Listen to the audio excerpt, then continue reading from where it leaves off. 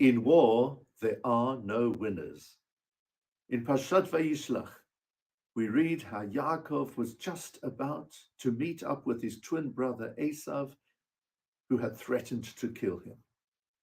And how does the Torah describe Yaakov's feelings at that momentous time? Vayira Yaakov ma'od, vayetzer lo. Yaakov was afraid, and he was sorely distressed. And the obvious question is, why do we need to have both sentiments mentioned? If he was afraid, it's because he was distressed. And if he was distressed, he was certainly afraid. The Netziv of Voloshin explains as follows. Vayira Yaakov ma'od, Yaakov was afraid. Vayetzer lo, he was distressed because he was afraid. Interesting. Yaakov knew that it was Hashem's idea. Also, welcome everyone. For him to end his sojourn in the diaspora. I kind of wondered whether the Vayetzer lo. Wait, what is this? I want to make sure that. Yeah. Yaakov was afraid. Yeah, Vayetzer lo. That could also be, rather than and he was afraid, it could also be and Vayetzer and the inclination was for him. Because, have you ever heard of the term Yetzer Tov and Yetzer Ra? Vaguely, but not anywhere near enough to comment. So basically, like the Yetzer Tov is the godly spirit, or like the godly soul, and then the Yetzer Ra is like the animal soul. And it's not saying that one's bad and one's good so much as like one's like trying to drag you down and one's trying to lift you up.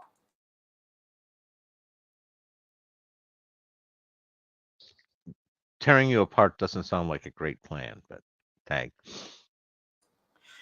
Well, no, that's why you have to lift up your soul and to ground your body, not lift your body up and ground your soul. But yeah, just that the word Yetzer can also be inclination or form. Vayetzer lo, he was distressed because he was afraid. Yaakov knew that it was Hashem's idea for him to end his sojourn in the diaspora and to come back to Israel, to meet his brother again. Therefore, he should have had confidence in the Almighty. Nonetheless, his human feelings came to the fore. He was nervous. He was fearing what was going to happen, and that distressed him. Rashi gives a very different answer. Explains Rashi. I have a feeling it might be something like what I said. Afraid lest he be killed. Vayetzer lo, and he was distressed. Oh no. Lest he be forced to kill another. For Yaakov. Oh.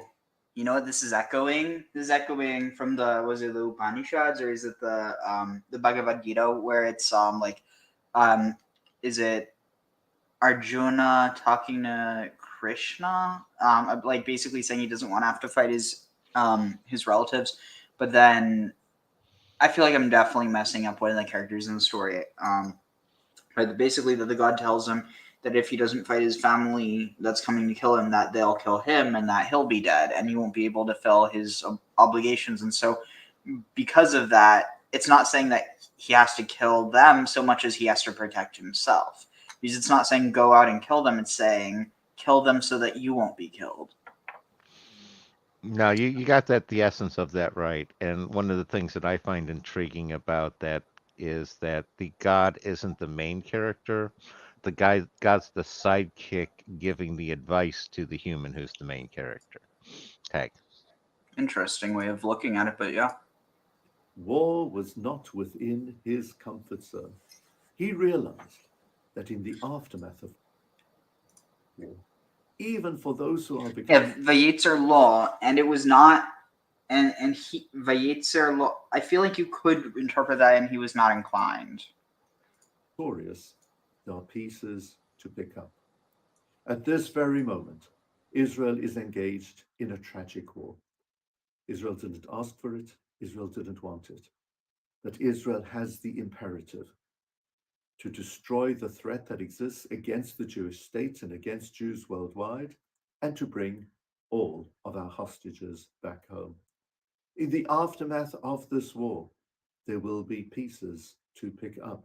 There will be emotional scars. There will be people who will continue to suffer for a good while.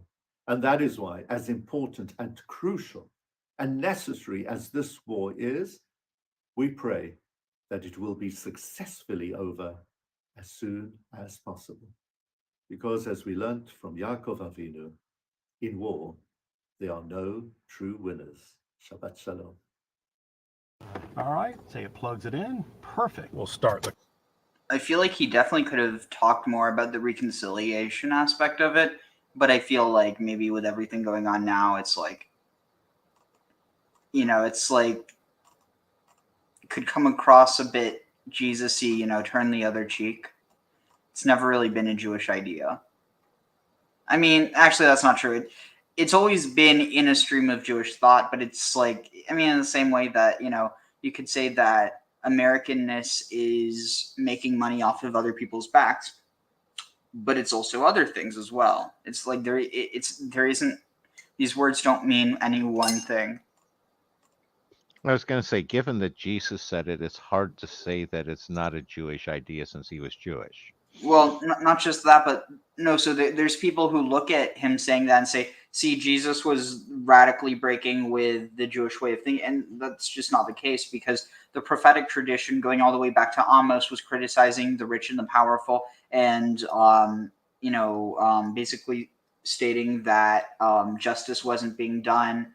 Also, another thing that I found really interesting that I do just want to bring up really quickly, I did address this in my paper. Wait, what was it from? It was, oh, right. Okay, so this is really interesting. So, so the Ashrei prayer, have you ever heard of Ashrei?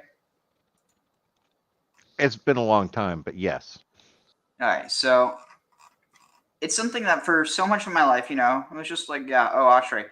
But like looking at it in context, happy are those who dwell in your house, may they always praise you. So literally, Ashrei Yoshvei Beitecha, happy are the dwellers in your happy are the dwellers of your house. Od Yahalalucha Selah, Od Yahalalucha.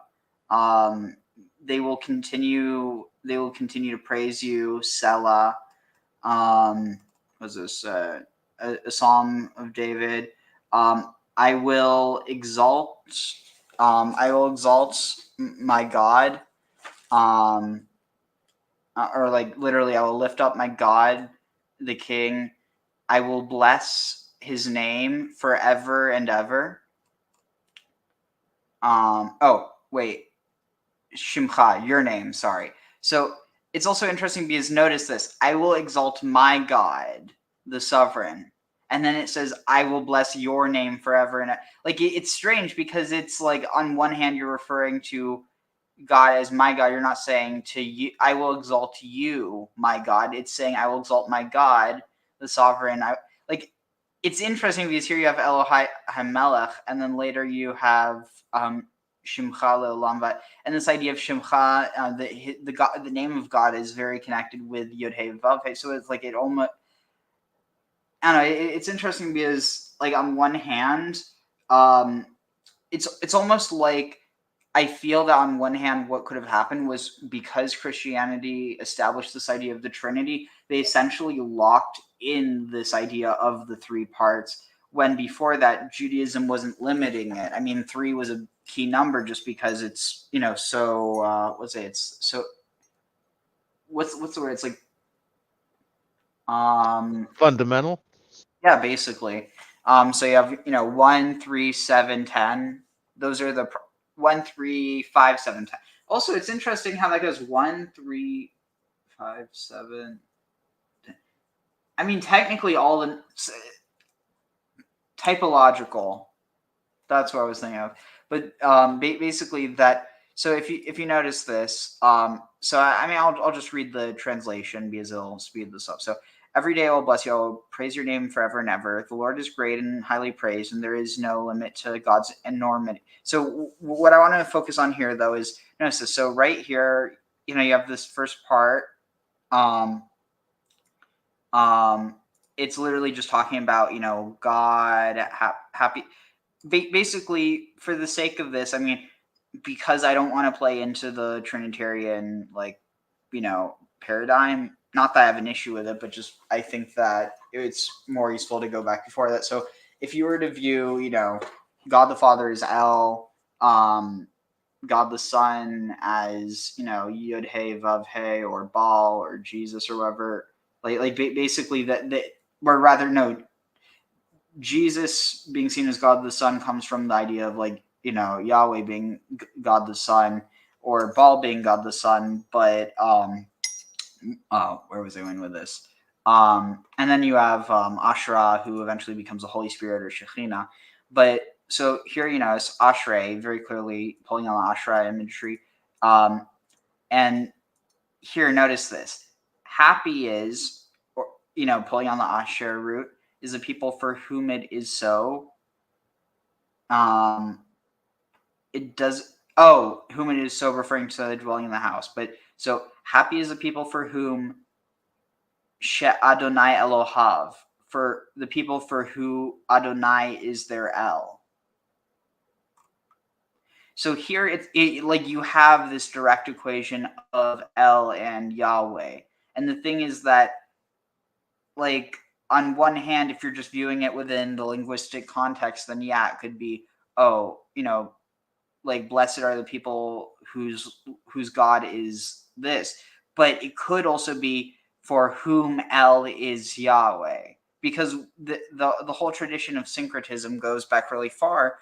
So you could have a people where they said that one God was also another God, and that's basically how you ended up with syncretized gods, right? Well, if you're asking me, yeah, it's every society has certain functions that need to be filled, so they're going to have a god or goddess that fills, fertility, war, reading, whatever area there is of society, that they're going to have a god that fits it. And they're not going to, and that's when the god comes into existence, is when the innovation happens. So Okay. listen to this. So starting from here, the Lord is great. Gadol, grand, great is Adonai hulal meod, and he is highly praised.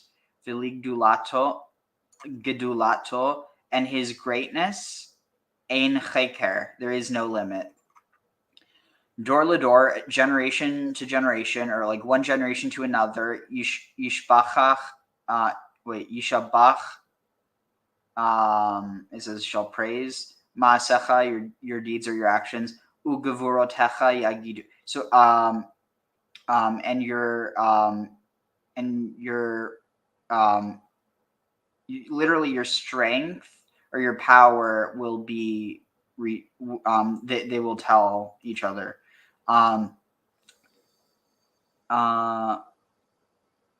Wait, I feel like, oh no, it's not.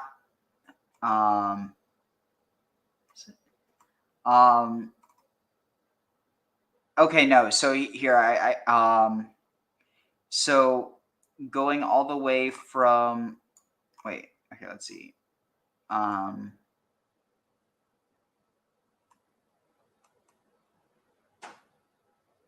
Okay, so no, here's where I propose this part starts, because you don't have a break between the ideas. So let's see. So from here you have, they will share Zecharav Tuvcha Yabiu. I'll just read translation. They will share a reminder of your great goodness, and they will sing of your righteousness. The Lord is gracious and merciful, slow to anger, and abounding in kindness. What's this? Yeah. V'rachamav. Oh wait, no. Erechapayim v'rav chesed. Oh no, v'gedal chesed. The key thing though is notice how all this is about his goodness. The Lord is good to all, and God's mercy is bestowed on all things God has made. All God's creatures will give thanks to Adonai, and your righteous one shall. So notice here, like, you have this blending of all of the three motifs.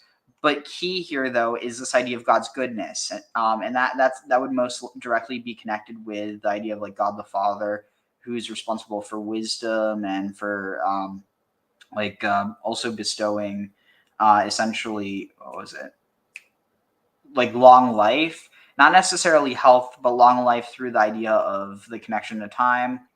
But then here, moving on, you have kavod malchutecha, the honor or the glory of your kingdom. Ya'amru, they will say, or they will tell. Ve'ugvuratecha yadaberu, and they will tell of your might or your greatness. It says. Leodia livnei ha'adam. So this is really interesting. In order to make known to the children of man, which this is directly, you could argue this is pulling on this whole like son of man imagery that is, it's a lot bigger than Jesus. It's basically this idea of like the human who ends up,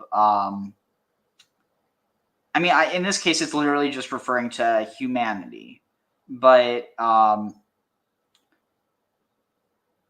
let's see, it says to all people God's great, to make known to the people, to make known to humanity Gvuratav, his might and the kavod and his honor, the honor and glory. Holy crap! The kavod hadar malchuto, his kingdom. Wait. Listen to this, and honor and glory, malchuto, his kingdom, that isn't that a direct parallel to, what is this? What's the Christian saying? It's you know what I'm talking about, right? Kingdom, power, glory. For his is the kingdom. I always heard it as kingdom, power, then glory. Yeah. Okay, dude, this is eerie. I should not really, because one came from the Anyway, let's see, where is it? It is okay.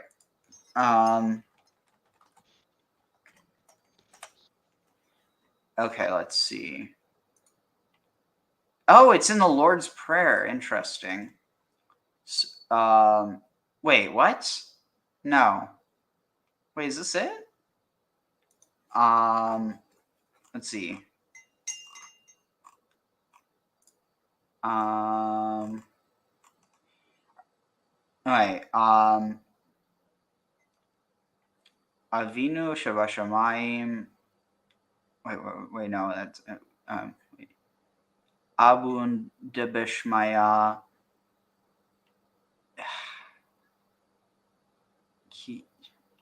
Shim.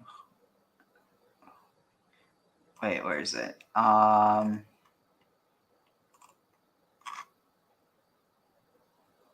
confused. Where? Let's see. The power. Wait, for your no. Let's see. For thine is the power. For yours is the kingdom and the power and wait, what? So then Matthew 6:13, isn't that where this just was? 6:13. This is interesting. For yours is the kingdom and the power and the glory forever. So here it says yours. So what's interesting is that if you look here, wait, where's the so if you look here, wait, where is it?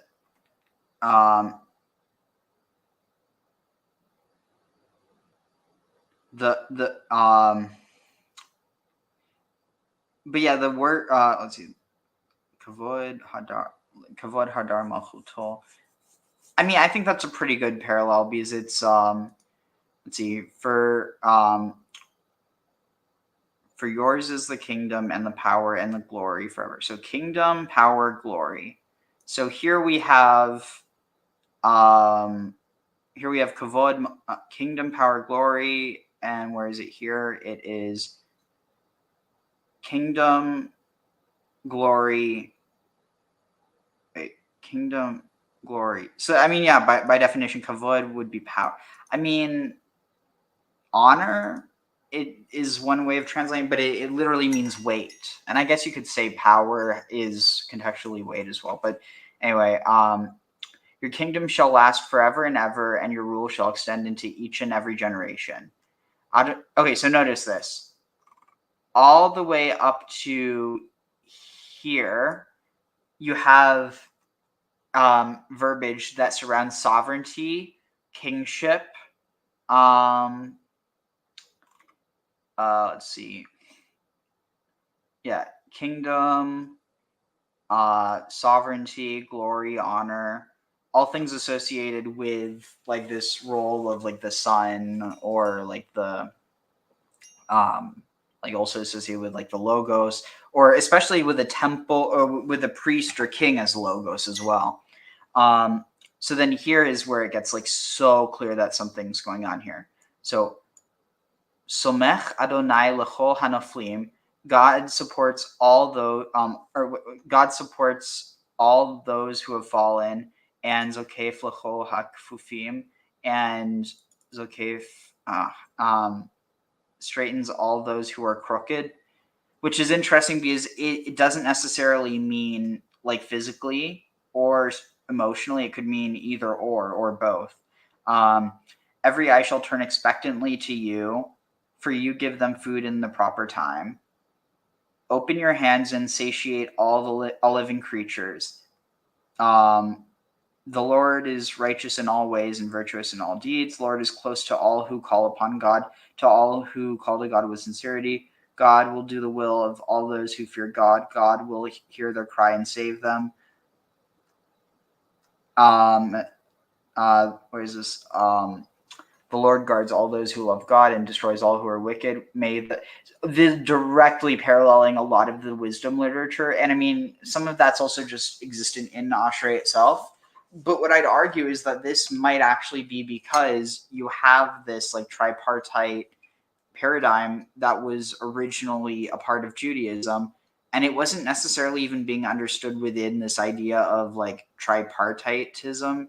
Like it could have been, on one hand, literally paganism with three different gods that then, I mean, that's personally my theory, that that's how it was. And then you have this differentiation into, on one hand, essentially, was it representing the representing the gods as humans, and then basically saying that there's only one God and that the little g gods are just humans, which I think is actually a really interesting interpretation, because on a certain level, that means that all the gods that we've created are in some ways human forms, even if they're not actual humans, that they're like inherently anthropomorphic, whereas, you know, the true God that can't, like, whose name cannot be spoken and whose sight cannot be seen, and whose gender cannot be gendered just by the nature of being so far beyond that. Like, I don't know, I feel like there's a lot of really interesting stuff that you can go to here, but the key point being is that it's almost like you never really had one official way of doing things. It was just constantly like you had the people, and then you had the tide or the wave that they were existing in, and they were trying to navigate that. And once they crossed that wave, then they moved to the next one. And with each successive wave, it's a different way of interpreting your own tradition.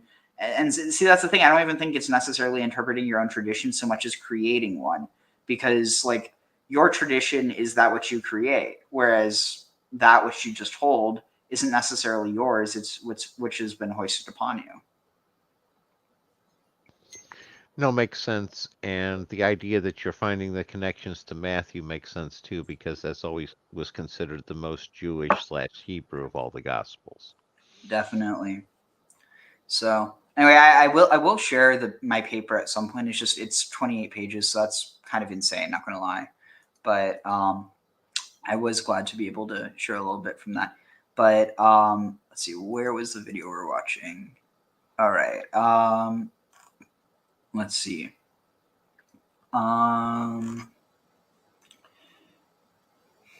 Let's see.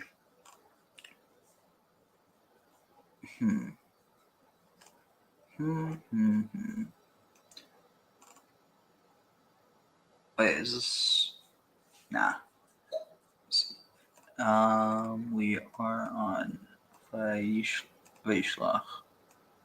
And for whatever reason, it's giving me a lot of videos that are not about Veishloch. But anyway, we didn't, properly introduce because just went right into it. So, yeah, I mean, well, it's just us right now. But how are you doing, Graham? Oh, pretty good. Hanging in here. I can't complain either. I mean, I'm finally done with the semester, so that's good. Oh, so you're officially done now? Nothing left? I think so. Okay, cool. Let's see what I can find.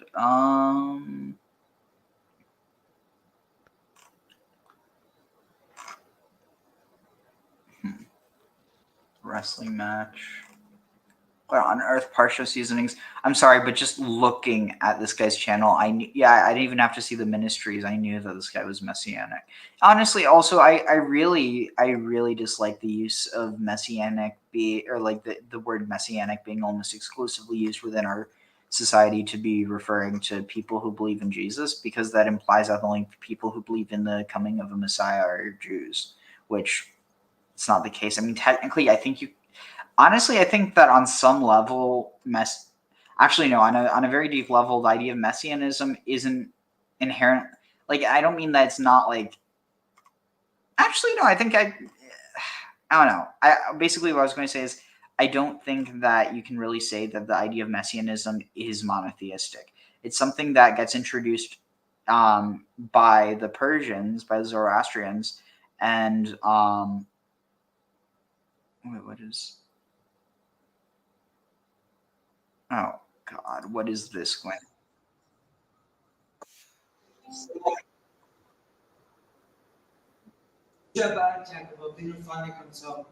Okay, here. This actually might be good. Hello, my friends. Charan, standing in the room of Jabbok River. This Shabbat, Jacob Avinu finally comes home. 20 years having to be abroad, running away from his brother Esau. And the second Yaakov says, I'm returning to Eretz Yisrael. Esau with 400 men come to fight him. Yaakov has to struggle in order to get home with the archangel of Esau. Here the Torah tells us, Interesting. Yaakov was all alone. That's a direct parallel to when the Israelites come out of Egypt that they're attacked by the Amalekites. You see what I'm saying? Oh yeah, no, definitely.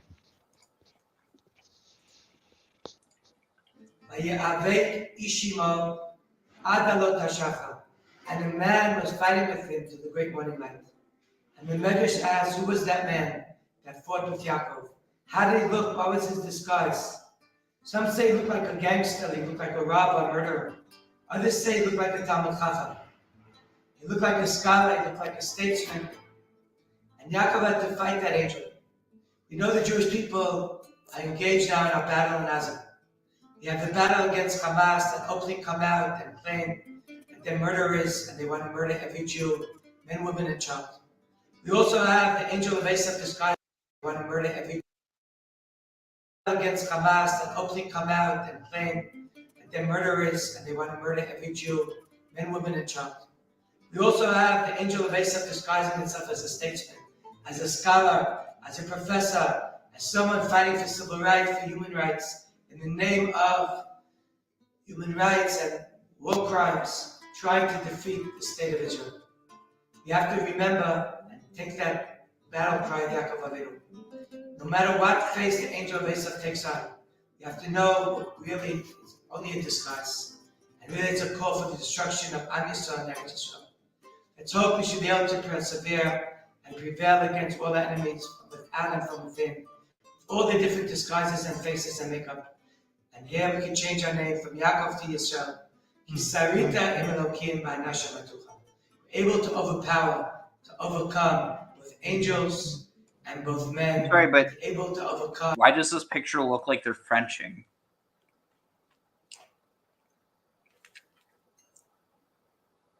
Like It I probably can't. shouldn't. Yeah. All the disguises, they'll be victorious. God willing, strength to our Chayalim, strength to the families of those who are still kidnapped. God willing, we'll see the unification of Yaakov and his whole family back here in Eretz Yisrael. Amen. Amen. So I don't get why, like, obviously it has probably a lot to do with the political climate right now. But, like, with the quinoa, what? Quinoa? Do they not know how to spell quinoa? I must confess, I tend to be a bit cynical when it comes to miracle stories. It's probably the influence of my highly Lithuanian background. My grandfather, Oliver Sholem, couldn't stand sweet gefilte fish. Ach, Polish, he would exclaim. Apparently he used to put salt on his fish. Ach, and my grandfather, Oliver Sholem, couldn't stand sweet gefilte fish. Ach, Polish, he would exclaim. Apparently he used to put salt on his cornflakes. In my mind, the impact of a second-hand story of hashgacha pratit, of divine supervision and near miraculous intervention, tends to weaken in direct proportion to the number of hands that it's been through. The following story, however, is only third hand. I heard it from my daughter, who heard it from the person to whom it happened. A well-known Israeli Jewish outreach personality, who we'll call Avi, was visiting the Negev in the south of Israel on a Thursday. He stopped by a friend to have lunch, and they had quinoa salad. Now, Avi had never had quinoa in his life. Quinoa is a gluten-free, high-protein plant food. He didn't just spell it quinoa. He said quinoa. Oh my god. Well, to be fair, I did that until I learned how it was pronounced. Are you sure you didn't say quinoa? No, it was quinoa. Okay, but he's saying quinoa. He's not even mispronouncing it. He's misspelling it. Oh, okay. Oh, he's got the combo. No, I started mispronouncing it until somebody corrected me. That's the problem when you read words you don't hear people speak. One of the few that contain all 9 essential amino acids. It's also high in fiber, magnesium, B vitamins, iron, potassium, calcium, phosphorus, vitamin E, and various beneficial antioxidants. But what really attracted Avi to quinoa was its taste. He loved it. That night, back in Tel Aviv, he said to his wife, let's make quinoa for Shabbos. Let's make the whole thing a quinoa Shabbos. Let's go to Oh, town. dumbasses. They So Friday night arrived, and as was Garrett, right, normal, I'm guessing. Avi had invited some young boys and girls from the local army base to come for Shabbat with an Orthodox family to get an authentic Shabbos experience. Now, one of the young girls came to the Shabbat table, and her jaw dropped. "Quinona," she gasped. Avi said, "I'm sorry if you don't like quinona. We've got quite a lot of it tonight." She said, "When you invited me for Shabbat, I forgot to tell you that I'm on a special diet. I only eat quinona. On the way over here, I thought to myself, I'm going to have to sit there and eat nothing. So I said, God, if you really exist, make it that there will be some quinona there tonight. As far as I know, this is a true story, but then why shouldn't it be? They say that anyone who believes every Rebbe Shemaisa, a miraculous story about a Hasidic Rebbe, is gullible, and anyone who says they're all rubbish is a heretic. Interesting. In this week's Torah portion, Vayishlach, That's interesting. Anyone who says they're all true is gullible, but anyone who says they're all false is a heretic. That sounds like a very Jewish thing to say. it says, Yaakov became very frightened and distressed. The Midrash says that Yaakov, Jacob, was distressed that the prospect of confronting Esau, frightened him. For such fear indicated a lack of trust in God's promises to him. If Jacob could find himself lacking when it came to trust in God, how much the more can our trust in miracles become a little rusty? But let us not forget that we're surrounded by miracles, and sometimes God gives us just a little bit more than a glimpse of them.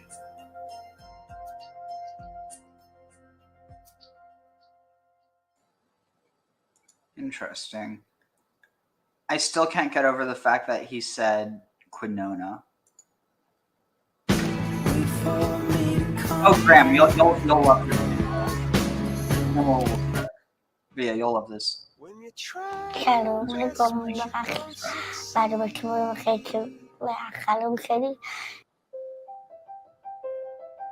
This is Rabbi David Foreman. Welcome to Parashat Vayishlach. That's Last week I talked with you about someone in my family, like far back, like a grandfather, like great or something. His name was similar to that.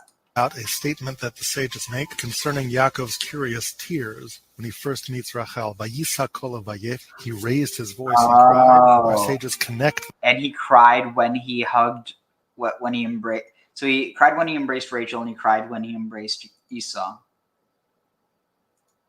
This to the last time we had Vayisa kol vayef in the Torah, and that person was Esau. Esau cried when Yaakov tricked him and managed to get his father Yitzchak to bless him instead of Esau.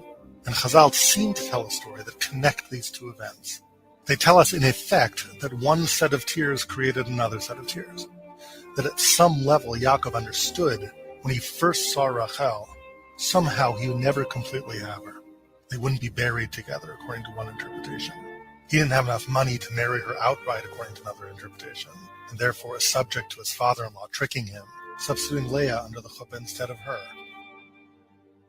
Esau's Vayisa kol vayef, raising his voice and crying, somehow was the cause, later on, of Yaakov raising his voice and crying. In any case, one of the challenges I mentioned is if you accept this analysis of the Medrash, how do we reconcile that with our viewing Yaakov as a role model? He's one of our forefathers. He's an ish emet, according to Chazal. Of Yaakov raising his voice and crying, somehow was the cause. Esau's Vayisa kol vayef, raising his voice and crying, somehow was the cause, later on, of Yaakov raising his voice and crying. In any case, one of the challenges I mentioned is if you accept this analysis of the Medrash, how do we reconcile that with our viewing Yaakov as a role model? He's one of our forefathers. He's an ish emet, according to Chazal. How do we make sense of all that? I want to suggest a theory to you based upon a fascinating textual pattern, and I think hinted to in Chazal and Medrash as well. Let's go back to that event that I just referenced, and then I want to play this little game with you. Where else do we hear all this? So I'm going to lay out this setting for you, various different features of what occurs here. And as I'm doing that, I want you to ask yourself, where else in the Torah do all these features reappear in another story? Okay, here we go. Genesis 29. Right before Yaakov encounters Rachel for the first time, he's running away from Esau. He comes to Charan, comes upon a well. V'hinei sham shlosha edrei tzon rovtzim aleha. There were 3 groups of sheep waiting by the well. Okay, that's element number 1. In what other story in the Bible do we meet 3 groups of sheep? Next element. So Yaakov encounters the shepherds of these 3 groups of sheep and asks them, Achai, me'ayin atem? My brothers, where are you from? He wants to know the identity of all these people and sheep. And strangely, he calls these shepherds, who he's never met before, my brothers. Next element.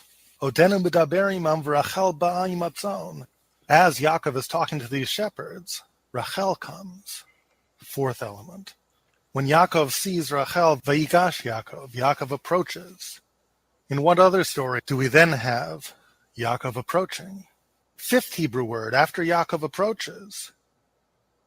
Vayishak Yaakov l'Rachel, vayisad kol ha'vayev. Yaakov kisses Rachel and lifts up his voice and cries. In what other story, after all of these elements, does Yaakov again kiss someone? And does Yaakov again cry? What other story has all of these elements? The answer, of course, is in this week's Parsha, when Yaakov meets once again his brother Esau.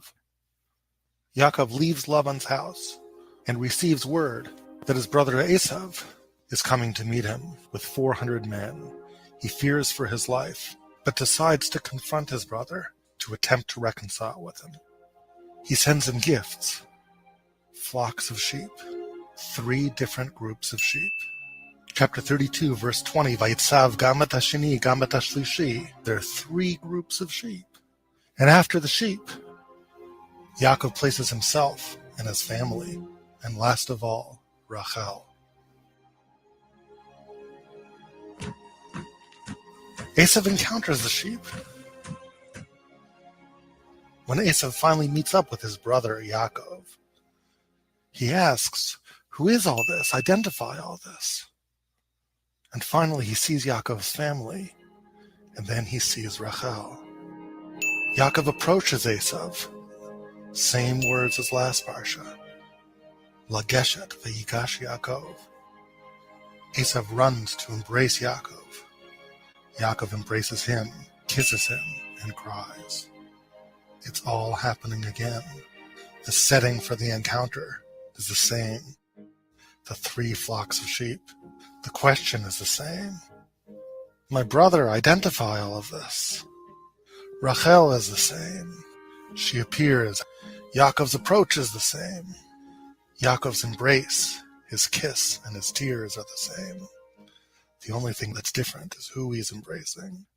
This time he's not embracing Rachel. He's embracing his brother, the brother from whom he's been alienated these 20 years. And now let's go back to what our sages say about how Yaakov cried when he first saw Rachel. In that moment that he first saw her, he had a premonition that something would get in the way of him completely having her. And the sages seem to identify the root of that as the tears that Yaakov provoked in his brother, which the Torah characterizes using the same language, vayisad kol ha'vayev, when Esau found out he was deceived. As God's providence would have it, there would be another time later in our Parsha in which Yaakov would fear the imminent loss of Rachel. And that fear comes to fruition when Esau advances to meet him with 400 men. The moment he first met Rachel had been haunted by memories of Esau's tears, and now the moment at which he might lose her for good has come upon Yaakov. It's almost as if the same story is happening. It's as if the scene is replaying itself, the scene through which he first met her and first feared that he would never have her. Will that fear come to pass? Will she be taken from him now? He will either know the joy of having Rachel or the unspeakable pain of being deprived of her. It all hangs on this knife edge. But the bold choice that faces Yaakov is, what will he do with his brother? In the end, he embraces him. They kiss one another, and they cry. And in that moment of reconciliation, when there's no deception anymore, Yaakov looks Esau in the eye and says, take these gifts. Kachna et birchati. Take my blessing. Take my blessing I'm giving you. The double entendre is hard to miss. I once took a blessing from you.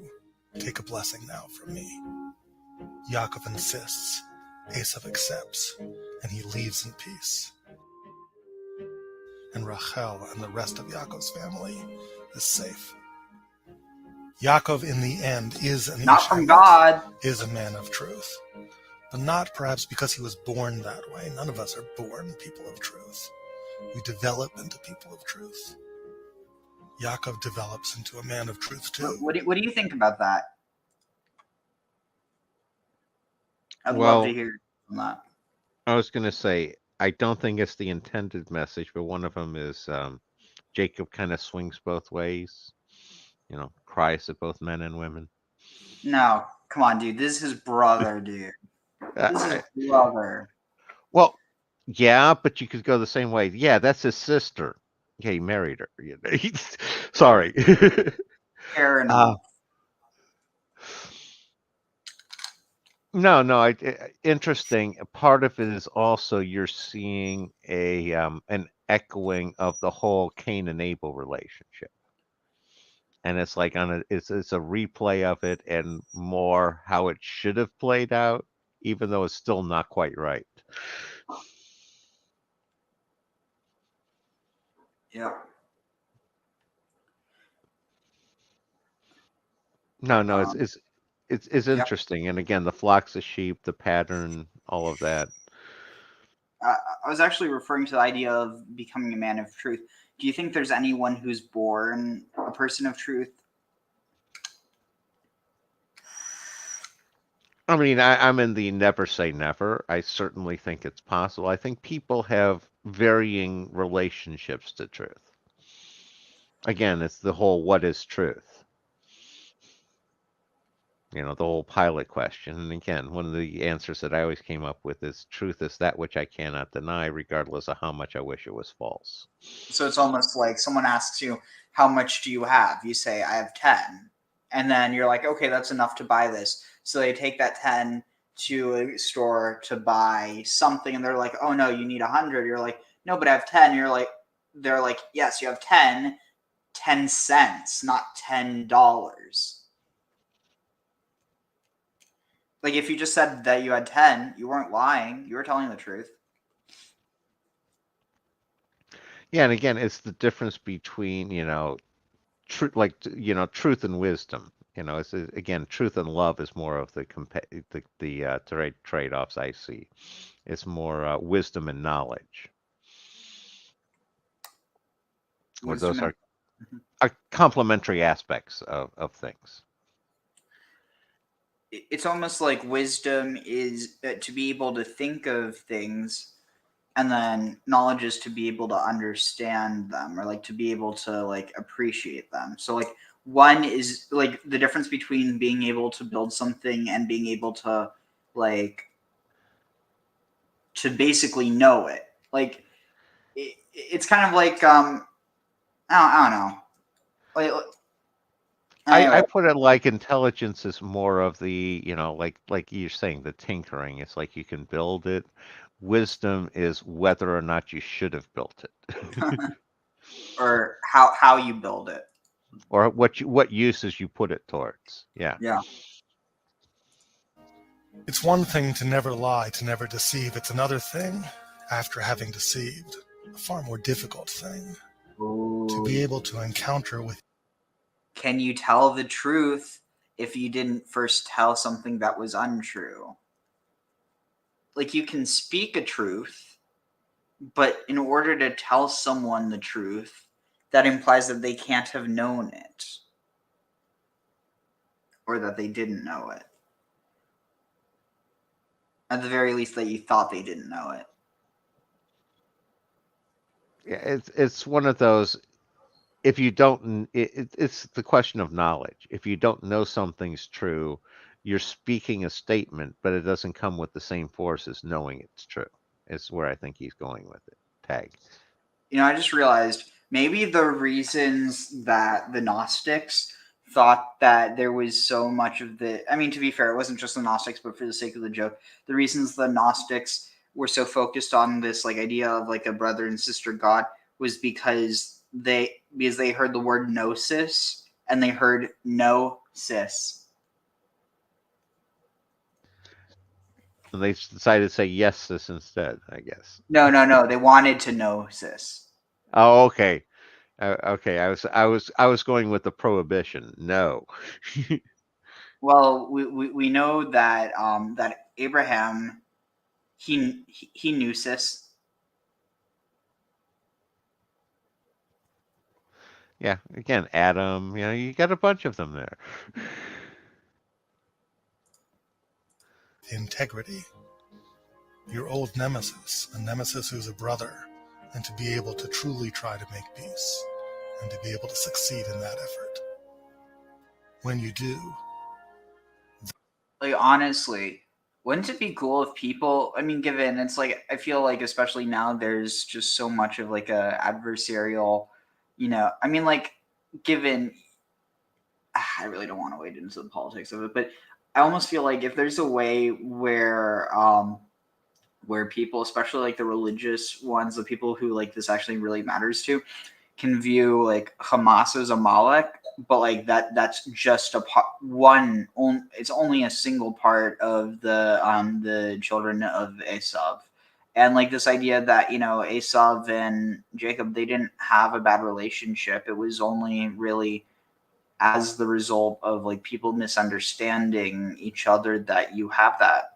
But more than anything, the idea that like, I mean, given I think it goes deeper than just a story, but that, Jews and Palestinians are basically just brothers, and it's insane that they're killing each other. I mean, given it's not that simple, that's like, the reasons are very complex, but at the end of the day, like, regardless of the reasons, I just think it's so bizarre that people would, like, in the first place, I think it's bizarre to come up with I mean, obviously, if you're defending yourself, that's one. But then again, then people can justify like, oh, is this defense or is this defense? And I think that's, without getting into it, it's just like, it's insane that there's people who are trying to come up with justifications for killing other people, let alone their brothers. And again, it's like one of those things where the moment you see someone as your brother, it's somehow much more difficult to do bad things to them. And yet you have two people who are brothers and refuse to see themselves as that because of how much enmity there is between them. Yeah, I was going to say you have to generate a lot of money and or hatred in order to overcome that natural brotherhood. Shoot. I don't have a lot of money and I don't have what was the other thing? Hatred. Yeah, I don't have a lot of hatred either, so I don't think this is going to work. You're just not a radical there, Ariel. You just don't have the making of a good, like, suicide bomber. You can't say that stuff on stream. I mean, I don't, but still, like, just the words in general. Oh, sorry.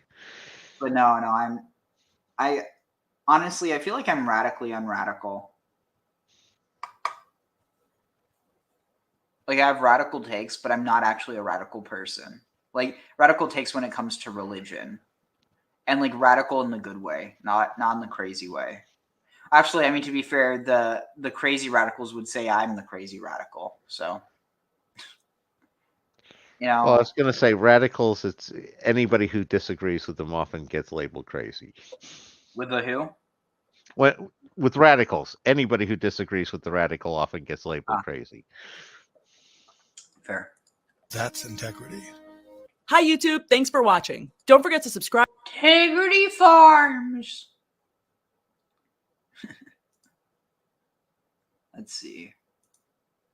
Covenant. Oh gosh! Oh my gosh! Come on! Oh my gosh! Oh gosh! Put it out! Put it out! Put it out! I'm sorry, that's stupid. They should have. What a mess! They should have a firebolt. What would you Or they have put over a fire to put it out. Duh. done differently? Sure, a fire extinguisher does come in handy, except it would leave behind a huge mess to clean up. That is, if you remember. You know what doesn't leave behind a huge mess? A burnt down house. Remember all the steps to Oh wait, no, that leaves a bigger mess. Sorry, I'm wrong. I don't know what I'm thinking. use one in the middle of all the chaos. Plus, 83% of Americans don't even know how to use them. But what even fewer people know, that there are better, cleaner, and faster ways to handle a fire. Yeah, suffocate it. Way more efficient and Oh. easier to use than a traditional extinguisher. Like this, the Prepared Hero Fire Blanket. Check it out in action. You just pull the tabs and throw it over the fire. It puts out most types of fires so smoothly, it's actually satisfying to watch. Grease fires, electrical fires, flammable liquids, wood fires, gas fires, anyone can put them out in an instant with the emergency fire blanket. The fire is... And it's only made with 20. Actually, no, I got to be careful what I say because, I mean, obviously it's not like they'd see this, but. You know. I'm waiting for the but wait, there's more part. That always comes. Yeah. I wonder what it's made out of. Zero mess. Okay, if I phrase it this way, it's fine. I hope it's not made with any asbestos. That might keep fire from spreading. Minimal cleanup. Plus, it never expires. You can pack it back in and reuse it anytime. Look, firefighters respond to an average of 358,000 emergency calls every year. And 48% of those fires start in the kitchen. This, if you can't handle the heat, get out of the kitchen. Quick draw blanket is a must-have for every family. Let's quickly look back on those fires we just saw.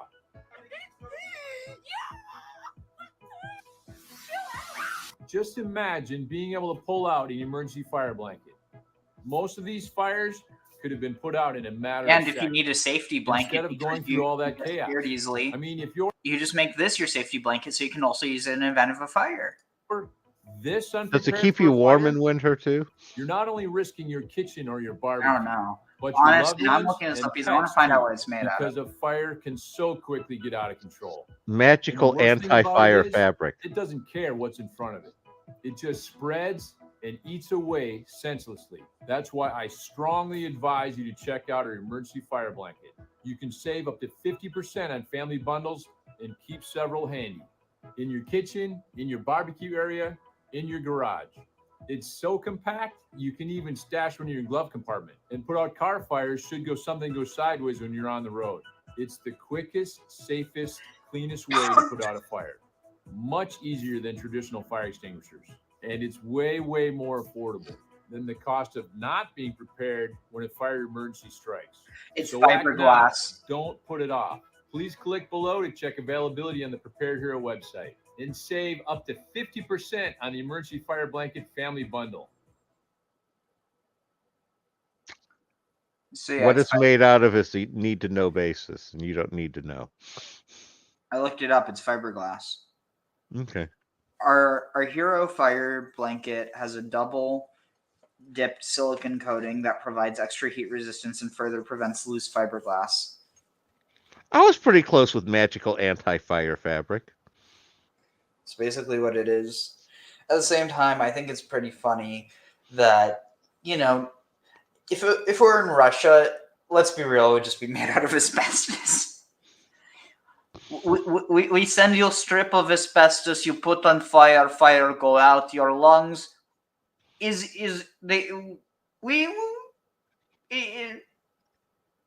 we don't know that is not bad for your lungs. In other words, we know that.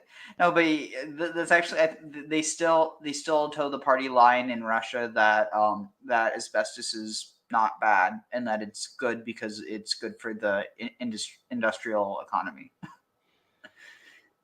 Well, it is good for that. It has its uses. It's just highly toxic at the same time. Again, I was picturing more of Russia. They sell you the blanket with the special liquid as well that you need to dip the blanket into before you throw it on there, i.e. a bucket of water. Wait, what? Instead of a special blanket, they sell you a regular blanket with a bucket of water, the special fire dampening liquid that you need to soak the blanket in before you throw it on the fire.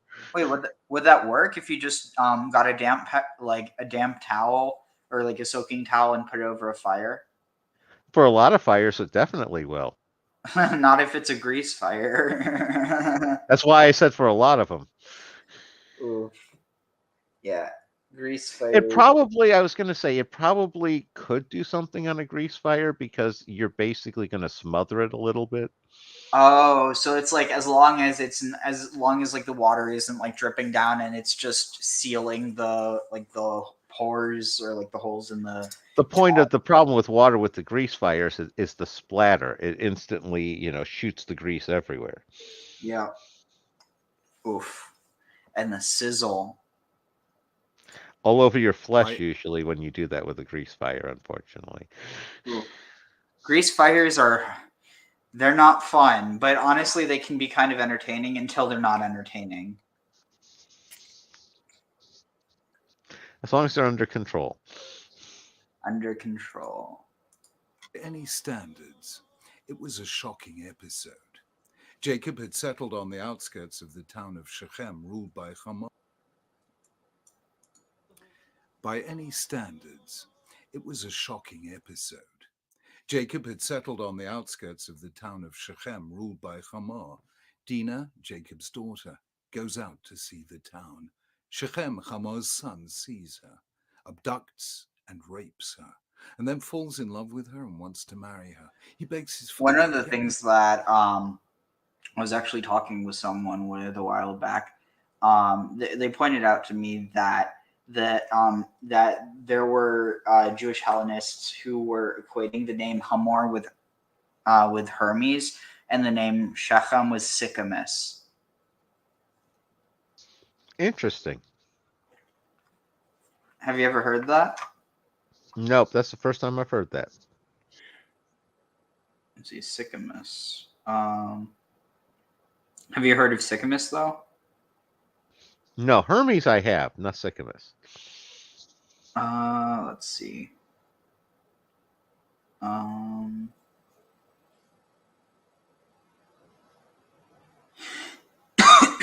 see.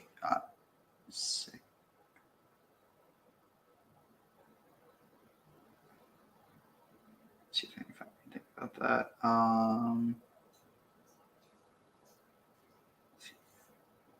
Children of Hermes. Children of Hermes.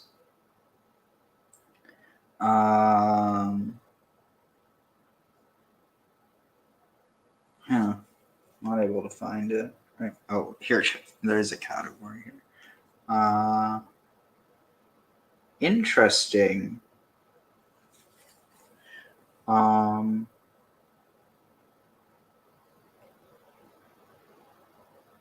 Wait, what? Priapus was a son of Hermes? That's interesting. I didn't know that. Interesting. Anyway, let's continue. This girl is my wife. Jacob hears about this and keeps quiet, but his sons are furious. She must be rescued and the people punished. Hamor and his son come to visit the family and ask them to give their consent to the marriage. Jacob's sons pretend to take the offer seriously. We'll settle among you, they say, on one condition, that all your males are circumcised. Hamor and Shechem bring back the proposal to the people of the town, and they agree. On the third day after the circumcision, when the pain was at its height, and the men incapacitated, Simeon and Levi, Dinah's brothers, enter the town and kill all the males. It was a terrible retribution. Jacob rebukes his sons. You have brought trouble on me by making me a stench to the Canaanites and Perizzites, the people living in this land. We are few in number, and if they join forces against me and attack me, I and my household will be destroyed. But Simeon and Levi reply, should he have treated our sister like a prostitute? There is a real and substantive difference of opinion between Jacob and his sons. They believe that Dinah had to be rescued, whatever the cost, in human life. Jacob believed that the cost was just too high. There's a hint in the text that Simeon and Levi were right in what they did, were justified. Unusually, the Torah adds 3 times a kind of commentary on the moral gravity of the situation. Here it is, listen carefully. And the sons of Jacob came in from the field when they heard it, and the men were grieved, and they were very wroth, because he had wrought a vile deed in Israel, in lying with Jacob's daughter, which thing ought not to be done. And then again, the sons of Jacob came upon the slain and spoiled the city, because they had defiled their sister. It's as if the Torah were agreeing with their judgment. And yet Jacob condemns what they did. And although he says no more at the time, it remains burningly in his mind. Many years and 15 chapters later, on his deathbed, he curses the 2 brothers for their behavior. Simeon and Levi are brothers, their swords are weapons of violence. Let me not enter their council. Let me not join their assembly, for they have killed men in their anger and hamstrung oxen as they pleased. Cursed be their anger so fierce, and their fury so cruel. I will scatter them in Jacob and disperse them in Israel. Who was right? The argument between Jacob and his sons recurred in the Middle Ages between Maimonides and Nachmanides. Maimonides takes the side of the brothers. In his law code, the Mishnah Torah, he explains that the establishment of justice and the rule of law is one of the 7 Noahide laws binding on all humanity. Here is how he defines it. How are Gentiles commanded to establish law courts? They're required to appoint judges and officers in every region to rule in accordance with the enforcement of the other 6 commands, to warn the citizenry concerning these laws, and to punish any transgressor with death by the sword. And it is on this basis that all the people of Shechem were guilty of death at the hands of Simeon and Levi, because Shechem, their prince, abducted and raped Dinah. They saw this and knew about it, but did not bring him to justice. In other words, Maimonides holds that all the townsmen were guilty by way of collective responsibility. The inhabitants of Shechem, knowing that their prince had committed a crime and failing to bring him to court, were collectively guilty of injustice. Nachmanides disagrees. He holds that the Noahide command to institute justice is a positive obligation to establish laws and courts and judges, but there is no principle of collective responsibility, nor is there liability to death for failure to implement the command. Nor could this is eerily relevant to everything that's going on right now. You know what I mean? And this was literally 13 years ago. Well, again, these are the sorts of problems that tend to recur. Yeah, but I mean, obvious. So, like, what's interesting though is it almost seems that, like, to Simeon and Levi, the way they saw it was, and the thing that's problematic is how, because the 2 are just so extremely different that confusing the 2 is, if someone were to confuse the 2, that would raise questions about them. But the difference between someone being abducted and someone going off with someone willingly, basically eloping versus abduction. Oh, but see, exactly. I just figured it out. If you go back to the paradigm this existed in, where generally, and obviously there were cases where they had their own agency, but as a generality, where women were seen as possessions of their fathers or their husbands, and by extension, that means that if someone went off with them, even if they wanted to, it was still an abduction of someone's property. Yeah, it's sort of like if the cow wandered home with somebody. Same sort of difference. Interesting. It's definitely a problematic take, but it's the take that actually is there. And basically what Jacob's almost like, it seems like he's using that logic, but on another level, almost seems like he's humanizing his daughter and saying she can choose what she wants. She can marry who she wants. He just has to be circumcised. And if he's not, yeah, we can fix that. Yeah. Oh, dude, imagine if it was the other way around, where it was like, okay, well, if you are circumcised, then you can't be in the religion. I mean, it's basically what Christianity was like at a certain point, because they viewed it as a Judaizing thing. Well, I mean, obviously, you know, there's nothing you could do about it after the fact, but imagine if there was a religion where it was like, because you're circumcised, you can't enter. It's like the religion of the foreskin. It'd be a Philistine religion. The way Maimonides argues, why did Jacob criticize them at the time and later curse them on his deathbed? The argument is unresolved. We know there's a principle of collective Jewish responsibility in Jewish law. Kol Yisrael arevin ze b'zeh. All Jews are sureties, are collectively responsible for one another. The question at issue, though, is whether... I'm sorry, that raises some really bad questions. Like that's almost like a level of internal anti-Semitism. It's like we're all guilty for what our brother or sister has done. Like I get the idea, like you're responsible for them, but like there's a difference being responsible for someone and being responsible for what they do. You see what I mean?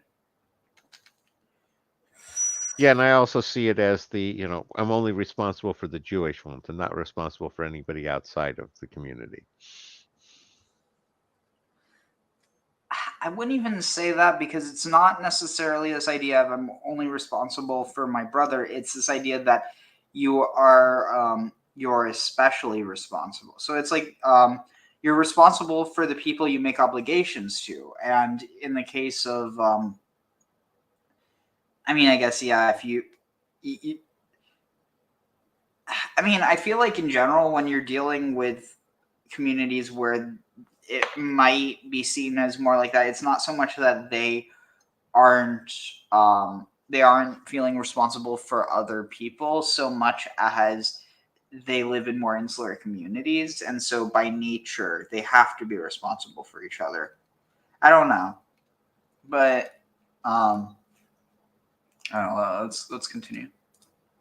Whether this applies to every society, or does it only apply to Jews and Judaism? Is it because of the peculiar nature of the covenant between God and the Israelites at Mount Sinai, when the people pledged themselves individually and collectively to keep the law and to ensure that it was kept? Or is collective responsibility a feature of all societies? Maimonides says it is. We're responsible not only for our own conduct, but for those around us, among whom we live. This flows, he seemed to be saying, from the nature of moral obligation. If an act is wrong, then not only must I not do it, I must, if I can, stop others from doing it too. And if I fail to do so, I share in the guilt. We would call this nowadays the guilt of the bystander. Here is how the Talmud puts it. Rav and Rabbi Chanina, Rabbi Yochanan, and Rabbi Chaviva taught the following: whoever can forbid his household to commit a sin, but doesn't do so, is seized for the sin of his household. If he can forbid his fellow citizens, he's seized for the sins of his fellow citizens. If the whole world, then he is seized for the sins of the whole world. According to this, we are guilty for the wrongs of others that we could have prevented, but did not. Clearly, however, the issue is complex and it needs nuance.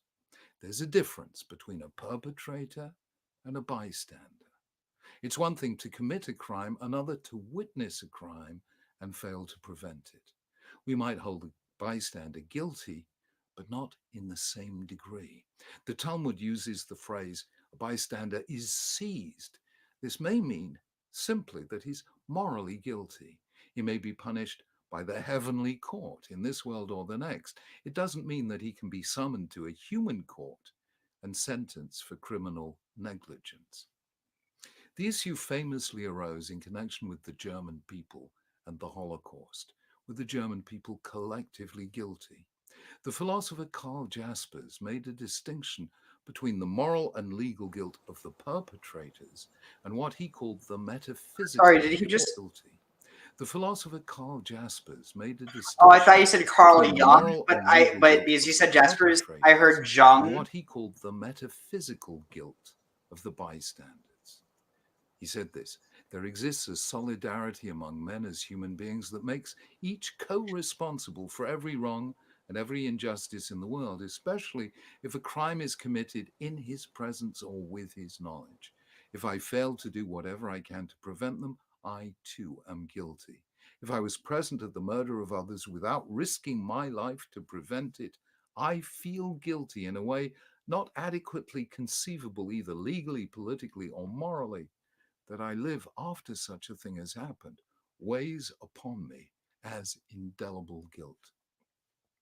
So there is real guilt. But, says Jaspers, it's not legal guilt.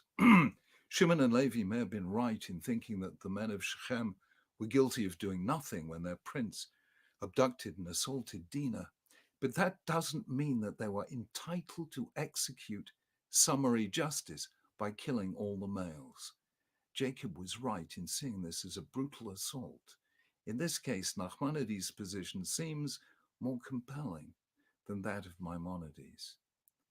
One of Israel's most profound moralists, the late Yeshayahu Leibovitz, wrote that though there may have been an ethical justification for what Shimon and Levi did, there's also an ethical postulate which is not itself a matter of rationalization. There's a and which slightly calls different forth a angle to this trust thing too. upon all justified and valid considerations. In other words, there may be actions for Yeah. which a moral case may be. Could it be that Jacob really didn't have a problem with them slaughtering the people, but he had a problem with basically circumcision under false premises? No, I don't think Okay. so. Okay, because I could see God being upset about that one. You know, it's like that's supposed to be a covenant between, them and God. And once they've gone through that, you probably shouldn't be slaughtering them at that point. It'd be one thing if you just went into the town and slaughtered them because of that. Yeah, again, I didn't know if there was a difference there. I can see that making a difference, but I didn't know Yeah. if it actually did. Tag. It's important to keep in mind the reason of that was so that they would essentially become part of the tribe, part of Jacob's people. Yeah, and I'm saying, and that's where the problem came on, is you brought him into a part of the people and then killed them, as opposed to just killing them as outsiders, which is kind of like legitimate. Oh, Again, I see. I see. What you Moralist, the late Yeshayahu Leibovitz, wrote that though there may have been an ethical justification for what Shimon and Levi did, there's also an ethical postulate which is not itself a matter of rationalization. Yeah, sort of a which calls tainting of the forth a covenant of trust circumcision. upon all these justified and valid considerations. In other words, there may be actions for which a moral case may be made, but nonetheless are still accursed. That's what Jacob meant when he cursed his sons. Collective responsibility is one thing. Collective punishment is another. Shabbat Shalom. My name is Mia McCrae. I'm with so true. It's one thing to say that that a people are collectively responsible for the crimes of their most radical group. It's another thing to say that they should be punished for them. Yeah, I try to differentiate that with, it's fine to judge them, but you can't render the sentence. That's being judgmental. You need to learn the lesson, sit there and look at it again, see the responsibility, but it's not your role to necessarily exact punishment. Tag. Definitely, yeah. Let's see what I can find.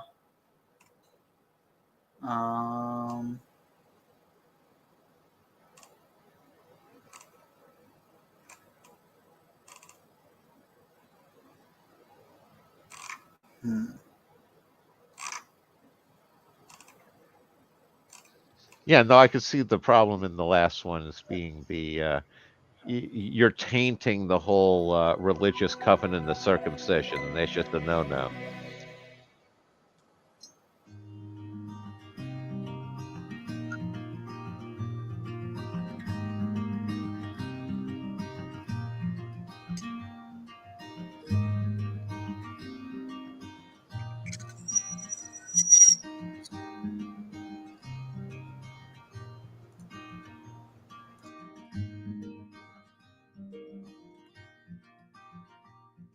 Shalom.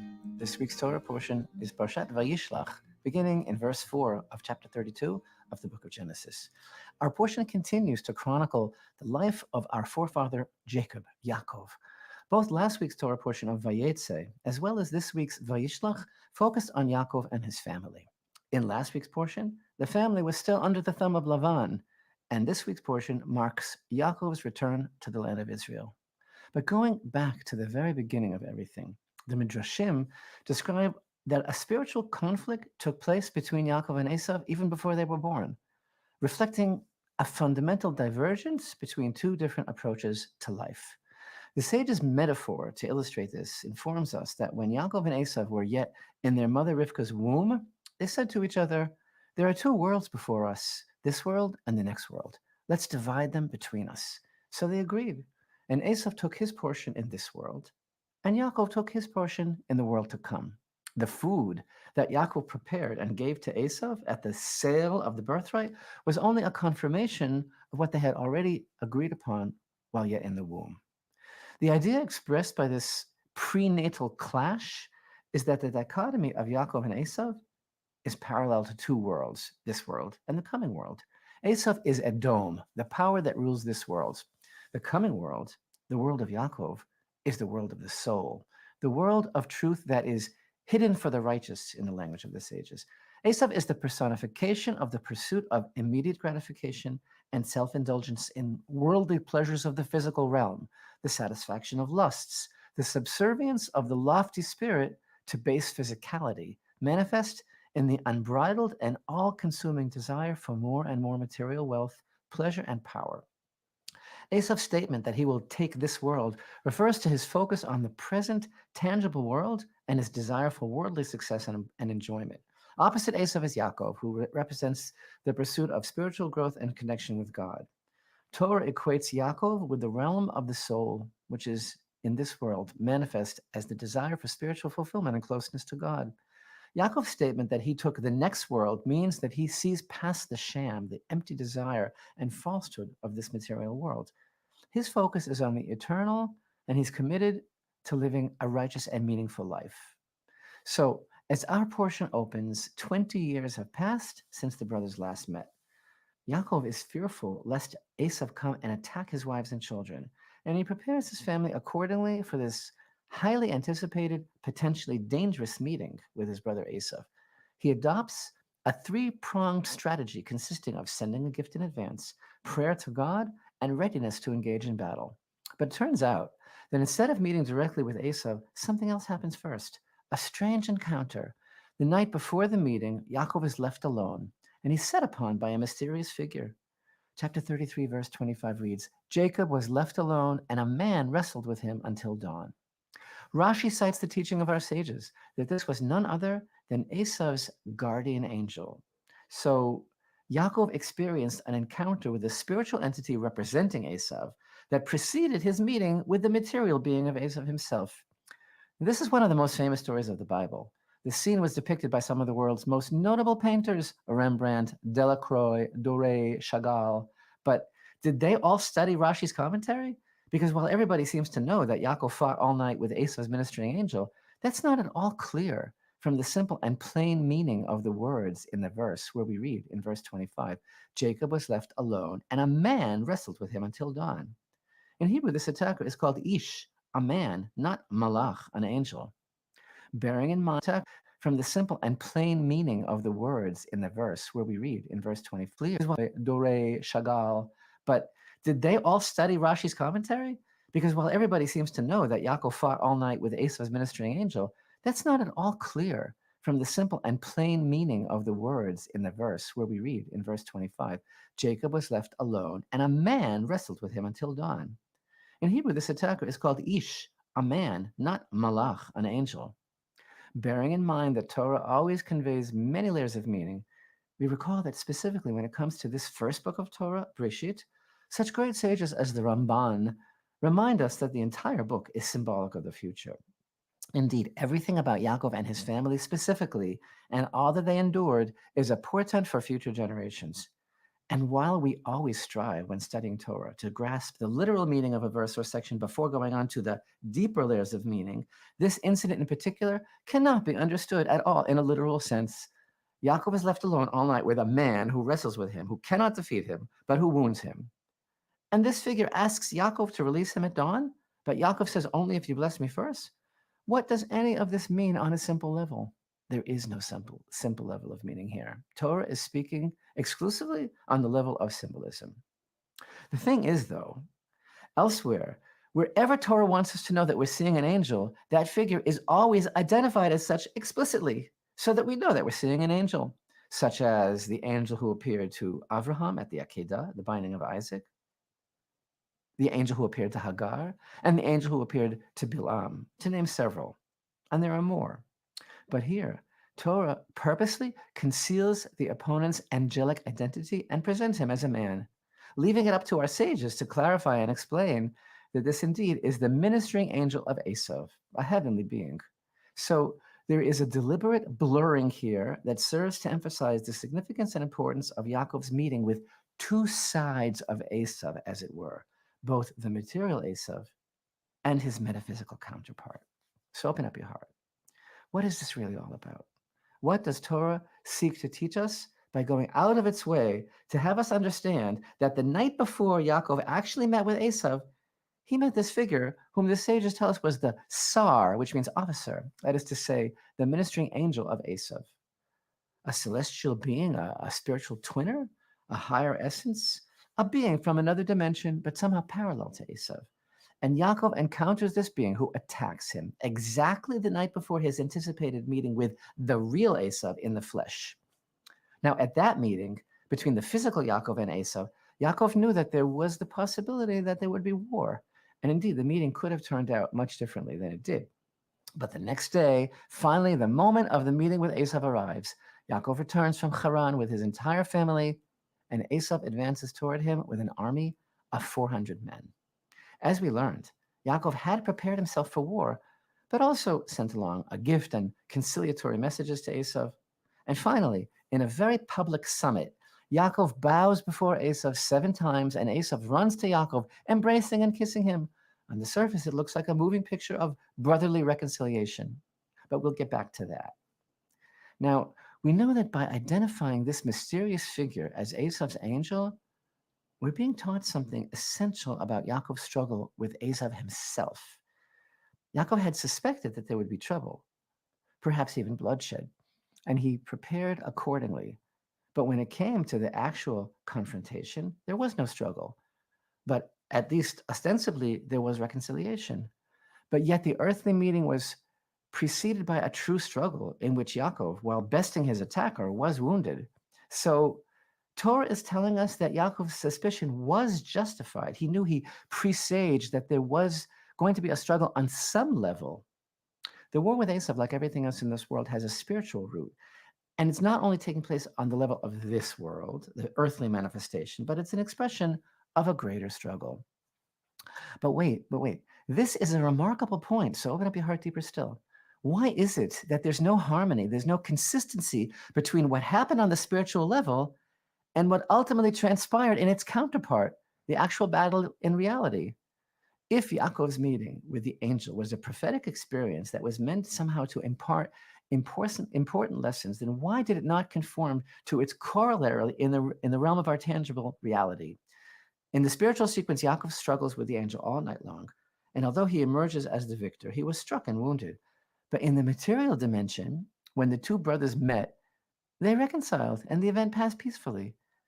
So the symbolic story that took place on the spiritual level does not correspond to what actually happened. We would think, would we not, that there would be symmetry between these two dimensions of the Yaakov-Esau dichotomy, but there isn't. And deeper still, there's another important point to consider. Torah's narrative emphasizes that the struggle was not easily resolved. Torah does not depict it as a passing quick skirmish. It lasted the entire night. Yaakov was left alone and wrestled with his opponent until dawn. So open up your heart in the deepest way as we look once again to the words of the great medieval sage Nachmanides, known as the Ramban. He writes that Yaakov's struggle with the angel presages the ongoing struggles with their adversaries that future generations of his descendants would face, that it's a depiction of times of darkness in the reality of the fabric of Jewish history, that this whole thing was not about Yaakov at all, but it was about the future. It was about his children. Yaakov is the root of the nation of Israel, and his life was the template for the future of the Klal Yisrael, all of Israel. So he was shown that there will be dark times during this long night of exile when he will be left alone to engage in a fight for his survival with no one to help him. This will not be easy because it's not going to be a complete victory until dawn, and it's not going to be smooth. After fighting with him all night, the angel was not successful in defeating Yaakov, but he did succeed in wounding him, foreshadowing that his future descendants will sustain wounds. In his commentary on our Parshah, Ramban cites from the writings of the sages and states that Yaakov's struggle with Esau's angel foretells times of terrible decrees for the nation of Israel. The decrees known as Shmad, attempts to compel the Jews to abandon their faith and destroy them as a people. Historically, there have been so many instances of this Shmad during the time of the Romans and the Greek rule in ancient Israel, and of course the Spanish Inquisition and the Crusades and other periods of persecution, all the way to the persecutions of our own time, as we all know so well. Bear in mind that Nachmanides lived in the 13th century. He passed away in the year 1270, and by his time, entire Jewish communities all across the lands of their exile had already experienced such decrees. He writes about the torture and decrees of execution that were inflicted upon the Jewish people, but yet, he points out, after everything, after all the wounds that the nation has endured and continues to endure, chapter 33 and verse 18 states, Yaakov arrived shalem, intact, complete. His struggle with the angel bears witness to his descendants confronting and overcoming the onslaughts of their adversaries throughout the ages. In the beginning of chapter 33, we learn that Yaakov prepared his family to pass before Esau. And then verse 3 tells us, then he himself went on ahead of them and bowed earthward 7 times until he reached his brother. It's important to examine what really happened at this meeting. How could Yaakov, the perfection of the forefathers, who is the man of truth, as in Micha chapter 7 and verse 20, whose name just the night before was clarified to be Israel by the angel in validation of the blessings truly belonging to him, how could Yaakov bow down before Esau, the murderer, the personification of falsehood, materialism, and idolatry? Just imagine if the media were covering the event, they would have reported that Yaakov admitted defeat and surrendered before his brother, bowing down before him. The holy sages of the Zohar tell us the awesome secret, the inner meaning of these words, that Yaakov went on ahead and bowed earthwards. Yaakov had reached such a high level of spiritual perception that actually all he saw was the Creator before him. Precisely at this critical moment of the meeting with his brother, Yaakov experienced a powerful revelation of the Shekhinah, and it was before the divine presence that he bowed 7 times. He didn't even see Esau. That's the media covering the event, and everyone else looked superficially and saw him bowing before his brother. But Yaakov saw his own inner vision. And looking superficially, this is great. This is so nice. Okay, the angel wounded Yaakov, but the brothers actually made peace. Chapter 33 and verse 4 reads, Esau ran towards him, embraced him, fell upon his neck and kissed him, and they wept. After all the tense anticipation and apprehension, there's no violence. But Torah is teaching us a profound lesson. As mentioned, for all appearances, this looks like a moving picture of brotherly reconciliation. Not really.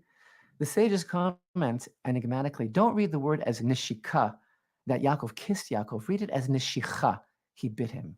He tried to kill him with his teeth. Esau was still trying to kill Yaakov through his tears, through his embrace, through his smile. And this is the meaning of Rabbi Shimon Bar Yochai's well-known teaching. It is halacha that Esau hates Yaakov, meaning it is a fixed and unchanging principle. With their penetrating insight, our sages are issuing a warning for all future generations, all throughout history, for those of us who in their own time will participate in the continuation of this meeting. And the warning is, don't be fooled by Esau's embrace. Don't be taken in by appearances. Look at what's really happening beneath the surface. Don't think that the enmity of Esau has I don't ends. like Don't this look at passage. his crops. Remember, The material realm is Esau's playing field, killing field, that is, and he is expert at manipulation and illusion and feigning affection. The collision reaches fever pitch with the inhuman hatred of Amalek, Esau's descendant.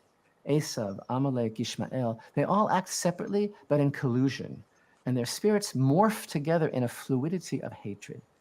But Hashem is in all of this. Through the prophet Malachi, God declares, I loved you, said Hashem, but you say, how have you loved us? Was not Esau the brother of Yaakov? The word of Hashem, yet I loved Yaakov, but I hated Esau. I made his mountains a desolation and gave his heritage to the desert serpents. Hashem's plan is for the struggle to continue until the final encounter at the end of days. As prophesied by the prophet Obadiah, for the day of Hashem upon the nations is close. As you have done, so shall be done to you. Your requital shall return upon your heads. Hashem's judgment will usher in the final redemption. As Is it just me, or does it the house sound of like Jacob will be fire, and the house of Joseph a flame, and the house of Esau for straw. Jacob, so shall be done to you. Your requital shall return upon your heads. Hashem's judgment will usher in the final redemption. As Obadiah states, the house of Jacob will be fire, and the house of Joseph a flame, and the house of Esau for straw, and they will ignite them and devour them. There will be no... Dude, is it just me, or does that sound like the description of nuclear mutually assured destruction?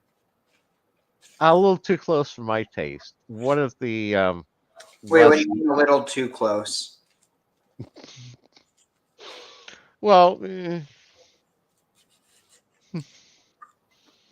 I don't know. It just seemed like a better thing to say. I was going to say the lesson that I was taking from that I saw is kind of legitimate is the idea that the night before Jacob was doing his internal work.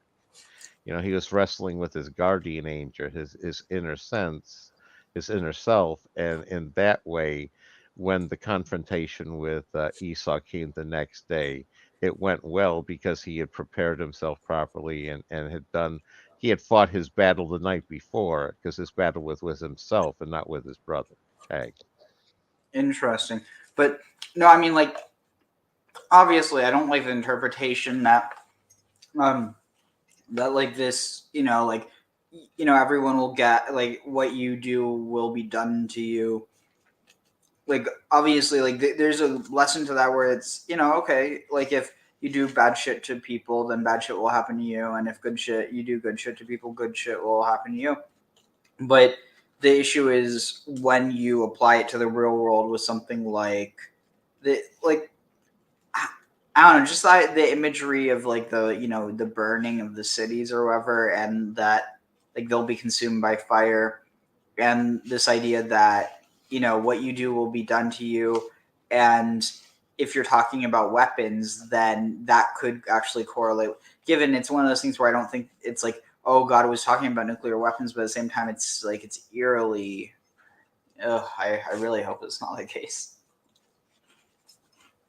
Yeah, no, I see where you're going to, and part of it is the, as you do unto others, so it's going to be done to you. It's like you're basically adopting some rules of engagement, and you're saying that in order that if you get to treat others that way, it's fair to treat you that way. So that's some of my take on that one. But again, taking that to its final conclusion, it can get hot.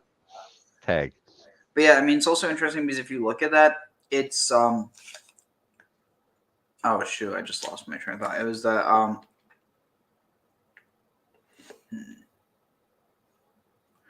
no, I lost it. Oh, what was it you were saying before? Well, it's the idea that you're setting up the rules of engagement. Oh, right.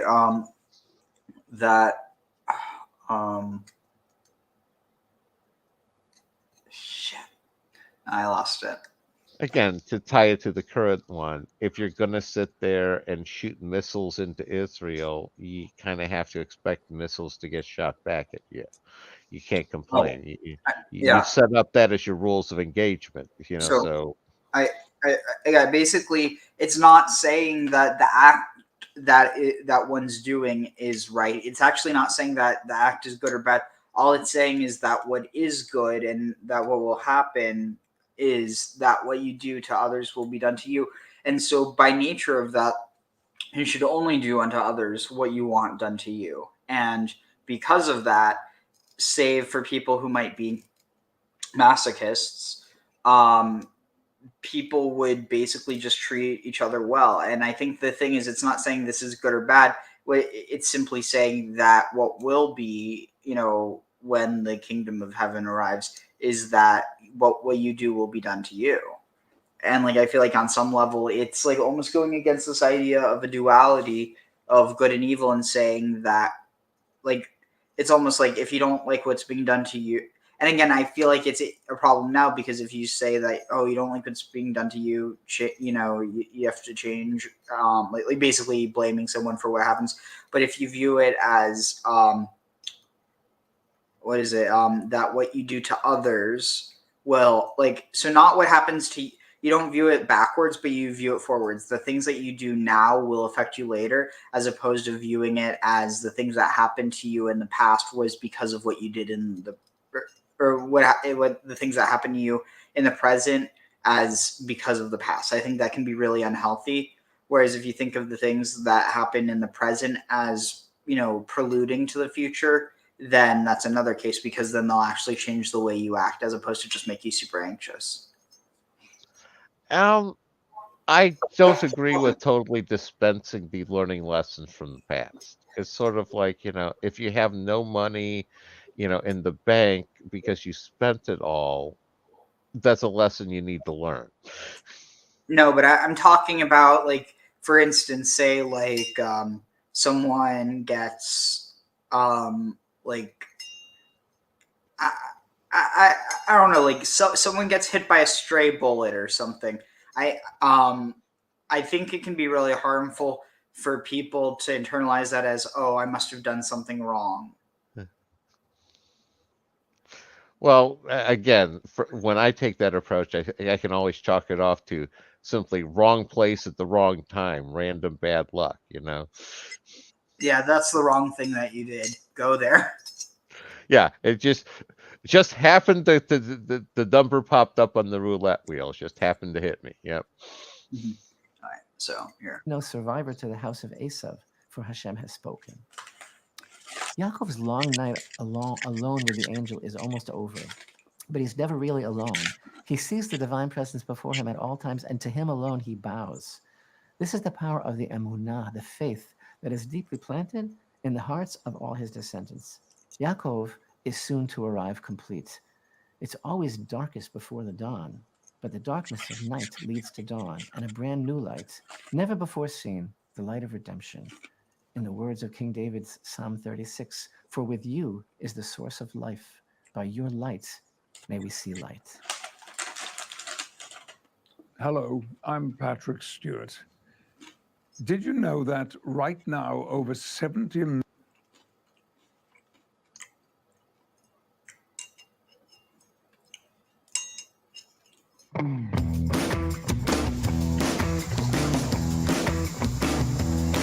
One of the reasons I like swimming is that the waterproof smartphone has not yet been invented, or if it has, I haven't seen it yet. A few months ago, I noticed one of my swimming buddies carefully placing a towel at the end of the pool right by the edge of the water. He did a few laps and then coasted to a halt in front of his poolside towel. Carefully, he flipped the towel over, and there was a smartphone. Is it my imagination, or has solitude become an endangered species? Life can be divided into two distinct phases. Input. Is it my imagination, or has solitude become an endangered species? Life can be divided. Solitude become an endangered species. Life can be divided into two distinct phases, input and output. In our childhood, our brains are largely set to record, and we record by imitation. We learn to speak by imitating our parents. Part of raising a child is to encourage positive role modeling and minimize contact with negative stereotypes. In this week's Torah portion, Jacob sends a message to Esau his brother, that he sojourned with Love and with Laban. Now, the numerical equivalent of 𐤅𤇉, to sojourn, is 613. There are 613 mitzvot, commands in the Torah. Yaakov was hinting by using this word 𐤅𝇉 that Lov and Laban had not become his role model, and he still kept all the 613 mitzvot of the Torah. The second phase of our life is when we reach maturity. And at this point, imitation has to give way to our own motivation. It's not enough to just do things because that's the way he always did it. Not become his role. Yaakov was hinting by using this word 𐤅𝇉 that Lov and Laban had not become his role model, and he still kept all the 613 mitzvot of the Torah. The second phase of our life is when we reach maturity. The second phase of our life is when we reach maturity. And at this point, imitation has to give way to our own motivation. It's not enough to just do things because that's the way we always did it at home. Lessons learned through imitation have to be relearned and made our own. And if we don't do this, we will never grow to be truly independent thinkers and doers. And not only that, but we'll never become inspiring role models for our children and our students, because they will sense that our mentoring is second-hand and stale. At a certain point in life, we have to pick up the ball ourselves and run with it. And the only way to do this is by giving ourselves time. Time to introspect, time to examine our lives, our wants, our goals. A quarter of an hour a week may be sufficient, but it has to be quality time. If one spouse or child would come in and ask us for advice, we'd close the door, take the phone off the hook, and give them our undivided attention. Should we not give ourselves the same attention? In a world where the deep-sea smartphone is just around the corner, it takes some effort to create the silence of solitude that is the key to maturity.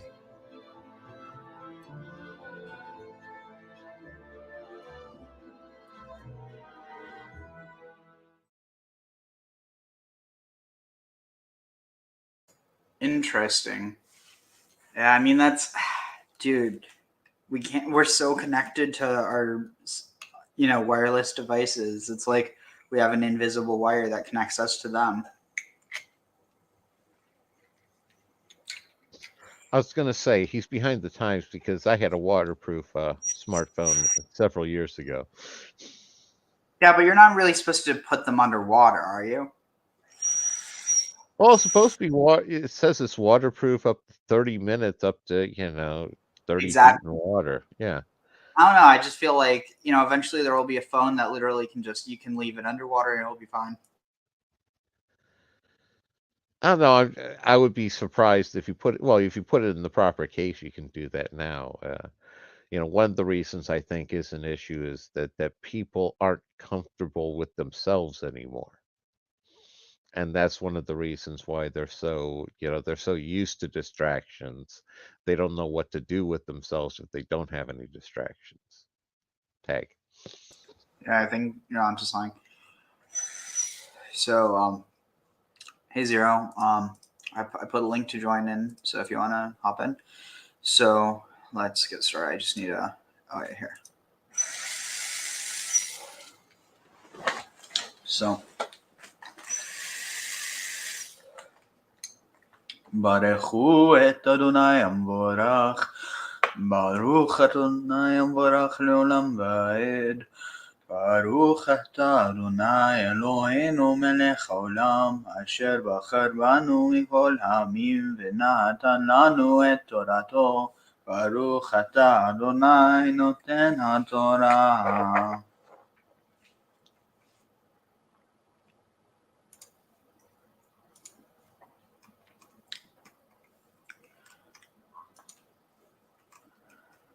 Let's see,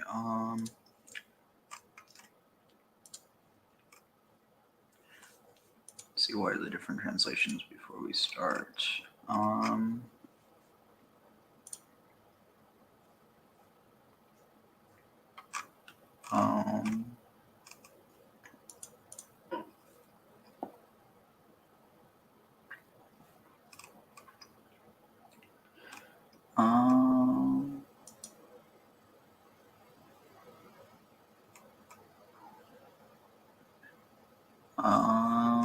What's the difference between these two? Yeah, let's go with this one. I think this was probably better. What was? Nah, yeah, let's go with this one. Sorry. So,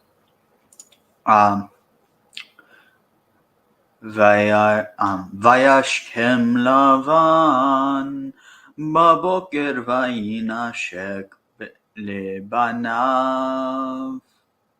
Wait, no, sorry. וישלח יעקב מלאכים לפניו ואל עשיו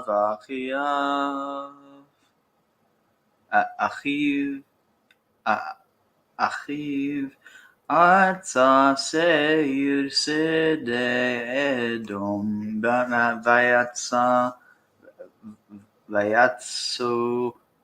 ויצב אותם לאומר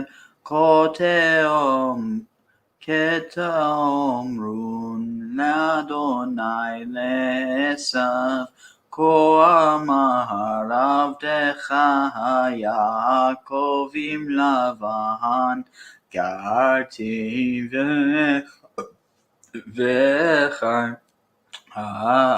עתה ויהי לי שור וחמור צאן ועבד ושפחה ואשלח והגיד לאדוני למצוא חן בעיניך וישובו המלאכים אל יעקב לאמור באנו אל אחיך אל עשיו וגם הולך לקראתך 400 איש עמו וירא יעקב מאוד ויצר לו ויחץ את העם אשר איתו ואת הצאן ואת הבקר והגמלים לשניהם מחנות ויאמר אם ואבוא עשיו אל המחנה האחת והיכהו והיה המחנה הנשאר לפלטה. ויאמר יעקב אלוהי אבי אברהם ואלוהי אבי יצחק אדוני האומר אלי שוב לארצך ולמולדתך ואיטיב עמך קטונתי מכל החסדים קטונתי מכל החסדים ומכל האמת אשר עשית את עבדך כי אני קטונתי מכל החסדים ומכל האמת אשר עשית את עבדך כי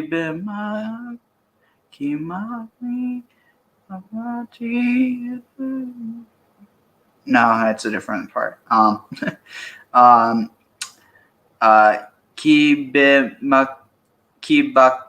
כי במקלי עברתי את הירדן הזה ועתה הייתי לשני מחנות.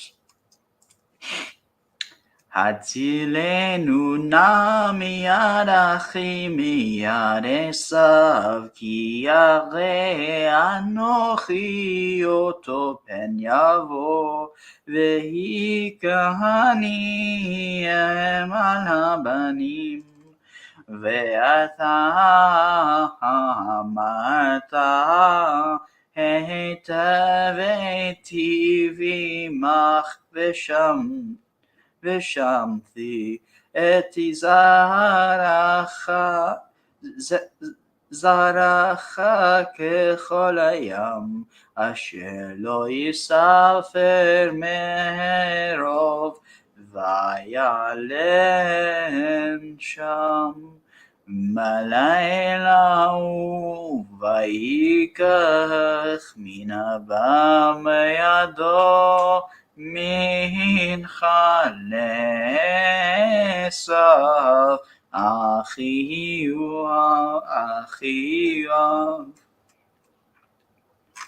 Let's see.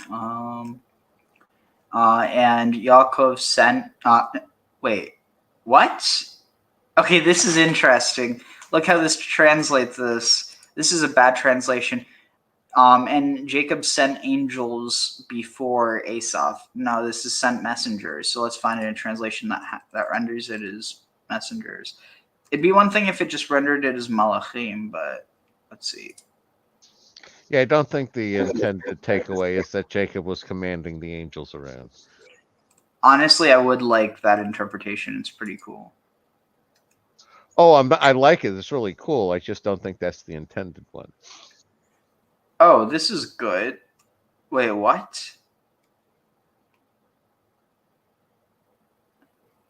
As Jacob approached the land of his father, fear of his brother revived in him. He therefore made a threefold preparation: prayer to the Almighty, appeasement, and battle. Where is it saying that? Wait.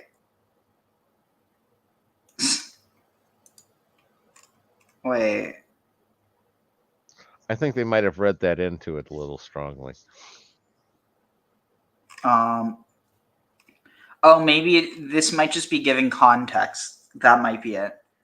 So, first Jacob sent messengers. So yeah, Jacob sent messengers ahead of him to Esau. Yeah, here, this is correct. Here's where it starts. This might be good.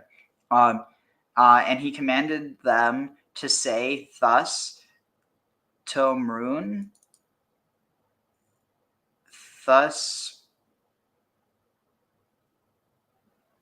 has been spoken. Wait, what? Thus has been said for, I don't, Adoni to your master. Wait. Thus you will say to my Thus you will say to my, what? Thus you will say to my master Esau, thus your servant Jacob. Wait, what? Okay, hold on. And he commanded them to say thus, saying, say to my lord, to Esau, thus, say of Decha Yaakov, your servant Jacob, Im Lavan has been with Lavan Garti,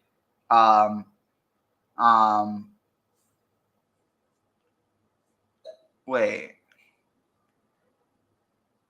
Say that, yeah, it's interesting that oh, so it's saying, so he's literally saying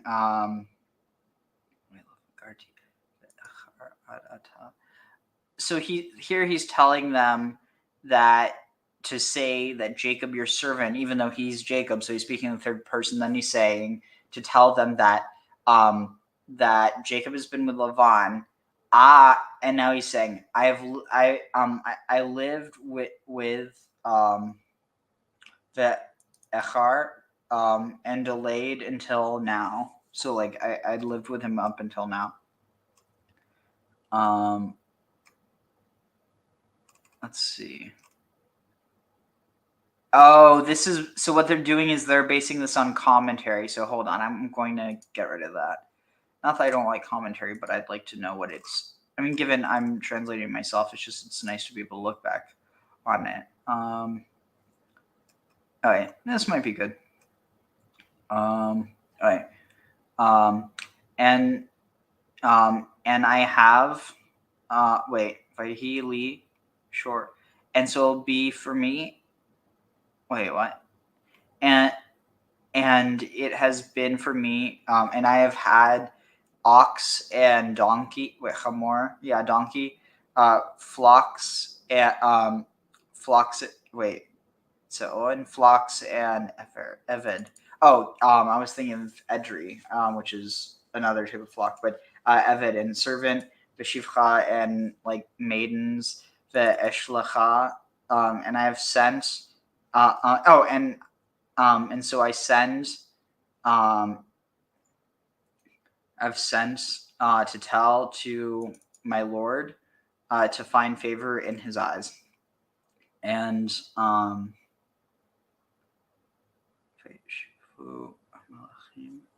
and the angels returned to Jacob, and the messengers returned to Jacob, saying, we came to your brother to Esau, and also walked to call and also and he is also going to greet you, and 400 men with him. Oof, that's got to be stressful. And Jacob saw and Jacob feared greatly, and see, it can also be form, fashion, frame. But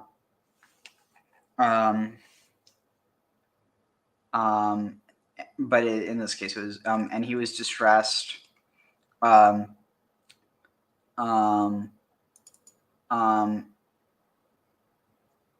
He divided the people that was with him and the cattle and the flock and the camels into 2 camps.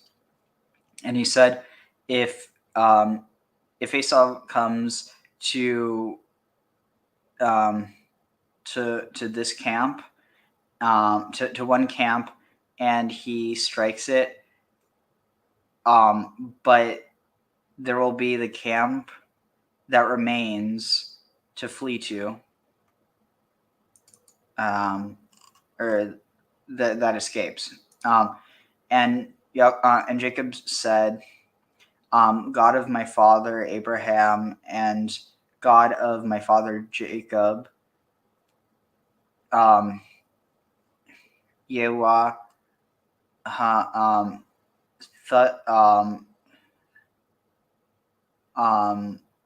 God who said, Homer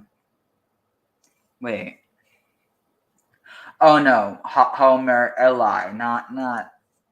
Okay, so who said to me, return to the land, return to your land and to the place of your birth, and I will bless, I will give you good, I will deal well with you. I am small. I'm small from all the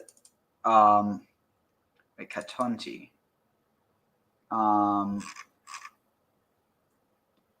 I am small or insignificant from all the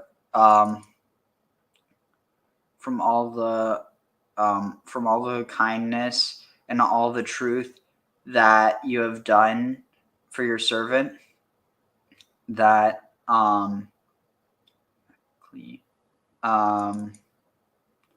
that with my staff I crossed the Jordan, this Jordan, and now I have been for 2 camps.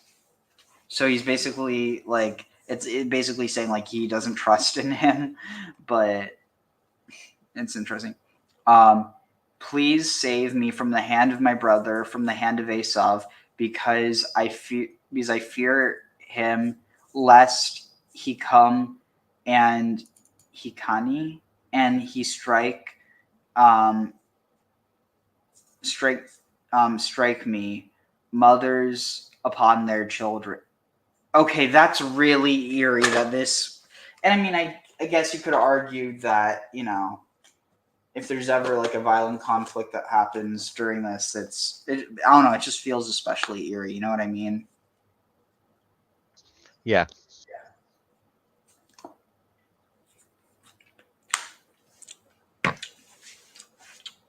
One moment.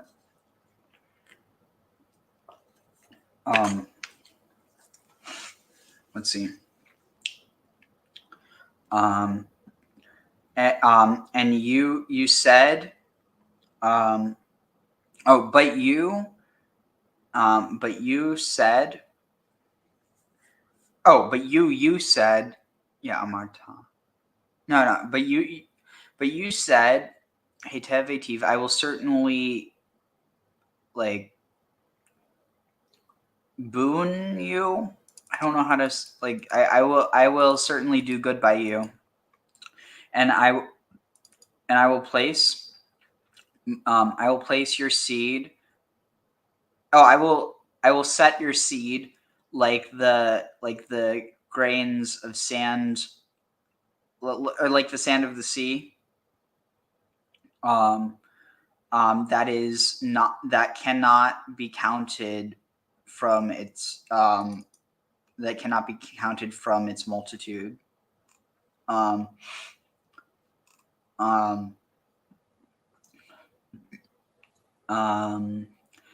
he lodged there for the night, for that night, and he took min haba. He took from there min haba. He took from haba. I don't know. Oh, min haba. And he took min haba from that was in his hand. Mincha le'esav. He took a gift in his hand for his brother Esau. 1 second. I'm going to see where the next one is, just so I can get some context. Okay, let's see, where are we? Oh, sweet. Wait, what? You got to be kidding me. Okay, cool. This is cool. Guess what? We're already on Perek, or like part 2. So you know what? Let me see. 1, 2, 3, 4, 6.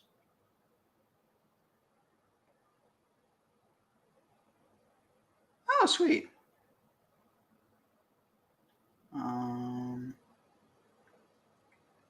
Honestly, that 1 week we just had a really long one. Okay, yeah, we're going to do this. I committed to it, and it's not long enough that I would actually be, considered a little bit loony if I decided to do this. I mean, to be fair, we're all a little bit loony, but the fact that I'm deciding to stay up just so I can finish this. Okay, so we're on. Oh, I don't even know why I'm looking at my phone. I'm reading off the computer. Okay. Wait, so I just want to make sure. So we're going now until third, so it's 30. Okay, so we'll do 15 more. So Izi Mahatayim Utayashim Esrim Rechalim Me'atayim Elim Esrim Gamalim Menikot Benegam Sheloshim Paharot Arbaim Uparim Asara Atonot Esrim Ve'ayarim Asara Vaitan Beyad Yad Vadav Eder Lavado Vayomer Elavadav Yivru Lefanai Veravach Tashimu Bein Neder uvein Neder Vayatzav et harishon leomer ki yifkashcha Esau achihu. Oh. Sorry, I didn't see you. I don't know. I just got a feeling sorry about that. How are y'all doing? Pretty good. Pretty good. You're on a roll there. Sorry to try to slow it. All right. ויפגשך עשיו אחיו ושלך לאומר למי אתה ואנה תלך ולמי אהנה לפניך ואמרת לעבדך ליעקב ממך היא שולוחה לאדוני לעשו והנה גם הוא אחרינו ויצב גם את השני גם את השלישי גם את כל ההולכים אחרי העדרים לאומר כדבר הזה תדברון אל עשיו במוצא חמותו ואמרתם גם הנה עבדך יעקב אחרינו כי אמר החפרה פניו במנחה ההולך לפני ואחרי כן ההרה לפניו אולי יישא פניים ותעבור המנחה על פניו והוא לבן בלילה ההוא במחנה ויקם בלילה ההוא ויקח את שתי נשיו ואת שתי שפחותיו ואת 11 וילדיו ויעבור את מעבר יבוק ויקחם ויעבירם את הנחל ויעבר את השלו ויוותר יעקב לבדו ויאבק כי שמו עד עלות השחר ויורא כי לא יכול לו ויגע בכף ירחו ותקע כף ירח יעקב ואבקו עמו ויאמר שלחני כי עלי השחר ויאמר לו אשלח כי אם ברכתני ויאמר עליו מה שמך ויאמר יעקב ויאמר לו יעקב ויאמר עוד שמך כי ישראל כי שרית עם אלוהים ועם אנשים ותוכל וישאל יעקב ויאמר הגידה נשמך ויאמר למה זה תשאל לשמי והיה ברך אותו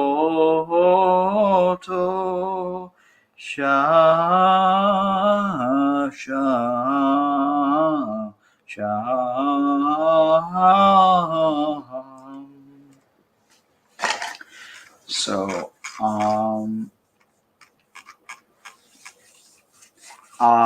goats and 100 goats, no, 200 goats, female goats, and tayashim, and 20 male he goats, tayashim, and 20 he goats and 100 male goats. I guess you can use the 20 he goats for the 100. Dude, I'm tired. The 20 he goats for the 100 she goats. Rechalim matayim. What will this be? Use matayim 200 ve'elim esrim and 20 rams. Minikot, nursing camels. Interesting. Do you think that's referencing like harvesting their milk?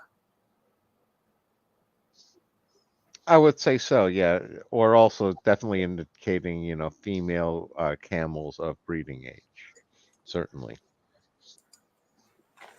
So it says,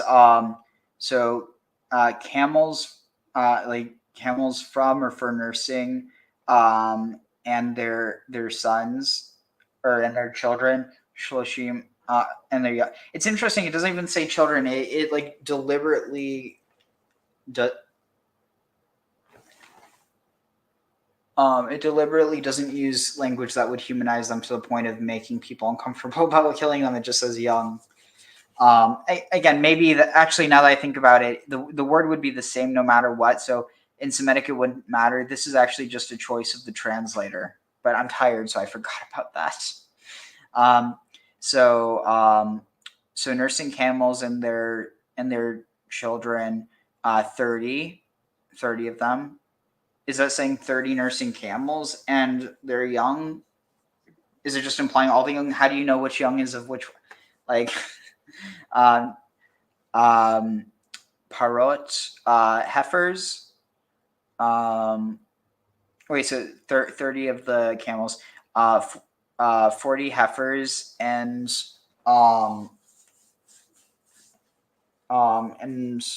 asura, 10 bulls.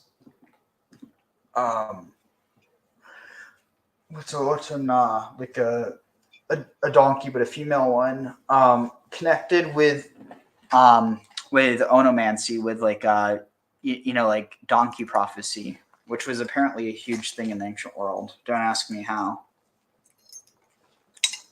but I do remember. Yeah, what? They can talk. Oh, The one ass talked to Abimelech, didn't it? No, you're thinking of Balaam. Oh yeah, Balaam. Yeah, Balaam. Yeah, but interestingly enough, it's also one of the primary animal like icons or whatever of the goddess Asherah. She's often depicted as riding on the back of a donkey, specifically a she-ass. And Christ had to enter the city on one to fulfill the prophecy. Yeah, and keep in mind, like, it's pulling a lot of these older traditions, but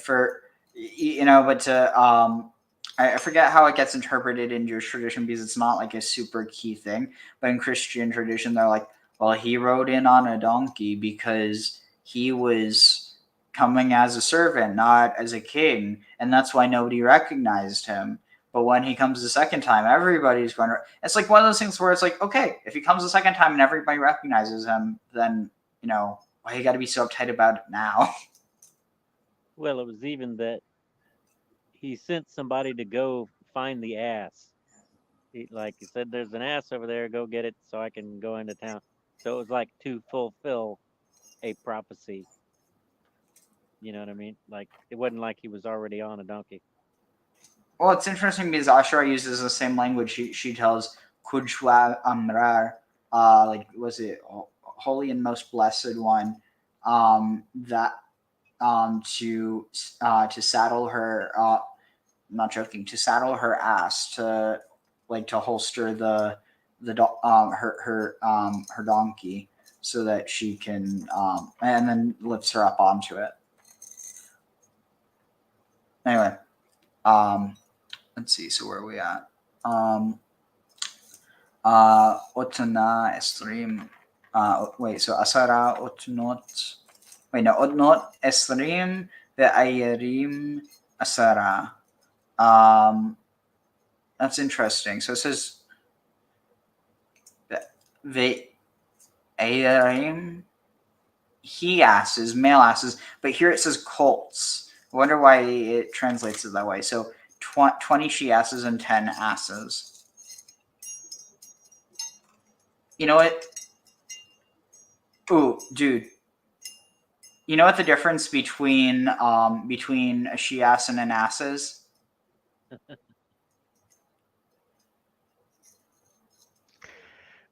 This sounds like a good joke. I don't know what. I don't know. What is it? A future and very lucrative career that will only last for about 10 years.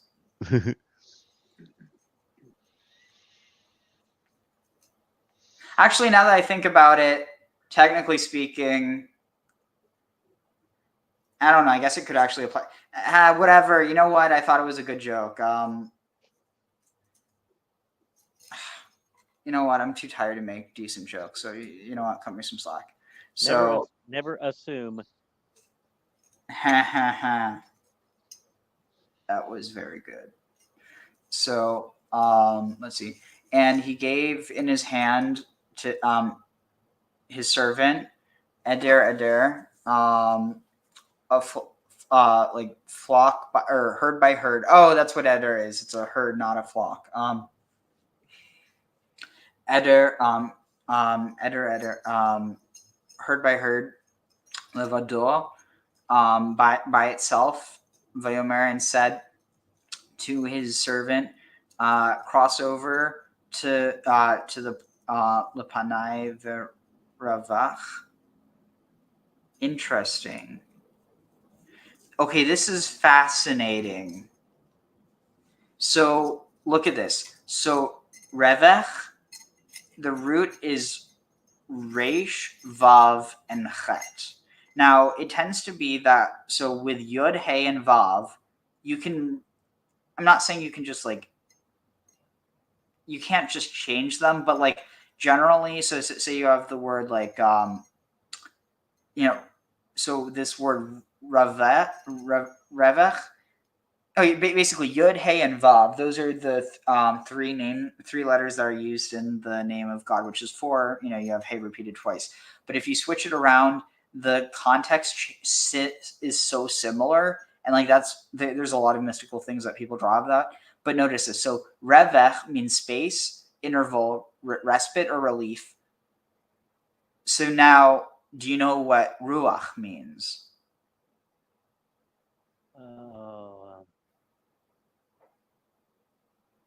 Is that like vehicle? No. It means spirit, wind, or breath. Oh, okay. So, notice this. The idea of a breath, having space in your lungs, or filling the space and making space. That's what breathing is. It's intervals of space, respite, and relief. But you have to keep breathing, otherwise you lose that respite and you can also breathe in order to cause respite and relief.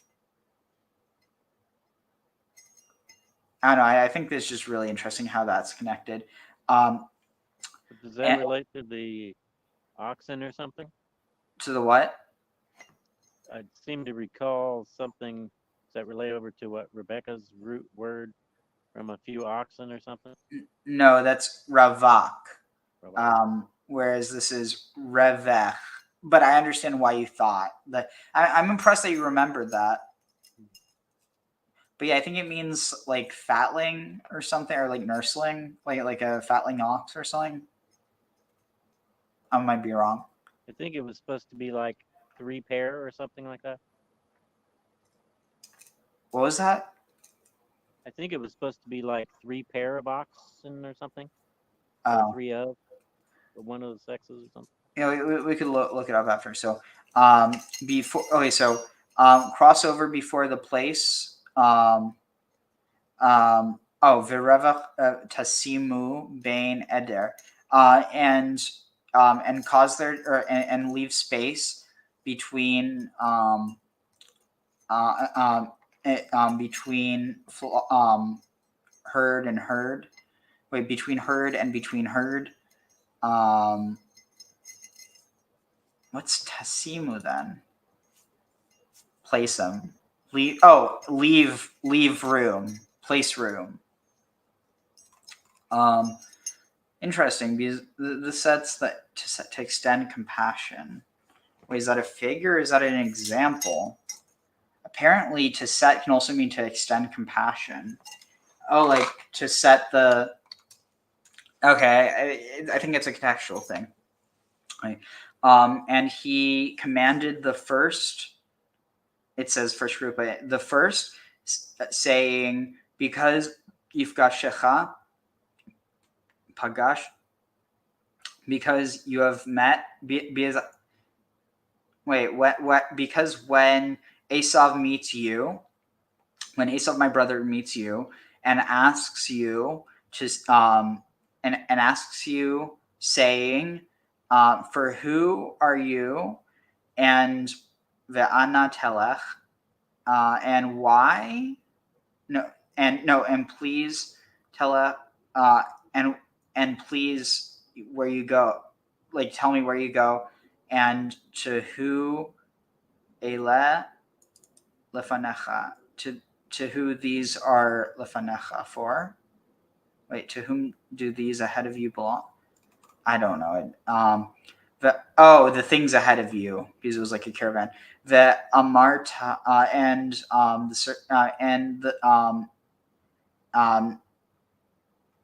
it's interesting. It's almost like, oh, I know what Esau was going to say, and you'll say to your you'll say, quote, to your servant, to Jacob,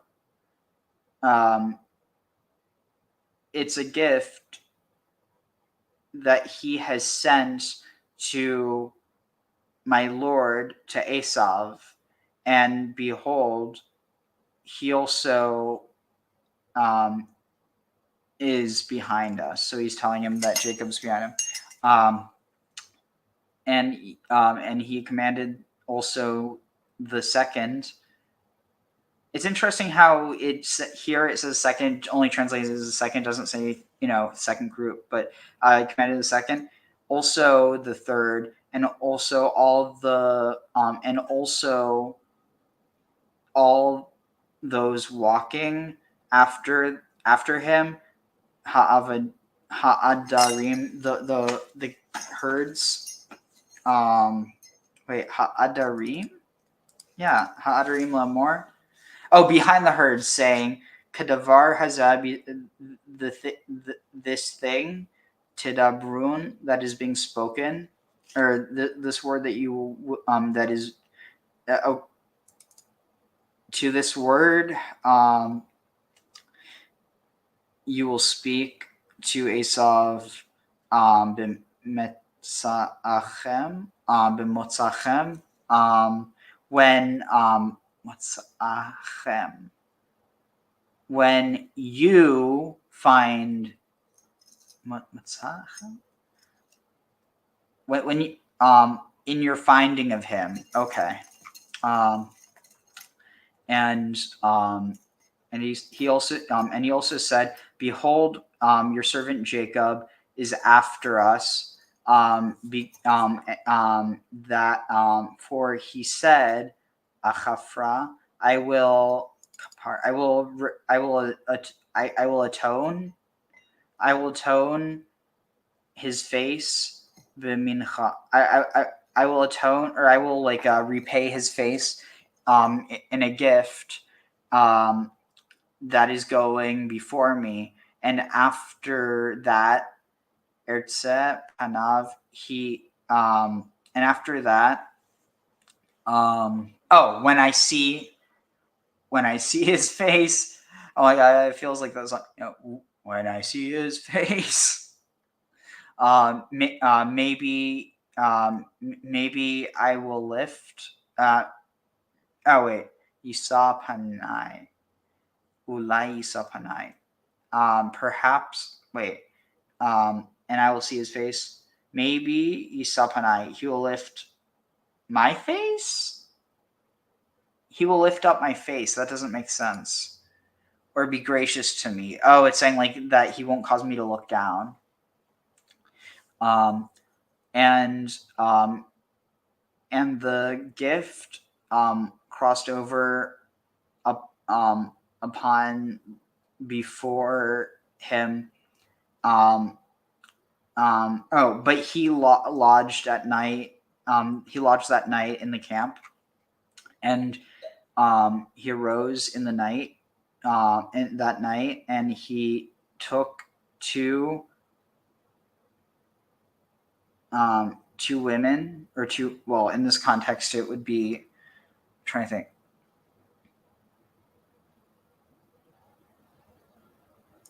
Oh no, but it says his women. So 2 of his wives and 2 of his maids, and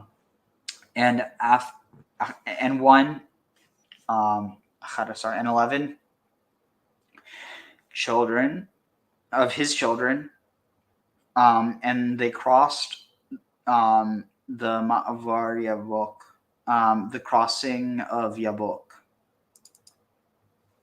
which means emptying. Interesting. And he took them and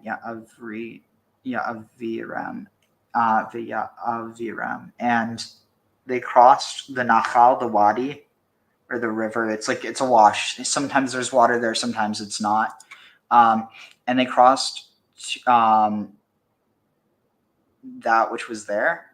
Or no, and they and they brought across that which was his. Vater Yaakov, and Jacob was left by himself. Yaakov was left levado, by himself. Ve'avek, and he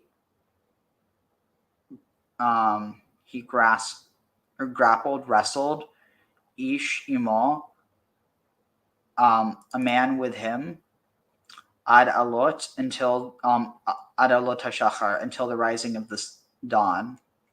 Vayara ki lo yachol, and when he saw that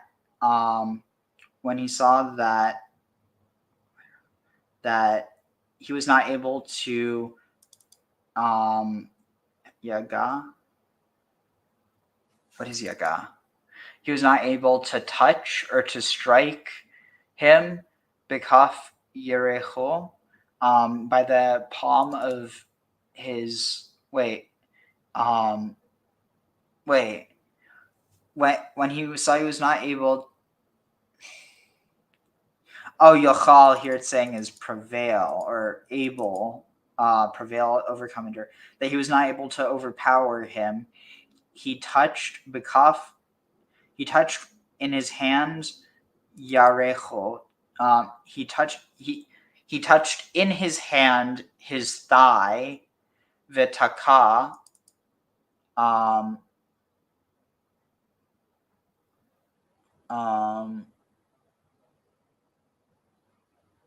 And he and dislocated. This is why they name it Tekoa, is it? He dislocated like kaf yarech. The interesting. Oh wow. Okay, this is fascinating. So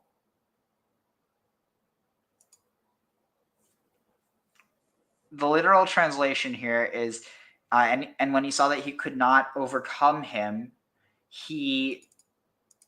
oh wow, he struck in his hand or with his hand to his, wait, wait.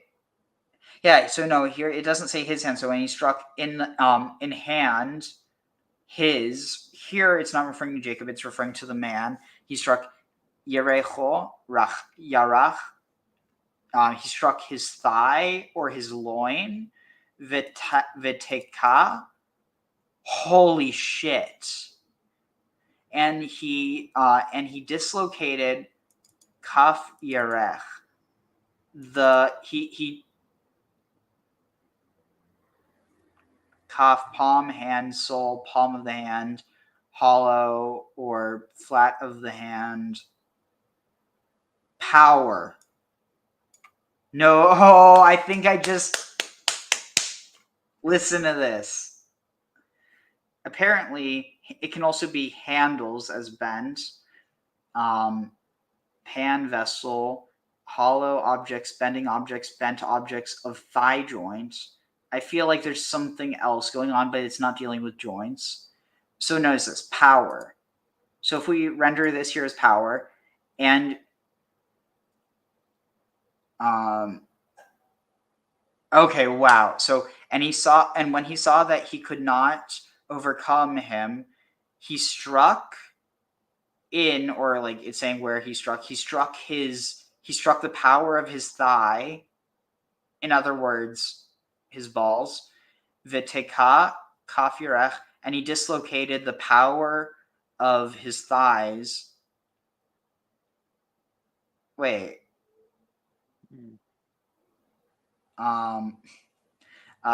Yaakov bit he'avaku imo, as he wrestled with it. So you know what's interesting? So this is, you know what? Let's see. This could actually determine whether or not this theory is true. Did Jacob have any children after Benjamin?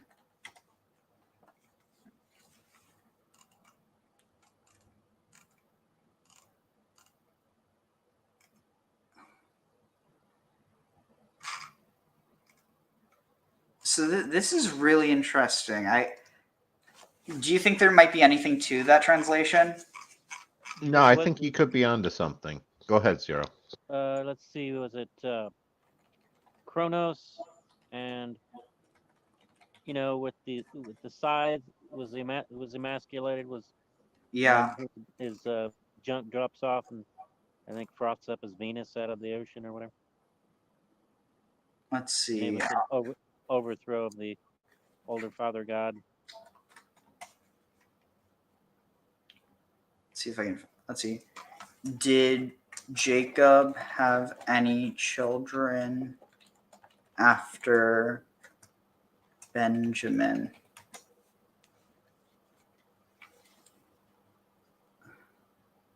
After Benjamin, his 12th son, was born, there is no mention in the Bible of Jacob having any more biological children. So for all we know, he could have been castrated by this. I don't know. It's also just kind of interesting because typically Jacob isn't depicted as having a beard, at least not that I'm aware of.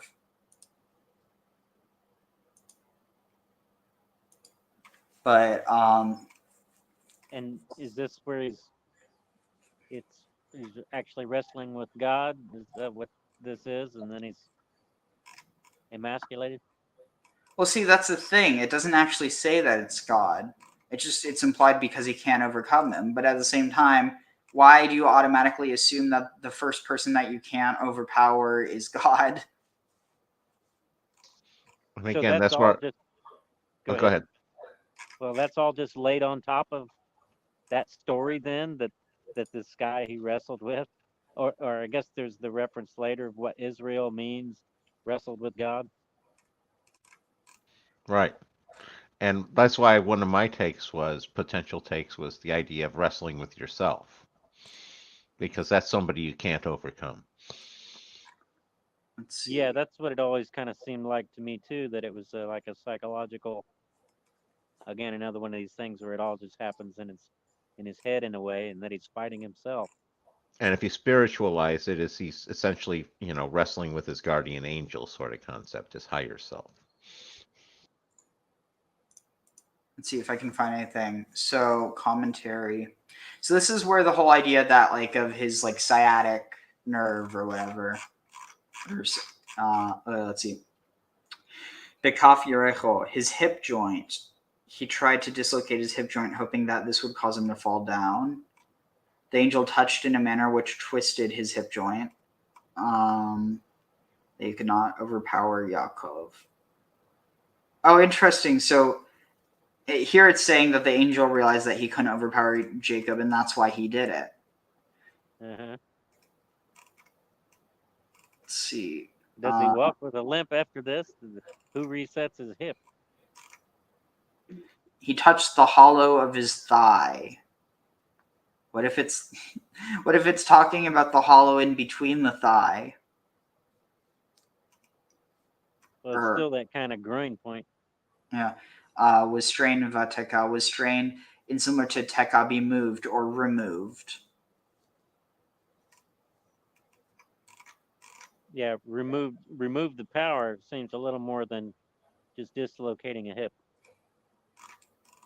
Interesting. You could say remove the power to walk, but what's that term for the power there? So that's how I'm translating kaf, literally hand. But here they also want to translate it as hollow objects, bending objects, bend objects of thigh joint. So really, it's just as much potentially power as it could be, as much as it could be joint. So let's see. Where are we at? Okay. So yeah, that's interesting. And he said, "Send me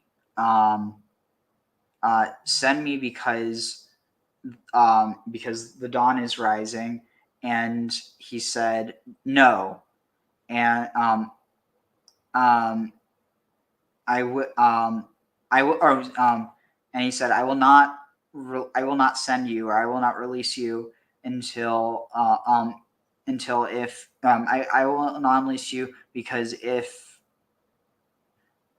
I will not release you until you bless me."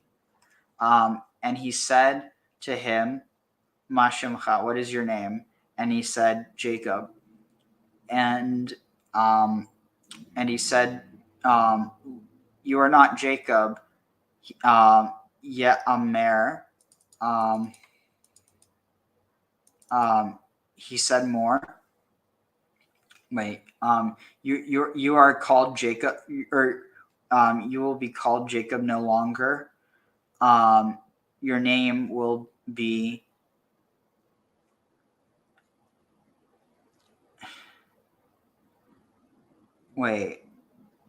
Ki im Israel, wait, your name will, because with Israel.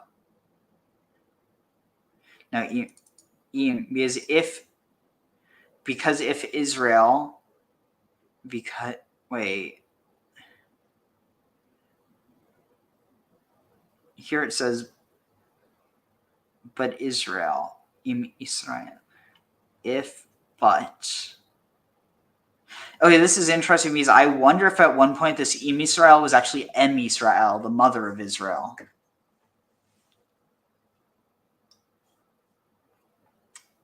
Holy crap, dude. And then Sarita could actually become a title then, potentially. Princess. Oh, shoot. Imagine if this is actually because the mother of Israel, that is a noblewoman or princess with Elohim and with people. I don't know. There's a lot of interesting ways you can interpret that, but anyway, but Israel, because you have contended, have power, contended with, persisted, exerted oneself, persevered. It's interesting. It's not struggle. The word for struggle is, I think, yavak. Was it? Yeah, wrestle, grasp. And this is interesting because avak is more closely to Yaakov, like akav. This is avak. And then now you have the root for, I don't know. It's really fascinating. But let's see. So what is your name? Okay, where is this? You're no longer okay. Because but you have contended, or you have gained power with God, with the Elohim, and with man, with God and with man. You have contended, or you have prevailed. And and Jacob asked and said, please tell me what is your tell me your name. And he said, why is this? Why is this that you ask for my name? And he blessed him there. Wait, no, varech. Yeah, and he blessed them there. Doesn't say he took leave of them there. It says he blessed them there. Interesting. Vayikra Yaakov and Jacob called the place by the name Peniel, because Kiraiti Elohim Panim, because I have seen Elohim Panim el Panim, face to face, Vatinatzel Nafshi, and my soul has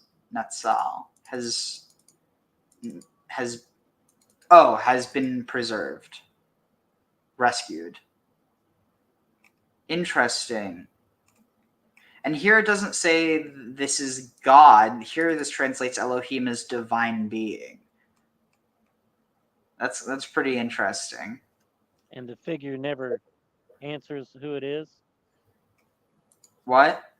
The figure he fights with never answers who they are. Not that I'm aware. Because he asks him, he says, "Why do you ask this?" or whatever. Yeah, it's like, what is that supposed to be a relevant question? Oh, here. Welcome back, Ram. It's No worries. It reminds me of Enkidu being conjured to counter the power of Gilgamesh. Nobody else could do it, and so the gods create Enkidu, and then they fight to a standstill. Wait, so basically you're telling me there's something they need done, so they make Enki do? What if they need something not done? Do they make Enki don't?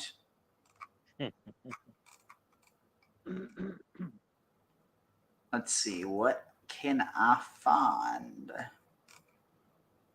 But then who blesses? He blesses them. Not the figure. The angel, or whatever this thing is. The Phantom Menace there, or whatever. Return of the, or what was it? Revenge of the Sith. I was going to say, and to bring it full circle to Ariel's insight about the power and, about the idea of castration versus hip, is what happens after Enkidu and Gilgamesh fight is they go off and make sweet, sweet love. Wait, with each other? Yeah. When you have You you didn't realize that was the first gay love story? Wait, hold on. It's not gay if it's in antiquity. Oh, sorry. No, but it's actually true because they didn't have concepts around gay and straight. They just screwed whoever they screwed. I mean, they probably had some approximation of it, but to say that they had anything remotely approaching what we perceive of as gay, and I mean, I think that there's maybe a better argument to be made with the idea of lesbians in sapphic culture, but you don't really have that same type of permeation with, actually, like you do, but I feel like in some ways it's much more like swept under the, actually no, but even then, anyway, this isn't gay history class, but it is a pretty interesting, history. Woke revolutions, it requires all of us at some point to say, no, I'm not going to do this. I don't want to do this, but just because I'm busy with this, I'm not going to watch your video. Thank you very much. Caller, you are live on the air. Please tell us your name. Hi, my name is Brooklyn. I'm calling in from the Hasidic community in Muncie, New York. So the first question that I have is like this. Messianics love to point out that Yaakov Avinu, otherwise known as Jacob, wrestled with a man and then subsequently named the place that he wrestled Peniel because he re'isi Elokim panim panim, because I saw Elokim, Hashem, face to face. So along the same lines, they point out that Moshe Rabbeinu said to have spoken to Hashem panim panim. You know, obviously they're drawing the conclusion from these passages that Hashem, God forbid, literally has a face, and it is that of their God, of Yashka. So since the Torah speaks in some ways in like a human-like form when it speaks of God, I want to know how we can effectively deconstruct this argument. If you could please help me with that, I'd appreciate it. Thank you. We know, and I'm going to just say this, from Jewish sources, that as it turns out, Jacob was struggling with an angel. And ultimately, this, as in all of the events in the book of Genesis in particular, is a book that not only tells us about the history of our forefathers and the history of the progenitors of the Jewish people, but it is Maisa Avos Simila Bonim, which means that the events that our fathers encountered would ultimately be a signpost up ahead for what the children of Israel, their progeny, would have to endure. And as it turns out, throughout history, the Jewish people would have to encounter forces and overcome them. If you look through the chapter, Genesis 32, where Jacob has this struggle with an angel, he ultimately has to face his adversary head on, as the Jewish people would have to repeatedly. There's a caveat. What if the man was actually an alien and it was trying to abduct him, but it couldn't? Does it say angel anywhere? No, it says Ish. And so you know what's interesting? When Jacob, actually, you know what? I think that this might actually belong to to our earlier tradition where Jacob was actually deified. Because if you remember before when Jacob sends messengers, the word there is angel, but here the word is Ish, the word is man. So when he's dealing with divine beings, it's referred to as Ish, but when he's dealing with servants, it's almost saying that he's an Elohim to his servants, whereas to the Malachim of God, basically the angels of God are like men to him, and he is like a god to his servants. So an apotheosis. Yeah, it definitely. Yeah, so here Ish can mean man in contrast to woman, female, see, husband, human being, person in contrast to God, servant, mankind, champion, great man. To be a man, show masculinity, champion, great man. So this could also be like the idea of what is it, like a warrior, basically, like a man of war.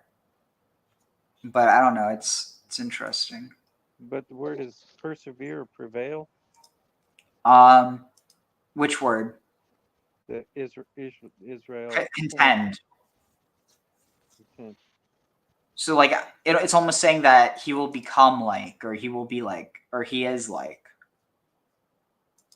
But it's a plural form of being that he sort of deals with. It's Elohim. What do you mean? He said it's Elohim, or translated as divine being.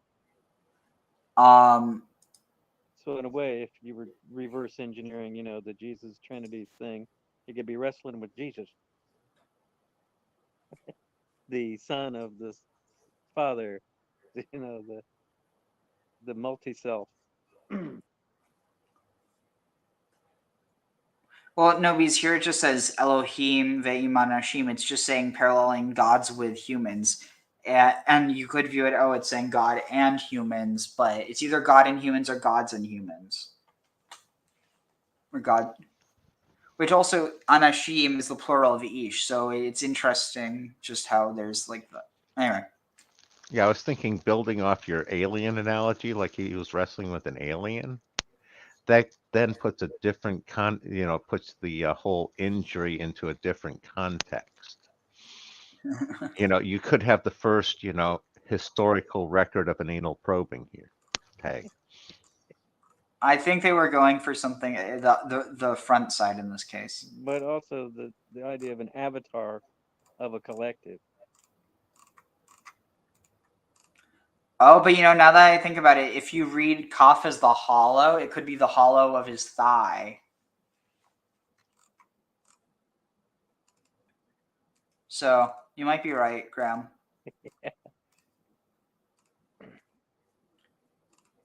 See. Well, I think I can find a philologist who can agree with me. It would belong to that sort of body part. Rolling in the deep.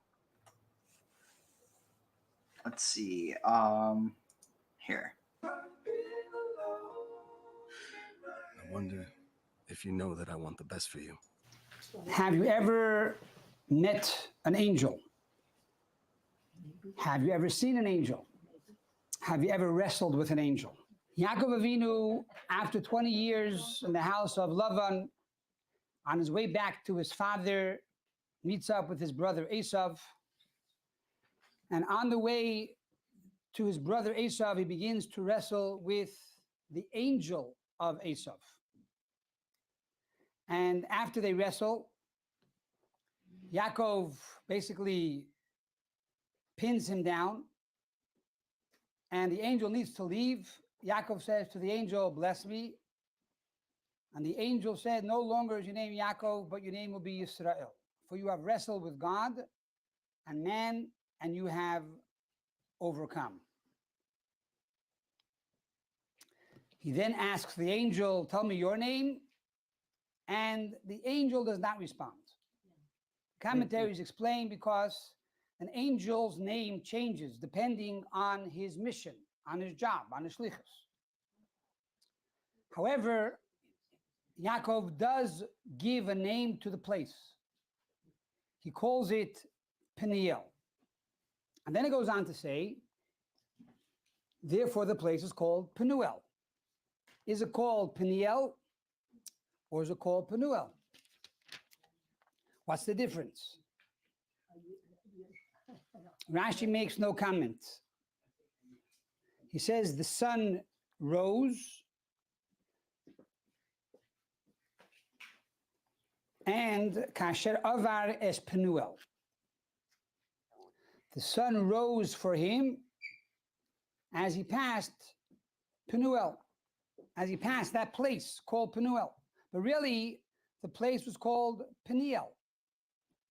What's the difference between calling the place Peniel in verse number 31 his face or is my face. Penuel in verse number 32?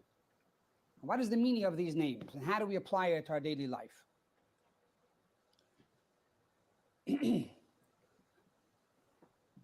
give various answers based on the commentaries, we begin with the Ibn Ezra, who says, in general, we shouldn't be concerned when the Torah changes names from one name to another name, because this is not the main aspect of the Torah.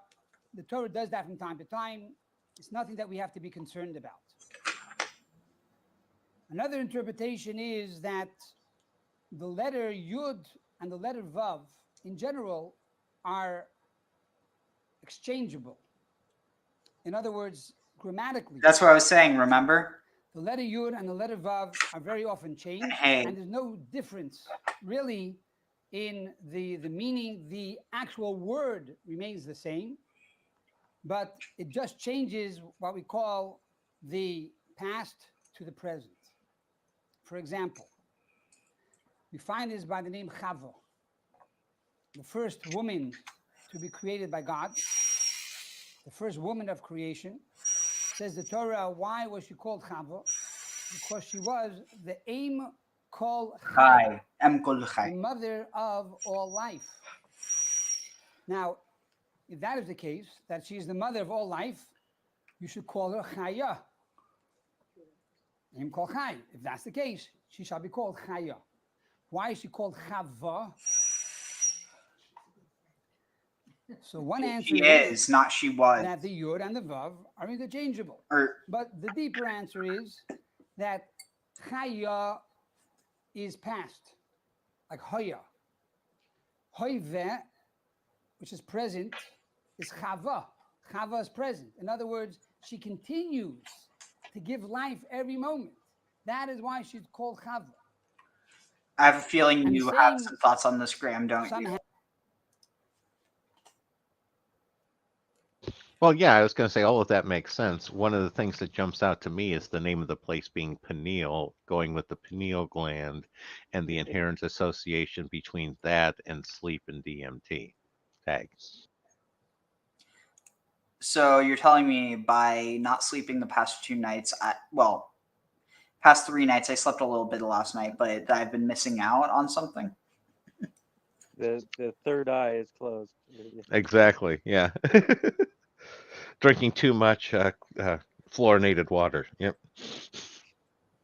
So what is the actual meaning though of the name Peniel? Peniel means like Peni means my face, and El is God. But like I think like my face has seen God. Or where God was based. And again, that wouldn't be inconsistent with the idea of the pineal gland, and you see the face of God through there. So, again, just a different layer of potential interpretation. Tag. Let's see. Also, he refers there as though, didn't he suggest that it was the guardian, and I think something you said earlier about the guardian angel of Esau? Shop the holiday sleep event at Living Yeah. Spaces. So sorry. One more time. That it was the guardian angel of Esau that he was fighting? That's what the interpretation. Probabilistic All right, check this out. Appreciation of the pineal body in DMT is based upon the principle of Adam Elyon, supernal man. We're made in the image of a higher dimensional reality. We are male and female because the divine has masculine and feminine elements to it. All reality, the Kabbalah teaches, is polarized. Everything comes in polarity without exception. And everything, therefore, is Excepting El feminine Elyon, energy of or course. masculine energy. When we What do you mean? pray to God, the divine, Well, El Elyon is a singlet. He doesn't come with the duality. Everything emerges from it. That's the opposite. See, the contrast to that is everything. He is the source from which everything emerges, and everything is that from is everything like basically that which is in contrast to it is its partner. Therefore, if that which created everything and therefore has no equal, then its equal or its counterpart is actually that which it creates. It's no different than the idea of God creating, like the Holy Spirit, and then the Holy Spirit creating the world. Right, and that's where you get into all sorts of trouble when you start trying to have El Elyon being only good, because good and evil is going to emerge there. and you don't have one without the other. So you need the lower one in order to differentiate good from bad. Okay. I mean, you also have the idea of the good of this world is not necessarily good, and the bad. Like, for instance, it's kind of like the idea that like that which you dislike isn't necessarily bad, and that which you like is not necessarily good. So too, but at the same time, like, not to say that something that you're like. I feel like I mean, it's messed up, and I don't ascribe to this because I think it can really ruin someone's morality. But imagine if it turns out that like basically, if you kill a character in a video game, it's really nothing, right? Because they're not real. So the thing is that if you view it as God's morality is based on His reality, and therefore His creation or this world that He doesn't really exist in, that He doesn't have the ability to really, I mean, he can, like, I guess you empathize, but there's really no way to be able to put himself in that position. I guess that's where Christianity differs. I think that he put himself in that position and that he died, and all that stuff. But basically that that if you view it as, our good and our bad are just temporary, and that, the ultimate, like, and again, temporary doesn't mean, that it's, because if you only view it as temporary versus permanent, then that means that temporary, it's there and then it's gone, therefore it basically is like it never existed, except that's not true. Whereas imagine if something was permanent, like that's just enough to break the brain. But then again, part of that's probably also because we don't have infinite brains. We have, brains that are based in a very finite world. But anyway. Go ahead, Zero. Well, go ahead with him, and then I'll say. I was going to say, I see it as it's the perspective of the whole versus the perspective of the part. What can be good or bad from the view of the part isn't the same as the good or bad from the whole. And you can see it because you're a multicellular creature. Like say, somebody has, gangrene or cancer in a foot. Amputating the foot, you're sacrificing some of the decent cells to preserve the greater whole. So while it looks bad from some of the cells' perspectives, from the larger one, it's a good tag. And I was just going to say that, again, with this figure, this entity that Jacob contended with, it could also be seen as Satan or dark angel. If it's the guardian angel of Esau, and that's the bad line, and yet it's still within the lineage. And if you connect the serpent to the rebellious angel kind of deal, you could say that it was the devil, and it made me think of the Rolling Stones song, "Pleased to meet you, won't you guess my name?" But he won't tell him his name. I mean, it's also kind of reminiscent of Jesus in the desert. Yeah, which also goes back to Ahriman with Zoroaster on the hill, said, "I'll give you everything you want if you just go my way." I still can't believe, I was talking with someone and they're like, oh, they didn't think that Ahriman had any connection, or that Haman had any connection to Ahriman. I'm like, dude, come on, you literally have Ahriman versus Ahura Mazda, and then you have Mordecai versus Ahriman, and they're like convinced that it must be what is it? That Haman was actually from Ammon.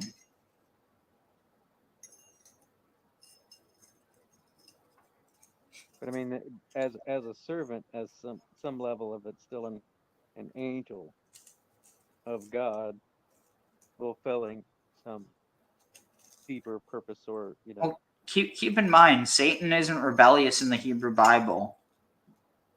Yeah, that's what I'm saying. It's still kind of performing a function, and the part of the deal in the Zoroastrianism is that Ahriman has the function to challenge and test. Ahura. Yeah. Anyway, here, let's continue. We, all men are essentially feminine, whereas then the creator is the masculine polarity. The purpose of prayer is actually simply to generate this polarity through stimulation by expressing our needs and actualizing in our mind and our heart. We are creating a force of stimulation, which in the Kabbalah is called Mayim Nukbin, female waters, female current, female stimulation relative to the masculine polarity, which in this case is the creator. We're trying to create a, as it were, a spark. Spark. Wait, I'm sorry. To create a spark, we need two terminals. Is he basically saying that we have to get wet for God? Oh, show.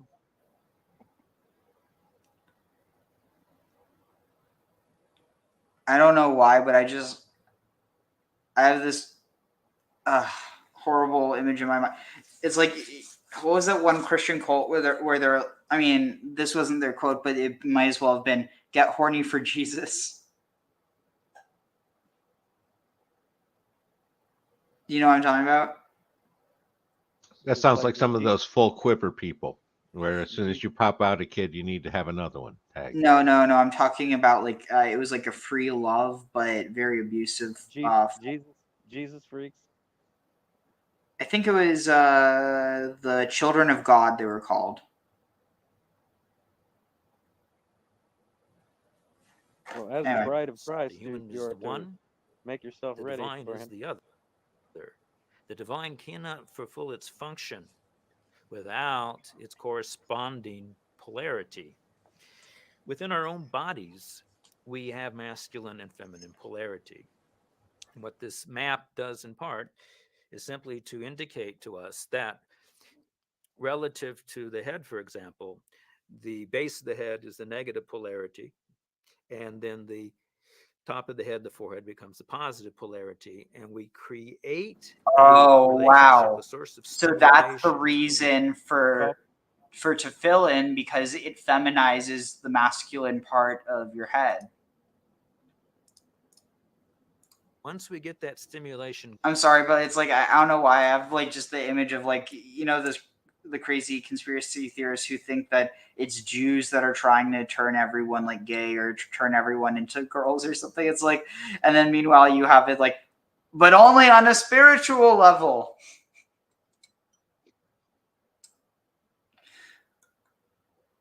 It's like just reminded of that like that one meme. Exactly. You got those priests of Kaibali perfectly good doing it on the physical level. Yeah.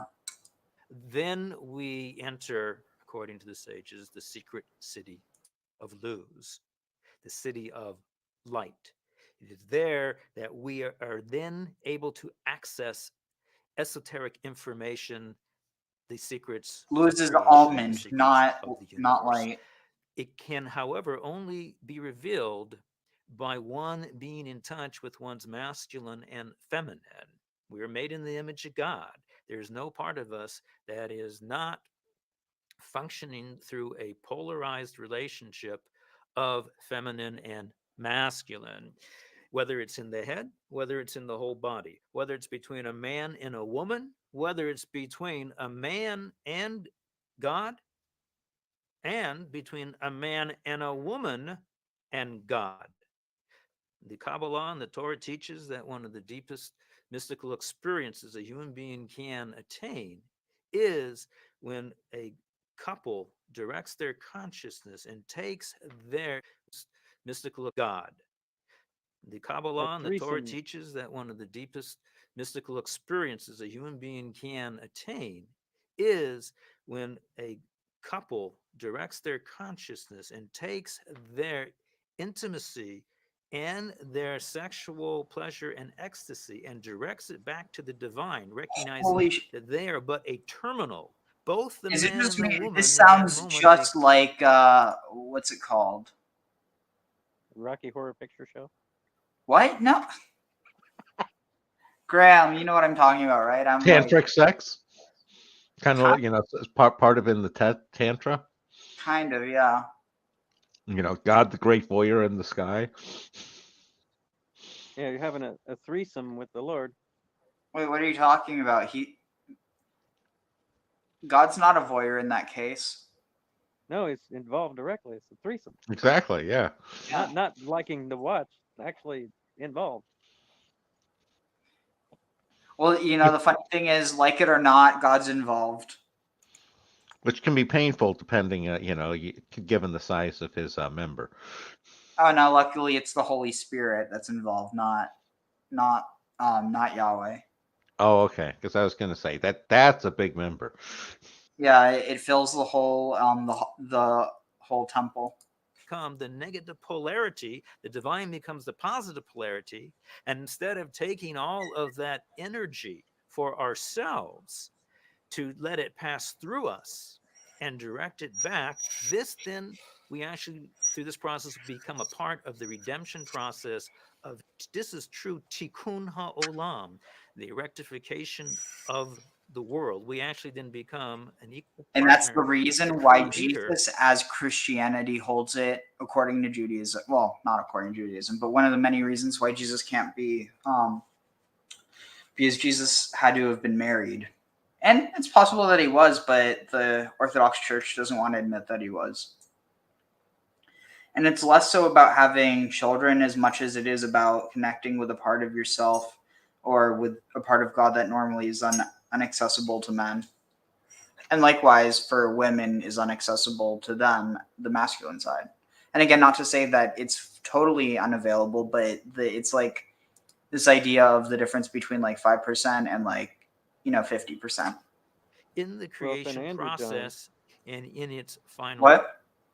If Christ as an androgyne, there's the one passage about in Jesus there is no male or female. You know what I'm saying? There was I can't remember the rest of the phrase. I was going to say, I've been breaking this. If they're saying in Christ, there's none of that one. I take Christ as basically being the archetype and Jesus being the flesh and blood human. And from that standpoint, there is no, male or female in Christ because there's not once you get to the spiritual archetypal plane. There's only male and female down here on earth. Tag. But Christ is in male and female. Male and female isn't in Christ. Yeah, if it's the spirit and the monad that spawned the dualities. I'm sorry, but given the context, I can't hear monad without the word that comes before ad.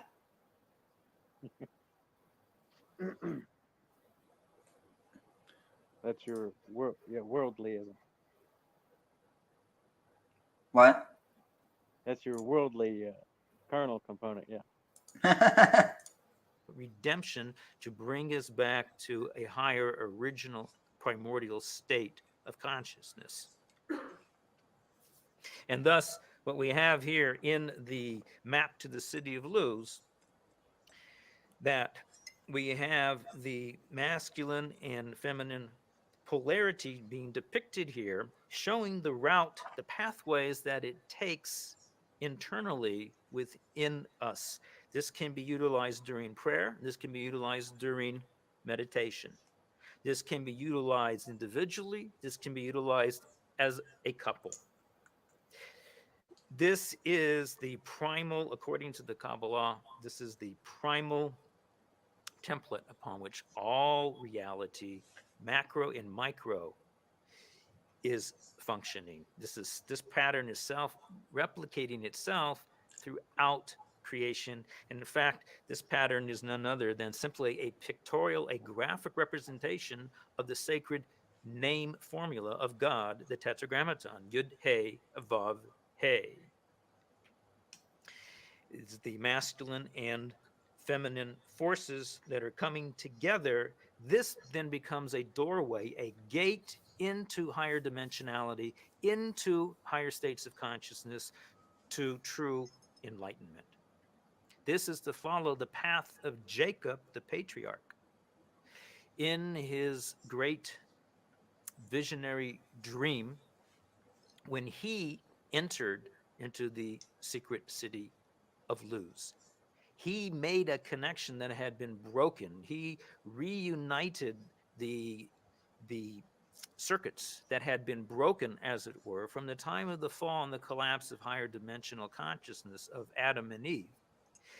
Jacob was not just having a dream. He knew what he was doing consciously. He was using the dreamlike state in order to enter into the parallel dimension here of higher consciousness. He was rectifying that which had been ripped asunder. He then set the precedent, literally the prototype, for all of us as human beings to follow in those footsteps. He gave us the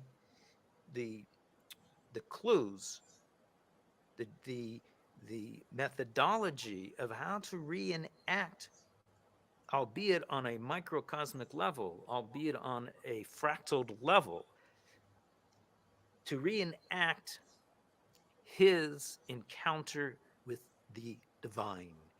Jacob saw the face of God. Jacob became the face of God.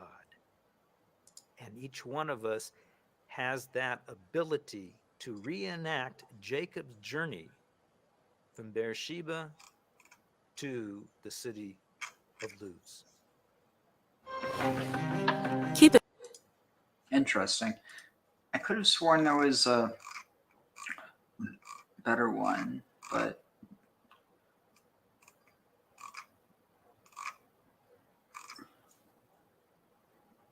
let's see.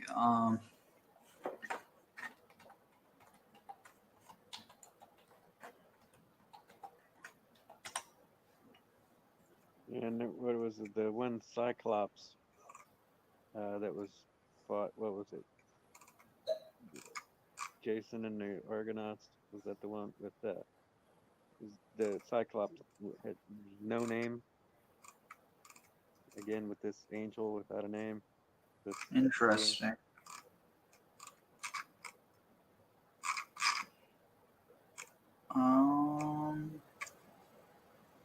Nobody.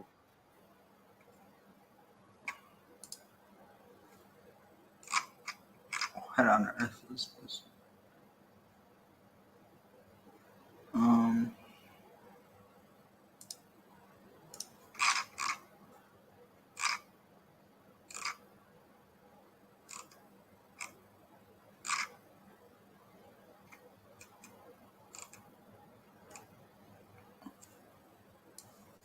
One second.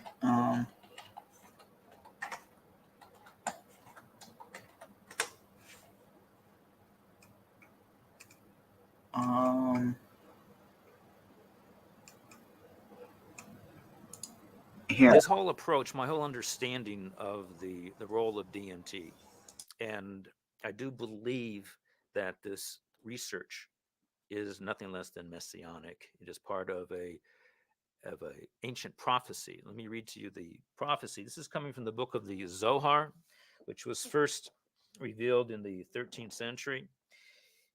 And in one of the sections, it states, in the 6th century, the 6th millennium, that is in the years 5,500 to 5,600 in the Hebrew calendar, which would correspond to the years 1740 to 1840 in the Christian calendar. The gates of wisdom from above and the fountains of wisdom from below will be opened up, and the world will make preparations to enter the 7th millennium, just as one makes preparations on the 6th day of the week when the sun is about to set for the advent of the 7th day, the Shabbat. This passage has been expounded by Kabbalist and Hasidic masters. The wisdom from above is referring to the teachings of the Kabbalah. The fountains of wisdom from below is referring to science and technology. In other words, beginning primarily from the year 1840, which was what? The Industrial Revolution. And it's been history since then. We know that science and technology has been accelerating at a pace that virtually nobody can keep up with. And according to traditional Judaism, this is part of the prophetic grand plan for reality. In other words, science and technology from a traditional religious perspective is not an extra. It's certainly not an evil to be tolerated. It's not a luxury. It is part of the process by which humanity is going to evolve into its next stage. And the relationship is Elon Musk. this: is that science and What was technology that? provides Elon maps, Musk. models, and metaphors to What? understand and perceive the light of the Torah, of the Kabbalah, in ways that we normally would not be able to understand. However, the Well, what was that you said?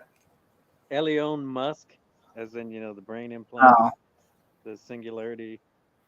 nah. No, even if you want to say it has anything to do with Hebrew, there is a name Elon or Alon, and it just means tree. master Yeah, mystics but I'm and saying in his sages throughout concept the that ages, they science is always the understood. But unless one has 10, 20, 30 years of training, that's virtually going to be impossible. So what about the rest of us? Well, the Holy One, in his compassion, had mercy upon us, as it were, and has bestowed upon us the maps, models, and metaphors of science and technology.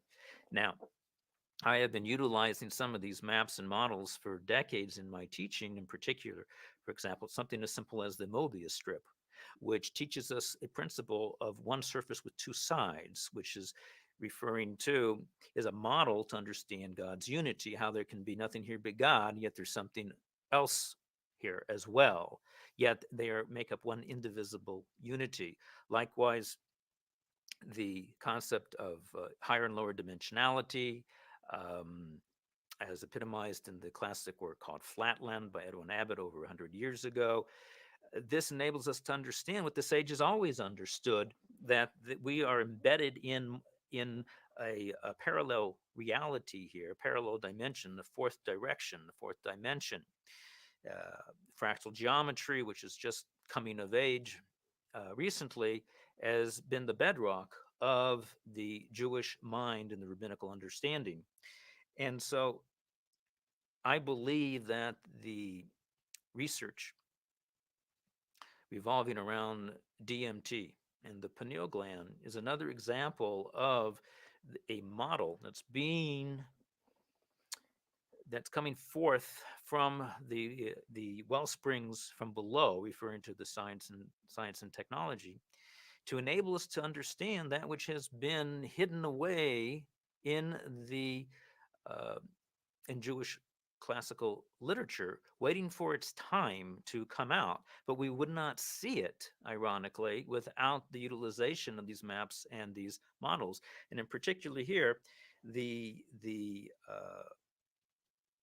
relationship between the pineal gland and pineal, the face of God, and DMT and MTT is, although this cannot be taken as that's not the hardcore evidence that we're basing this upon, but we value, for example, dreams that we have, even though dreams are taking place in a whole nother reality. We utilize that information, we attempt to integrate it, and likewise with the similarities in even the sound of these words from a Kabbalistic perspective. This is What do you think about it? how the divine mind is helping. Also, Zero, are you still there?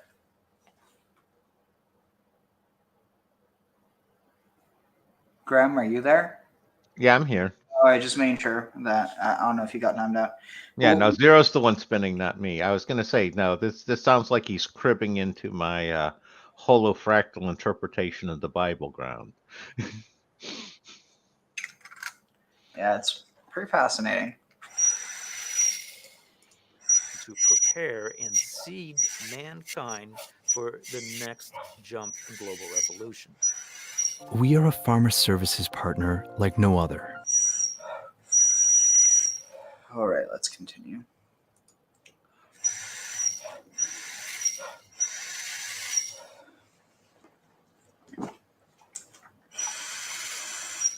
So, what do you think about the name being Peniel? Say that again. Oh, we were talking about the relationship between pineal and pineal. name of the place in the pineal gland. I think there's likely to be some interpretation there. Again, that whole bodily organ interpretation of the Bible, I think, goes right alongside with the astrotheology version. Tag. Well, and, maybe seeing your own face from the inside, from your third eye, the other view of your face, the face of God behind your face. Interesting. Does DMT have any kind of a acronymic in Hebrew?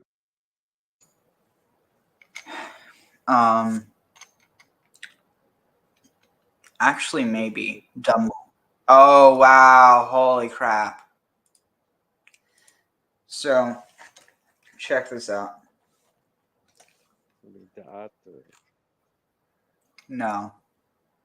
So, what you're thinking of dot, that would be like Daled Taf, but dot as in knowledge is Daled Ayin Taf. And, one second. And that would be something else entirely, but check this out. So you have Dama. Oh, interesting. Daman is improve or manure land, like to fertilize, basically, I guess. Domen is dung. But wait, no, it's Dama. Damat.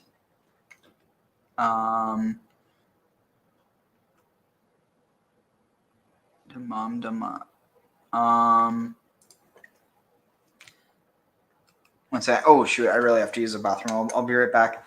But honestly, though, I wouldn't look too much into that because at the end of the day, like, oh, you might be able to find some cool connection, but it's not ever going to be a real one. If you want to look at connections, look into where they would have gotten it from potentially, and you find a lot of interesting connections there, particularly with the acacia tree. There's a lot of imagery with the acacia tree that's seen as like very holy, but I'll be right back. But you guys just keep talking. Yeah. I was going to throw on top of the acacia the old fig tree. Isn't there like a fig tree that produces DMT? Yeah, that's the Bodhi tree. Again, Buddha sat underneath one of those fig trees. And you know anything about the association with the Hebrews being root diggers? Being what? Those who dig up the roots, what you get with that mandrake moment. Oh yeah, with Reuben.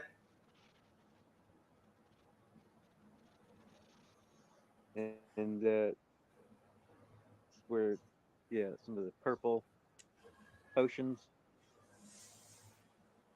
Well, you had families involved with that. You know that from a lot of the record. You had families who had certain recipes that were only theirs. Like the temple incense, if I remember right, there was one family that was trusted with the recipe of that one, and then the family died out, so they don't have it anymore. Wait, what? You're talking about the House of Avtinas? Yeah. Also, check this out. Oh, check this out. Mandrake root. Luckily, the stoppers pushed in so far that it can't come out, which is good because you never know if someone doesn't know what it is. Yeah, it would not be fun. So I want to put it somewhere where it's not going to get damaged. Here. All right, so let's see. But yeah, so what's interesting though is that if you look for where the word for acacia, shita. Actually, here, let's just here. Check this out. Acacia.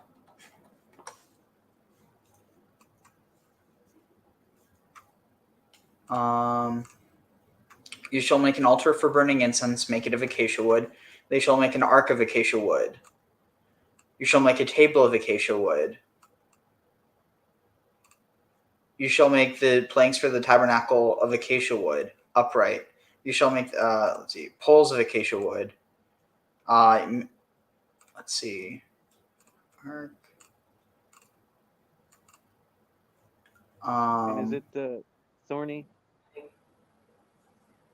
I'm not sure. I mean, yeah, they were. Also, some thoughts of the crown of thorns might have been acacia. Oh, listen to this. Everyone who would make gifts of silver or copper brought them as gifts for Adonai, and everyone who possessed acacia wood for any work of the service brought that. Let's see. Now, you're supposed to make your alabastron out of acacia wood too? Oof. That might leave splinters. Wait, listen to this. And acacia wood. Where did they get acacia wood in the desert? Rabbi Tanhuma explained, our forefather Yaakov foresaw through divine inspiration, through, what's this word in Hebrew? It says, livnot, Israel, livnot mishkan, build the temple, and heavy, or is it, where is this? Yaakov Avinu, Tzafa, Beruach HaKodesh, saw through the Holy Spirit, to build a mishkan in the desert, or that the Israelites were destined to build a mishkan in the desert, and therefore he brought cedars to Egypt and planted them and directed his children to take. But here, what's the word it says for cedars? Arazim. Boy, does it say Arazim when it? Where was I? I just saw it. Bamidbar, Mitzrayim, and wait. Oh shoot, I forget because the word in Aramaic is different for acacia than it. Anyway, the point is it serves a huge role in there. But so let's And is it, yeah. it has some DMT properties. What does? Does acacia? It's one of the plants with the most highest percentage. I see. And the Mimosa hostilis used to be considered part of the acacia family, but it was like a whole debate within the ethnobotanical field. Or I guess that would actually be just botanical, but ethnobotanists had more of a issue with changing it. Anyway, let's see. So I'm trying to figure out where does. Oh shoot. Wait. We are going until where's it?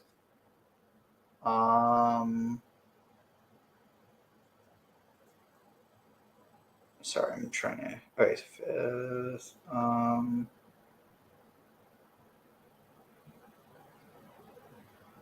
Okay, we're at. Wait. Okay, third. So that's 31. Goes until.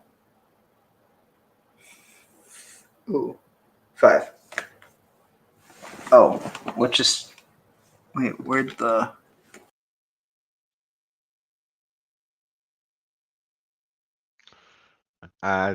Ariel might have pulled his plug there. So I think Yep. it's just you and me here for a little bit. Zero. Yeah. So go ahead. I saw some little meme. I think it was association with ADHD, talking about people with ADHD's urine it's like toad venom. What did I miss? Yeah, I was going to sit there and say Ariel was talking about the plants with DMT, and then you got toad with toad venom, licking the toads for DMT. Yeah, I saw some meme that We're filling air, Ariel. Yeah, right, you were gone for us, but the idea that DMT shows up in the urine of, I think it was people with ADHD, and I was wondering about whether there's a connection with autism. Wait, are you sure? Aren't you thinking of schizophrenia? Maybe. I mean, it seems like, I don't know if they said both. It was something. Yeah, it wasn't just outright schizophrenia. Well, I mean, you would think. Anyway, let's continue. Let's see. ויקרא יעקב שם המקום פניאל כי ראיתי אלוהים פנים אל פנים ותנצל נפשי ויזרח לו השמש כאשר עבר את פנואל והוא צולע על ירחו על כן לא יאכול בני ישראל את גיד הנשה אשר על כף הירך עד היום הזה כי נגע בכף ירך יעקב בגיד הנשה וישא יעקב עיניו וירא והנה עשיו בא ועמו 400 איש ויחץ את הילדים עליה והרחל ועל שתי השפחות וישם את השפחות ואת ילדתיהן ראשונה ואת לאה וילדיה האחרונים ואת רחל ואת יוסף האחרונים והוא עבר לפניהם וישתחו עצה 7 פעמים עד גישתו על החייו וירץ עשיו ויקראתו ויברך ויחבקו ויפול על צווארו וישקהו ויבכו וישא את עיניו וירא את הנשים ואת הילדים ויאמר מי אלה לך ויאמר הילדים אשר חנן אלוהים את עבדך. Let's see, so we're I already read that. So Jacob knew the place Peniel, meaning I've seen Elohim face to face, and my soul has been preserved. And the sun rose on him as he crossed Peniel, and he was limping or lame upon his thigh or loin. Wow. Tolea, limp or lame. It could also mean his loin was lame or he was impotent. Yeah, we've been talking about it, loin limbs here a lot. I mean, limp loins. Yeah, no, I was seemed to be pretty bodily, trying to make it of the spirit, but yeah. Therefore,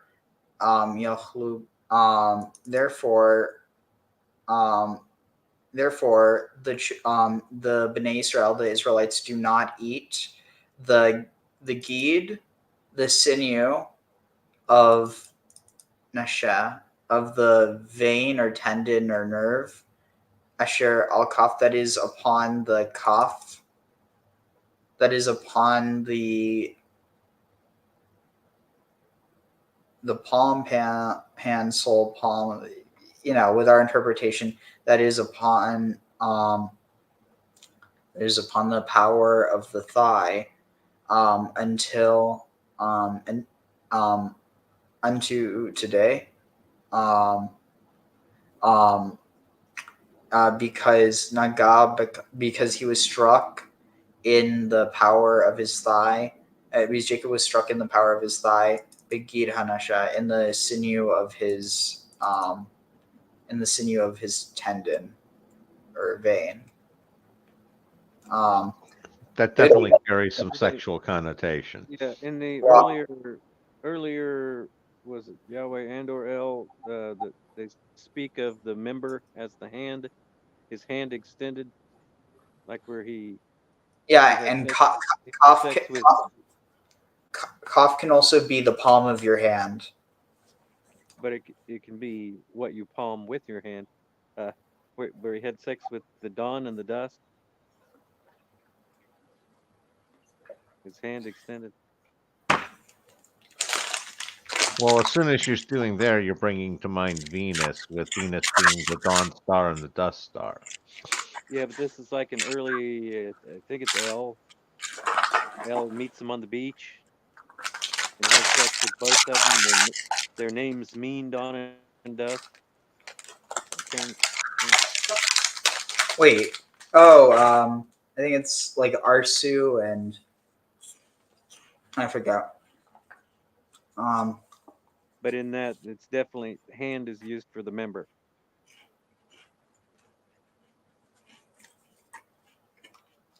And the mud vein of a different sort.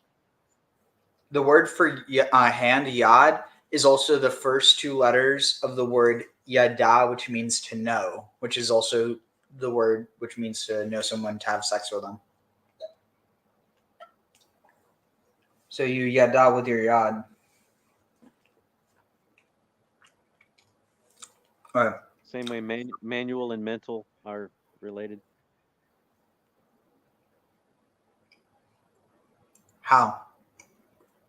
The hand and the mind, mental, manual dexterity, some sense of the connection. Yeah.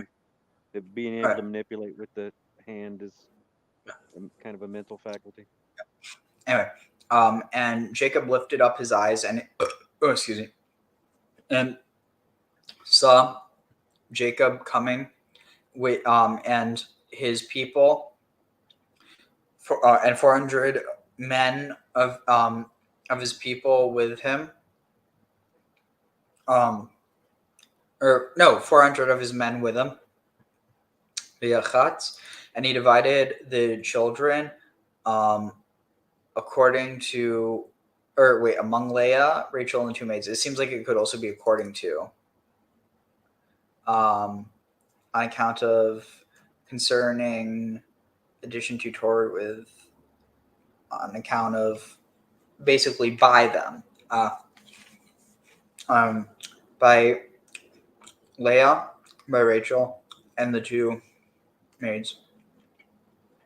And placing the maids together, or the maids and their children, Rashona, first, and Leah and her children after them, and Rachel and Joseph after them.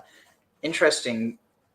Oh, because he wants them closest to him. So he's putting his least loved children first with his least loved wives.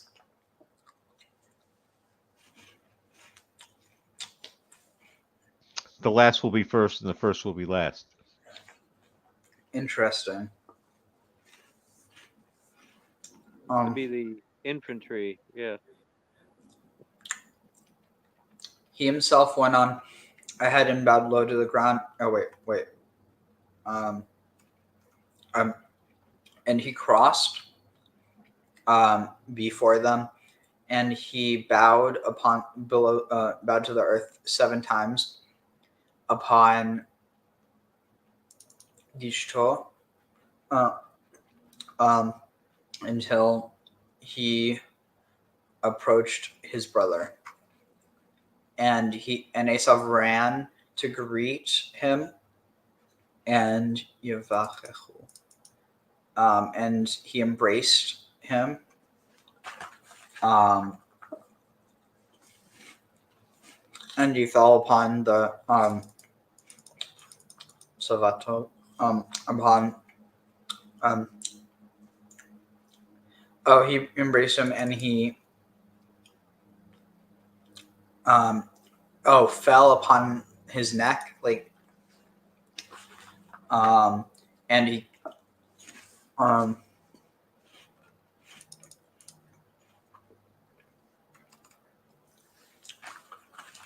so what's interesting is Got him in a chokehold. no, and he kissed him and he wept. But like, I don't know what they were saying before, because Nashak 𤅅𤤉𤔋𤇇. I'm not sure if that's typical, but in a context it can mean to touch gently. This doesn't have any idea of, hostility. And it was saying, the word for bite is neshech, not neshek.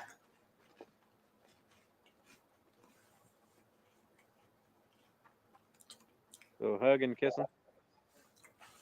Yeah.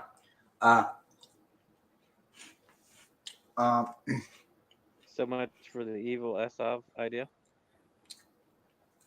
Yeah. Well, also it says,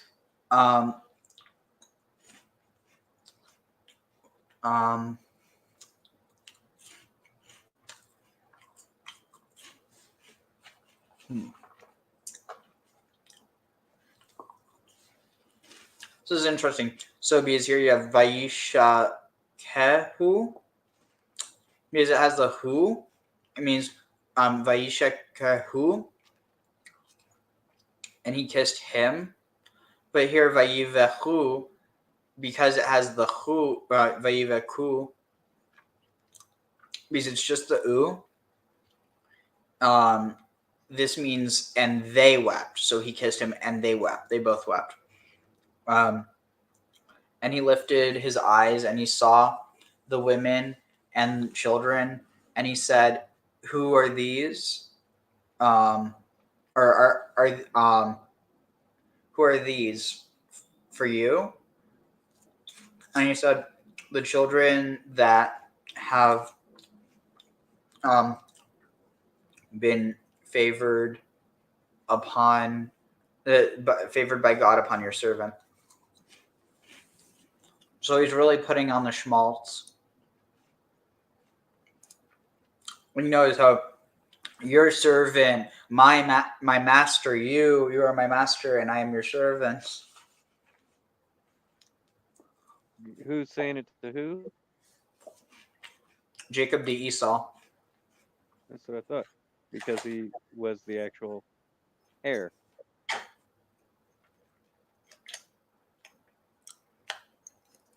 One second. Give me 1 second.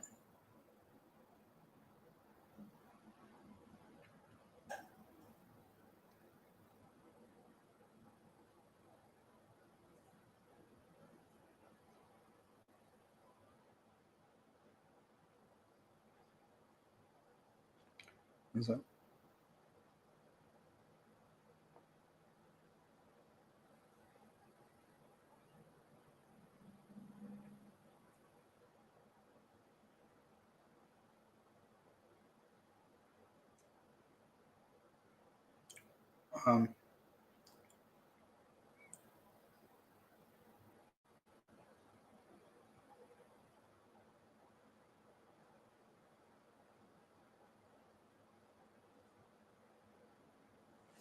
Oh, sorry about that. All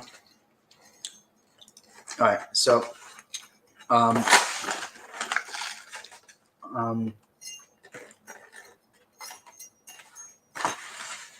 let's see. All right, so next we're going from 6 until 20. That's not bad.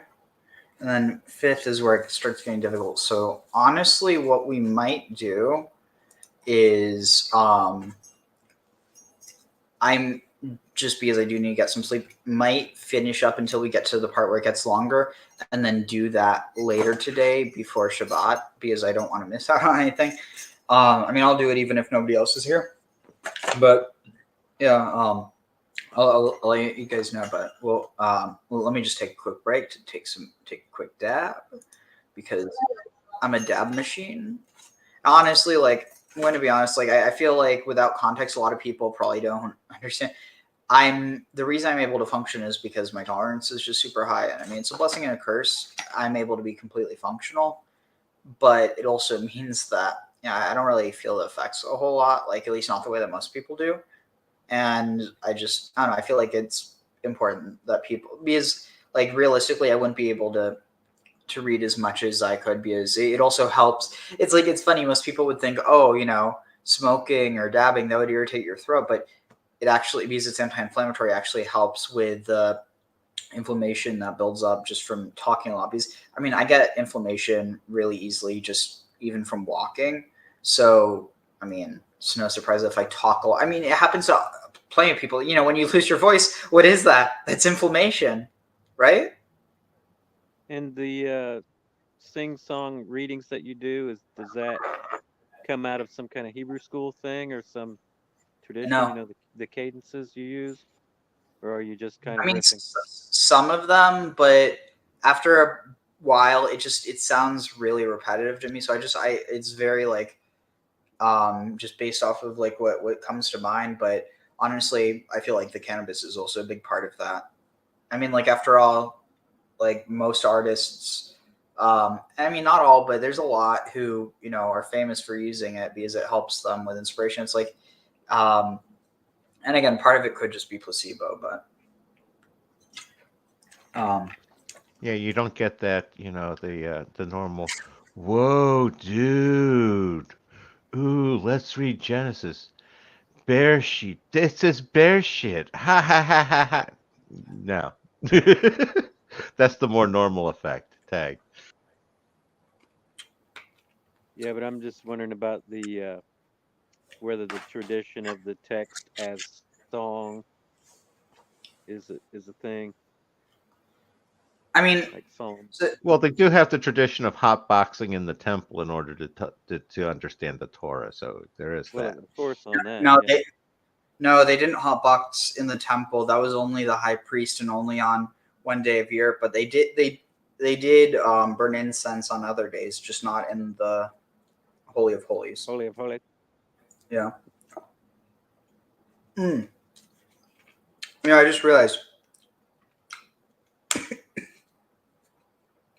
from a real estate perspective, actually not real estate, but more from like just from like the possession. And I think this is also kind of interesting because notice this. You have this like beautiful, beautifully decorated part of the temple. It's the most holy part, and it's only used once a year. Like, I almost feel like part of the point is to say, look, we're going to use so much money to, so much money to make something so symbolically powerful, and then we're not going to even be able to enjoy it. And it's almost like, it's the only way you can keep it nice. Honestly, so true. It's the only way you can keep it from smelling like ash all the time. Because, hey Maya. But yeah, it's the only way you can keep it from smelling like a ashtray. I was gonna say it's like people who drag out the good china for Thanksgiving and Christmas, and that's about the only time of year that you see it. Yeah, the temple accountant did the math and realized that if they kept burning incense every day, that they were going to have to replace the curtains in the temple every few years, and they realized that wasn't economically viable, especially in the desert. And so they just realized, we're just going to burn it only once a year, and we're going to say it's because God told us to. The rest of the year, it's rented out. Yeah, we rent it out to God. It's his palace, and then he invites us in once a year. I was gonna say, to be fair here, to accountants, God could be that great balance sheet in the sky. Tag.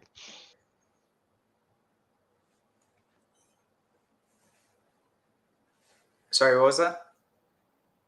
Oh, I said to accountants, God could be that great balance sheet in the sky, and the balance sheet was saying, no, we only do it once a year. So that was God speaking to him.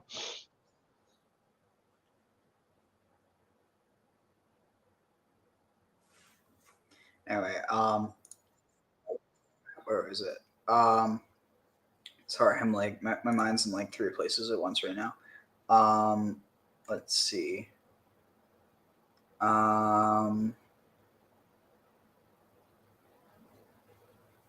What can I find? It's so weird because like we're kind of like behind schedule, and so it's like all this stuff like lately is about Vayishlach, which is like coming up like today. Let's see, what can I find? Vayishlach, fill a small cup. Wait, no. What are we on? No, we're on Vayishlach.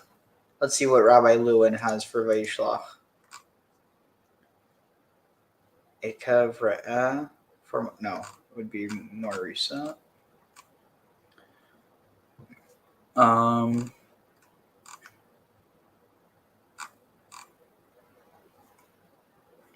Videos. Oh no, we already saw of whitewashing the truth. Nah, let's find. Oh, cool. Jason's going live. Is that today? No, that's the 14th. Definitely have to check that out. If you guys aren't subscribed to We're Being Transformed to, was it Jason Sobek? Really good channel. I don't watch him nearly enough. I should also reach out to him soon. I just been so busy. I've been busy like actually no. It's like I'm not nearly as busy as I could be. It's just my mind's like busy all the time, constantly thinking about one thing or another. What am I looking for?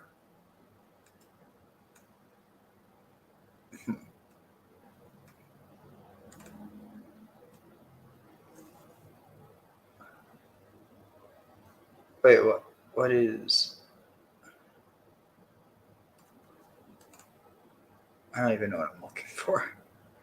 Here, the fear of here.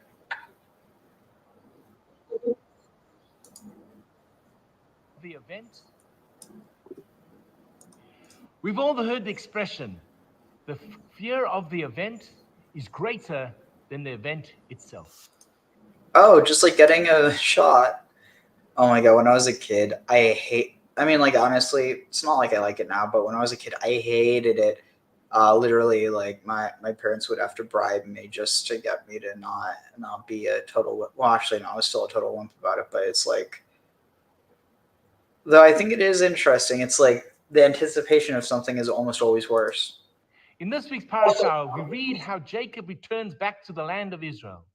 He receives a message that says that Esau is coming towards him with 400 men. And the Parshah describes in great detail how Jacob prepares for the battle, how he splits the camp into two, lest if Esau comes and attacks the one camp, the other camp will survive. He sends gifts to placate his brother, and he prays to God. You realize what he's saying? Basically, you know, if Esau kills some of my... Oh, that's weird. Yeah, we just got a huge lag spike. Hopefully he's back. But basically, if Esau kills one of my families, at least I still have this other family. I mean, I guess... half a family's better than no family. Don't put all your families in one basket. Yeah, don't put all your family in one camp. Yeah, literally. But when the great moment arrives, and Esau... Wait, could one interpret that as... I mean, I'm joking, obviously, but if you're going to have a family, make sure you have multiple families. The only question is, do you tell them about each other? Only if you have to. That honestly, it's so funny. My parents have a joke about that. They joke that my dad has another family because he goes back and forth. He travels because we have 2 houses like in 2. It's a long story, but basically, so he flies back and forth, and so that's a joke that they've come up with in the past few years. But it's hilarious. It wouldn't be funny if there was any truth to it, though. That would make it not funny. So I'm sorry if anybody actually is. I mean, obviously, there's people actually dealing with that. I'm sorry if anybody watching this is actually dealing with it. I'm sorry that anybody in general is dealing with it. But anyway. Finally meets Jacob. He runs and embraces his brother. The rabbis discuss whether this was intentional with real love or not. But the beautiful point of the teaching is that Esau hugged Jacob. And all that fear that Jacob had of what it would be like to meet with his brother dissipated, disappeared. And here is such an important lesson for each and every one of us. The fear of the event is always greater than the event itself. Whether it is going in to have that review with your boss, whether it is going into to class to present a school project, whatever it is, Whether it's writing a we build up in our minds we disasterify everything. We think that what is the worst possible thing that can happen to us? We think to ourselves, what would I do in this situation? How would I respond? No, they wouldn't be happy with me if I said this or did that. So we try to project all our fears onto the other. And then we expend so much energy, oftentimes just literally biting the bullet and making that phone call can make all the difference and stop all the pain. I heard the following story. So funny enough, the word nashak, which means to kiss, in modern Hebrew, neshek actually means gun. Because it's like you're kissing someone with bullets. I don't know how that came about. It's very strange. Smackaroo. Yeah, it's like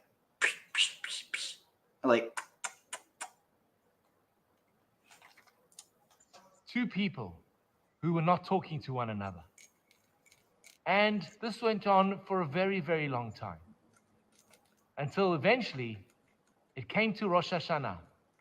And the one party decided, enough's enough. I'm going to pick up the phone and apologize. It's enough for whatever it is that this person thinks I've done in order that we can move forward. Well, she phoned the person, and the person said, I'm not angry with you. I thought that you were angry with me. And the person number one goes, what are you talking about? I thought you were angry with me. And eventually they worked it out that there was a massive misunderstanding.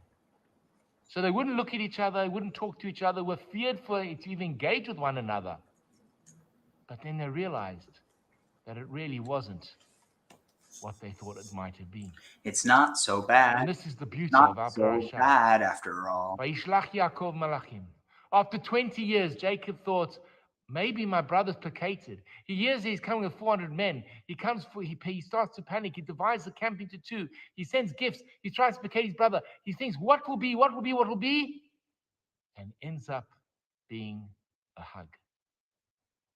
Sometimes, or many times, the fear of the event consumes us and is greater than the event itself.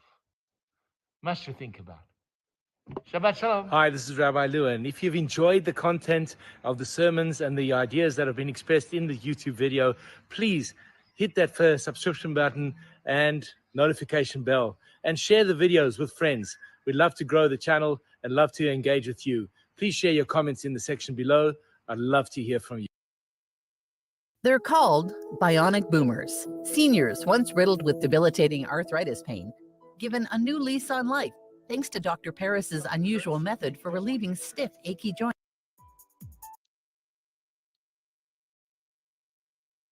Was that a hint, Ariel? A hint about what? Oh, the boomer ad with me. Oh. No, honestly, I was going to say that might be something to it, but if he starts talking about, like the elixir of life, or, needing to bring in, research from the ancient world, that it's totally valid, but, it's never been tried in the modern world, honestly, I'm going to be a bit skeptical. Secret pirate formula. Wait, you're telling me that you're telling me that pirate's booty is more than just a delicious snack? There are lots of things pirates eat that you wouldn't imagine. But no, you know the like cheese puffs pirate booty? No, I hadn't heard of those. Okay, I feel like that context is necessary to make sure that it doesn't sound like I'm talking about something else. Gotcha. Seriously, you've never heard? Bad luck to have a woman on board ship. Yeah. Yeah, you've never seen this? Here. What, extrudo food?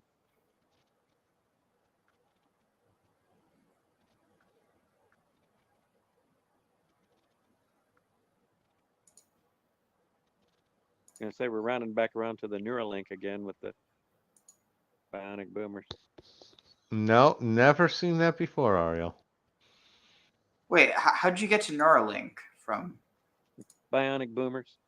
Yeah, but still. Brain implant.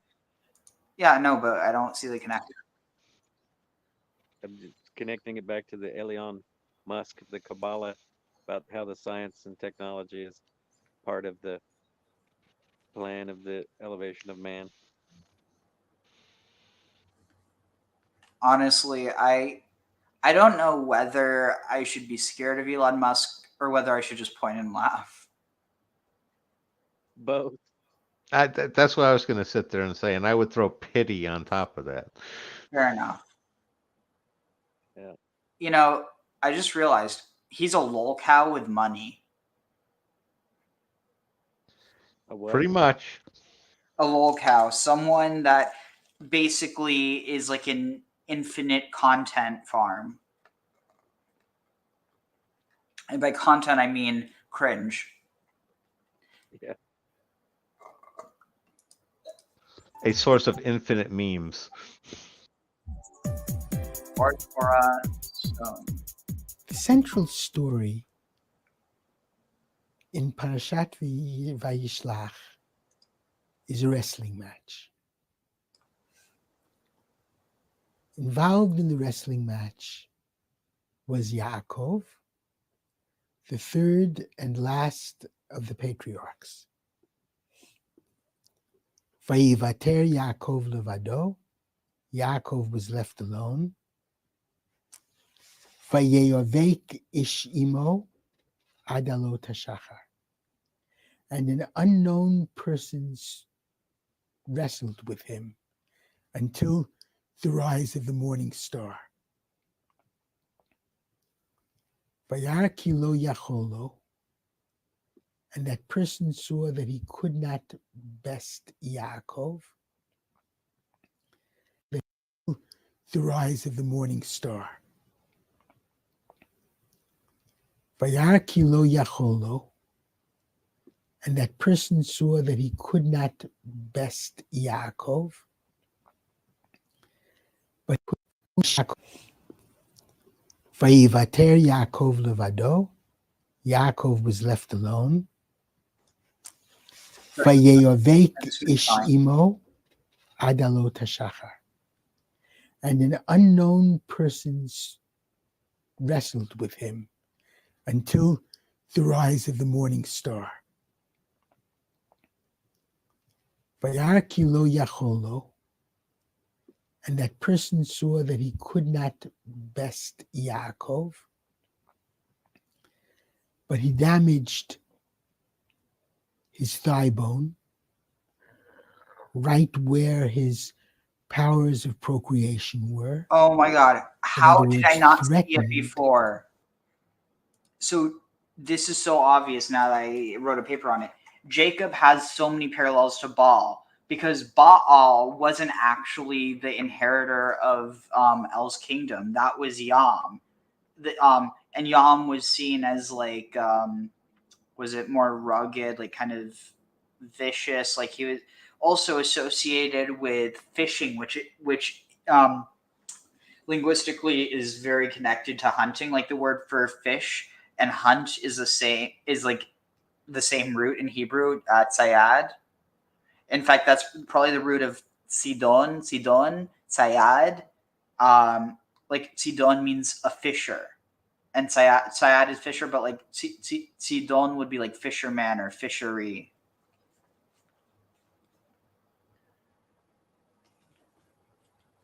But like within this context, it's like, I mean, because think about it, literally the act of catching a fish is hunting. It's just live hunting. Especially if it's a whale.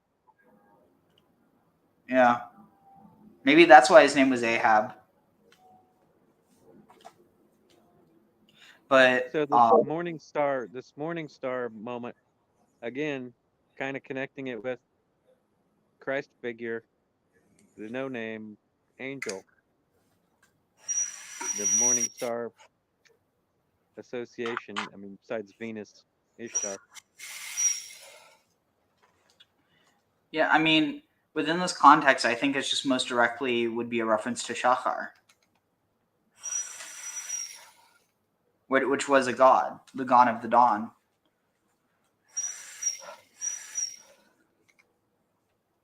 Which I never really thought about it, but it does make sense that the dawn was associated with the morning star, whereas the dusk was associated with the evening star. It makes perfect sense. What's the name again? Shachar. And does that just mean morning or dawn? Dawn. But a male form of it? No, it's not inherently.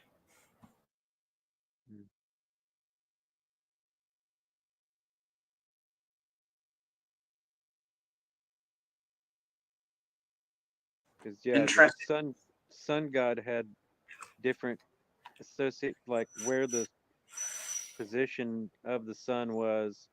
Like there was a different, god for dawn and dusk and noon, I believe, and presumably what would it be? The nadir, unseen. I'm not sure, but the interesting thing though, what was it? That one of the prayers in Judaism, shacharit, is a feminine form of shachar.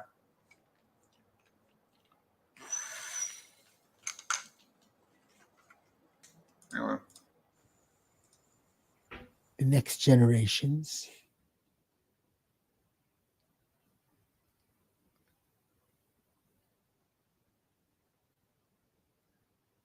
And Yaakov. Do you see his face? I literally got to record this. He looks like he's like a turtle, or he's like moving in slow motion. You know what I mean? The next generations. This guy is living in slow motion. The other association And of Yaakov Lucifer wins dancing the with match. the devil in the pale moonlight. And he is therefore called Yisrael, Ki sarita im Elohim ve'im anashim v'tuchal, because you wrestled with God and with people, and you emerged supreme. Okay, I'm speeding this up. Who did he wrestle with and win against? He wasn't at the end of exactly the day? supreme. It was a tie. The story is very mysterious. Say again. Good point. Getting, If I had much I'm more getting time, horrible. Say, I would try to identify the person whom he wrestled with. But on a certain level, he wrestled with many people and God. In order to further explain what I'm trying to tell you, I want to go back to Parashat Toldot. with Yaakov and Esau. When we first meet Yaakov, it's very interesting. Basically, in this second generation of patriarchs, between Yaakov,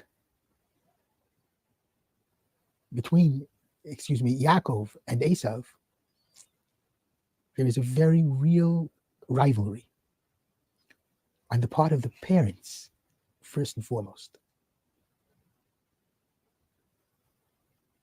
You will remember, Vayehav Yitzchak et Esav, ki tzayid befiv. V'Rivka ohevet et Yaakov. The hunter was Esau. Physical prowess belonged to Esau. The Ishtam Yoshev Ohalim, the studious, more religious, and giving child, was Yaakov. More like taking. Why is it that Yitzchak should prefer Esau to Yaakov? And in order to understand this, we have to go all the way back to Abraham. Abraham was the father of the nation Israel, and Abraham was the ideal in terms of a patriarch. Abraham was, number one, a man of God and loving kindness to all people. Discovered God and the idea and ideal of chesed, an open house, giving everyone hospitality. Anyone who needed food could get it in his tent. That was Abraham. But not only that, Abraham was also a strong fighter, a very strong fighter. Because when the 4 terrorist kings went against the 5 other kings, and the 5 kings were losing the battle, he was also a strong fighter, a very strong fighter. Because when the 4 terrorist kings went against the 5 other kings, and the 5 kings were losing the battle, and among them who were losing the battle was the king of Canaan, the king of Shalem, the king of Jerusalem, Melchizedek. They were losing the battle very strongly, and entered Abraham with 118 men, but he was apparently an amazing fighter and an amazing general. And he turned it all around, and he won. And so we learn in the Bible that to be the patriarch of Israel, you needed 2 strong aspects to your character: spirituality, godliness, chesed; power, fighting, not being afraid of the fight. Yitzchak was not at all a fighter. Yitzchak was a very good boy. And Yitzchak followed in the way of chesed, but he ran away from every confrontation. He never fought a battle. Yitzchak was therefore jealous of Yishmael, who was a fighter. And Abraham always had a soft spot for Yishmael. Comes the final generation. And Yaakov is called the chosen one of the patriarchs. Because in Vayishlach we see that Yaakov, yes, he was tamim and wholehearted and pure, and a person who loved to study, but he was also a fighter. Who did he fight? He fought the spirit of Lavan, who wanted to keep him away from Eretz Yisrael. He fought assimilation into Lavan's family and total forgetfulness of his father's house, and ultimately returns to Israel. He fought his brother Esau, who was physically stronger than he was. And most importantly of all, he fought God, because he was born second and fought to achieve the Bechorah, the firstbornship, and leadership of Israel. He fought physical battles and spiritual battles. And because he was not only an Ishtam Yoshevo Halim, he emerged supreme. In our struggle as a nation, we have to be able to certainly be people of chesed, but we also must fight. And it was only in our generation, when we were ready to fight for Israel, that we returned to Israel. Yaakov is the chosen of the fathers, and our generation is the chosen of the generations for the last 2,000 years. Shabbat Shalom.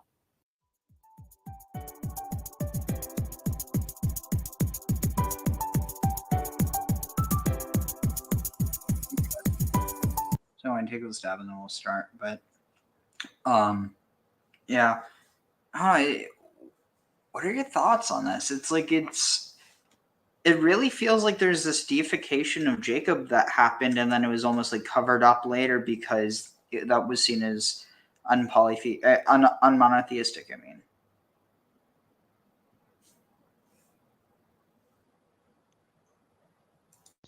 No, I see where you're going with that one, but you have several of them that were taken up at this point.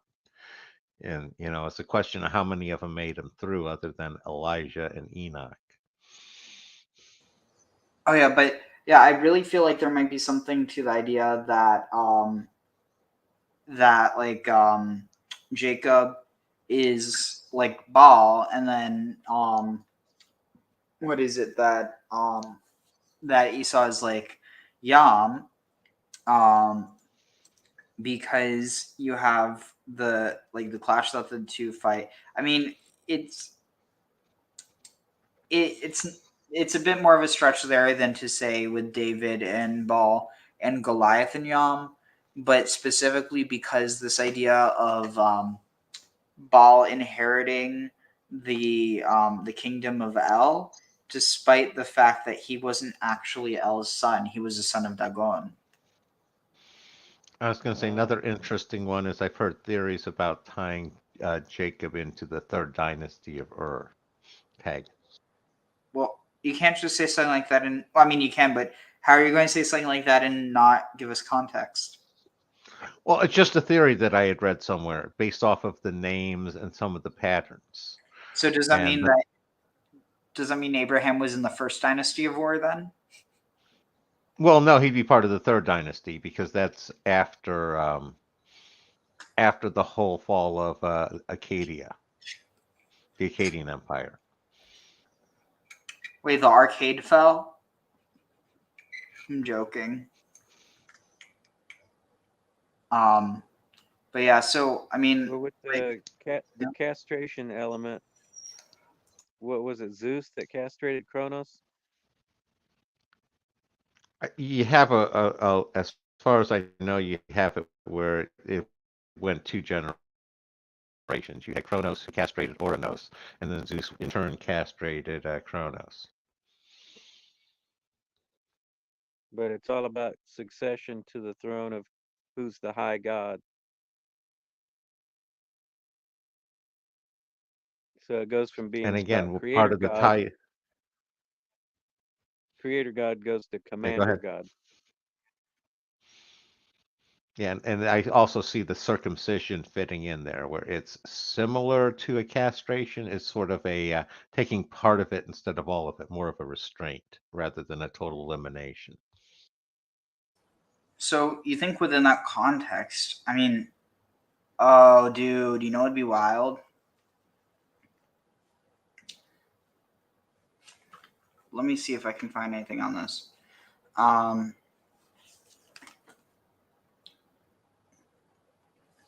Yeah, you look at that. One thought I had is it's sort of like it's a sign of like a euhemerization, sort of the god, restraining the power and becoming more mortal.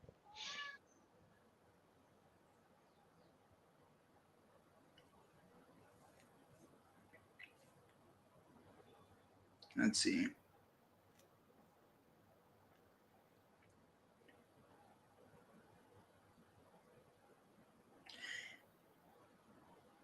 Yeah. So, I mean, I don't think that's circumcision in this case. This seems more like an allusion to castration.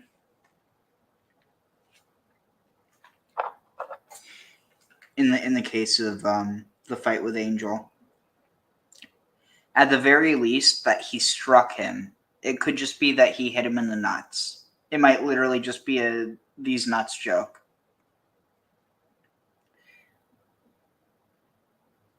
Oh, you're back, Zero. Yeah, okay. Yeah. You heard what I said? Say again. That it's possible that it's either an allusion to castration or just hitting him in the nuts. Well, but yeah, does it say place of power, or does it say took his power? No, it just says that he struck him there. Mm-hmm. It doesn't say that he took his power. It just says he struck him. And that's one way to halt any action. I mean, oh, I thought you meant action as in action, but you meant like action as in fighting. Also, the whole thing about cutting off of the hand if it touches somebody's junk during a fight. That has to do with the role that the role that the phallus played within Semitic society. There was actually a context where people would swear on, like, you'd make an oath by touching someone's genitals. It sounds so bizarre, but it's interesting because that's actually sounds like Isaac and Abraham, where he put his Isaac put his hand under Abraham's thigh. No, you're thinking of Eliezer. Oh, you're right. My bad.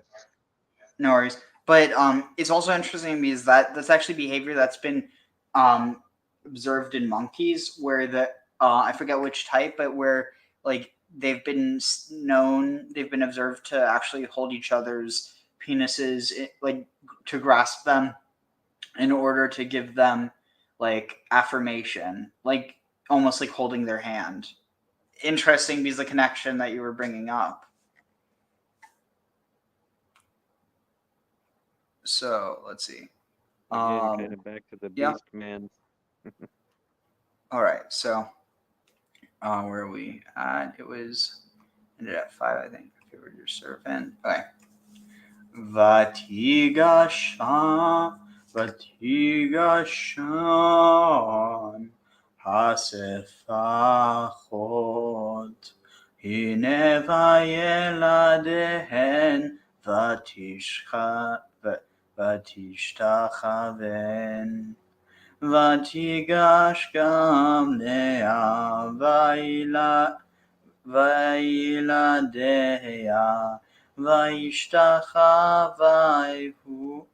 וישתחוו ואחר ניגש יוסף ורחל וישתחוו ויאמר מלך כל המחנה הזה אשר פגשתי ויאמר למצוא חן בעיני אדוני ויאמר עשיו יש לי רווחי יהי לך שלך ויאמר יעקב אל נא ימנע מצא אותי חן בעיניך ולקחת מנחתי מידי כי על כן ראיתי פניך כי ראות פני אלוהים ותרצני קח נא את ברכתי אשר הובאת לך כי חנני אלוהים וכי יש לי קול ויבצר בו ויקח ויאמר ניסע ונלך לך ונגדך. I also need to see how long this goes until, because it doesn't have the breaks here. See, it's what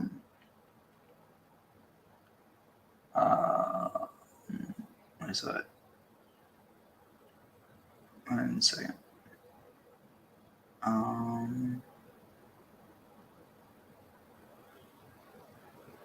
Let's see. 5th, so it goes until 20. All right.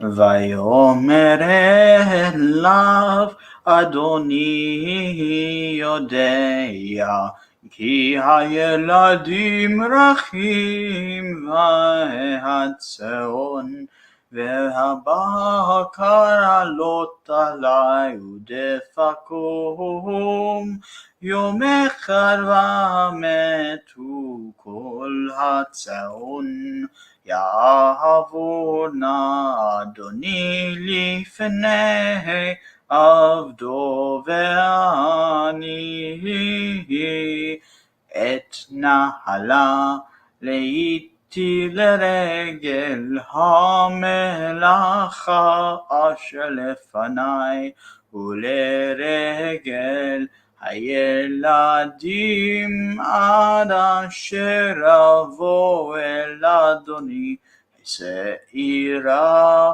ויאמר עשו הציגה נא עמך מן עם אשר איתי ויאמר למה זה אמצא חן בעיני אדוני וישב ביום ההוא עשו לדרכו שעירה ויעקב נשא סוכותם ויבן לו ביום למקנהו עשה סוכות על כן קרא שם המקום סוכות ויבוא יעקב לשלם עיר שכם אשר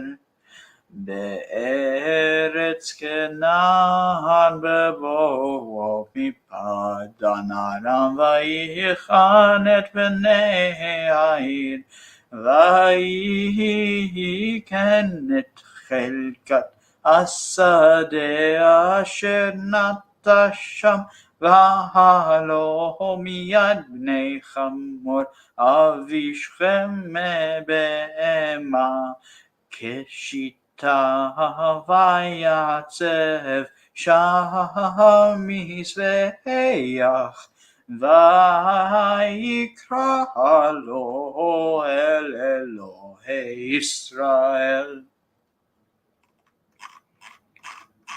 See,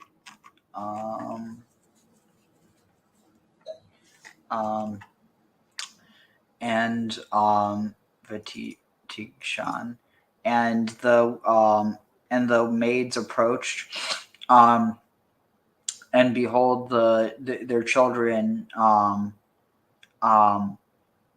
and they bowed down low, and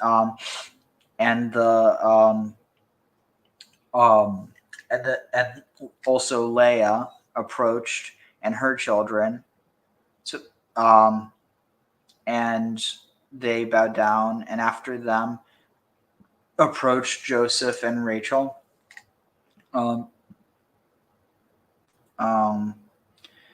they bowed down,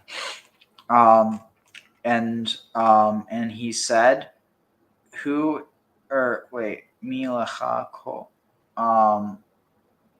Milacha kol hamachane, who for you in all the camp is this, that I have met, and he said to find grace in the eyes of my Lord. Wait, yes, what do you mean by all this company? Oh, milacha. What is this for you? Or who is this for you?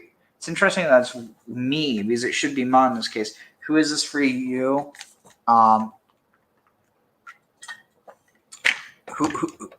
Who is for you that in all the camp in this camp that that I met? And he said, to find favor in your eyes, my lord. And he said, and Esau said, what is mine? Rav achi. Yeshli Rav. I have much, brother. I have much, my brother. Yehi lacha asher lacha.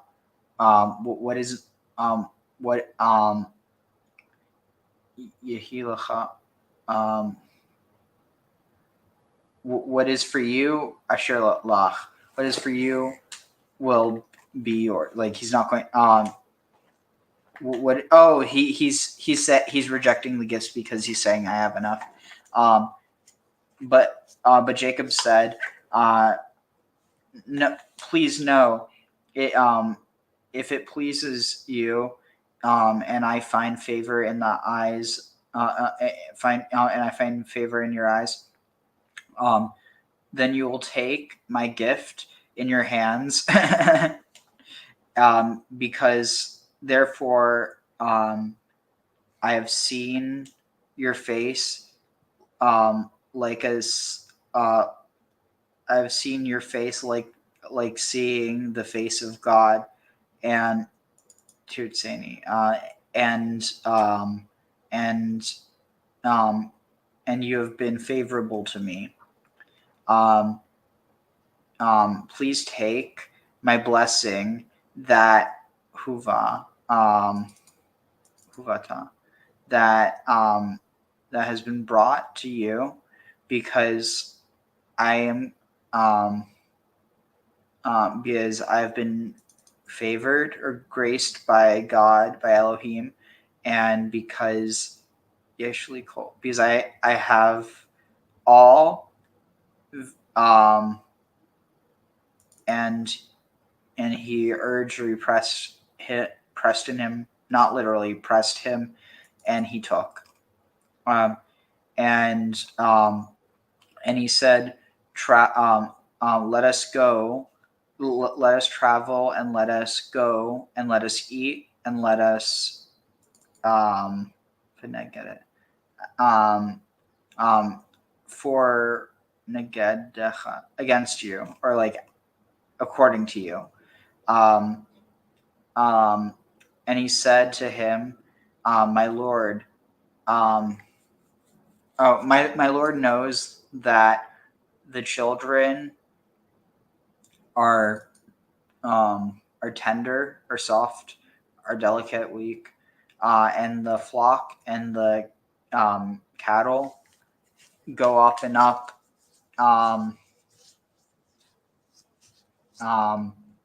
Wait, a lie. Oh no, that suckle, that are surely suckling, and that beat or knock. What is it? And that are like driven. They're like beaten. The day after will die, all the flock. Yeah, Avarna. Please, my lord, you go across ahead of your servant. Oh no, he's speaking. Let my lord go ahead of his servant, and I will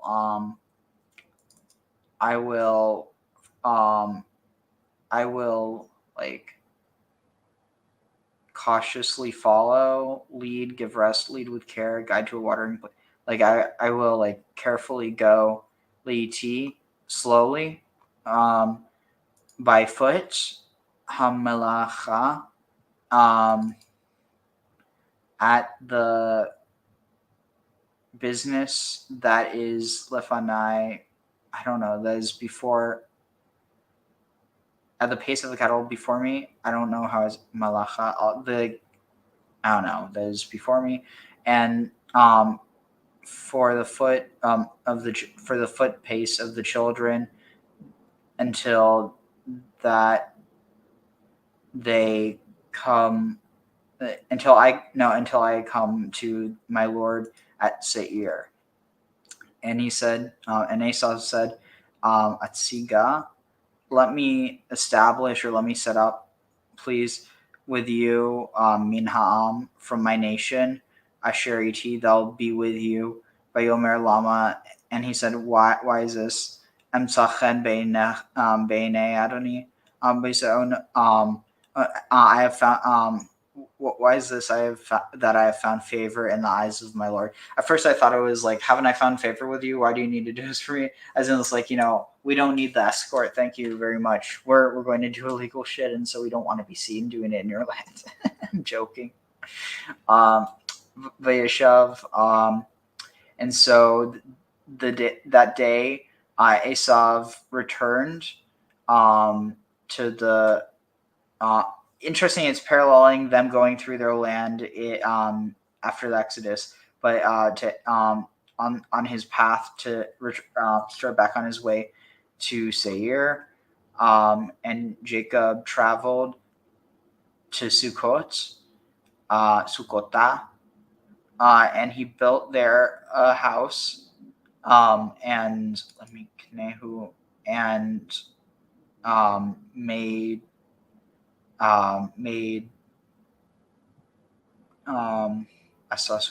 made stalls for his cattle or his acquisitions.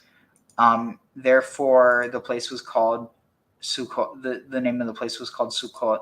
Interesting. So that's a folk etymology. So it has to do with stables, basically. And Jacob came to the city of what? No, this doesn't say Shechem. This says, wait. Vayavo Yaakov Shalem. Oh, he came peacefully. He arrived safe. Okay, sorry, I'm just tired. He arrived safe in the city of Shechem, that is in the land of Canaan. Bevo, and came from Padan Aram, which is Haran, and Vayichan, and he found favor. No, he encamped at the face of the city. Oh, before the face of the city. Before the city. The face of the city is before the city. Duh. Wait, shoot. Is it? I think I might have not. Is this the right place? It's. No, it.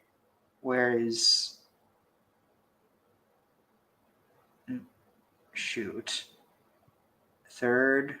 So where's fourth start? All right, so fourth was 6. And it goes until. Oh, no, I was right. Okay, cool. Vaiken. And he acquired the Chelkat, a portion of the field. That was Natasham. That was pitch Nata. That was stretched out there. His tent, Miyad, from the hand of the Hamorites, from the children of Hamor, who was the father of Shechem, Be'me'ah Keshita, for 100 Keshitas. And a Keshita is Kesita, Keshet.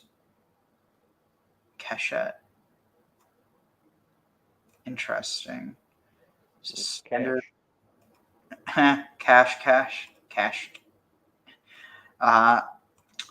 Vayatzev Sham, and he established there, or set up there, a mizbeach, an altar, Vayikralo, and he called it there El Elohei Yisrael. So he's calling the altar there El Elohei Yisrael. So it's implying that each name of God was originally had its own standing stone. Wow. I think that's what it's saying. This is El Elohei Yisrael. What? Let's see. What did El God of Israel? That's fascinating. Notice how it's saying El, it's not saying El Yisrael. It's not saying the God of Israel. It's not saying El of Israel.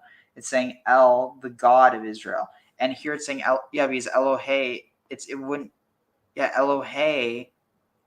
Wow, this is fascinating. I wonder where the commentary is, and then we'll finish up.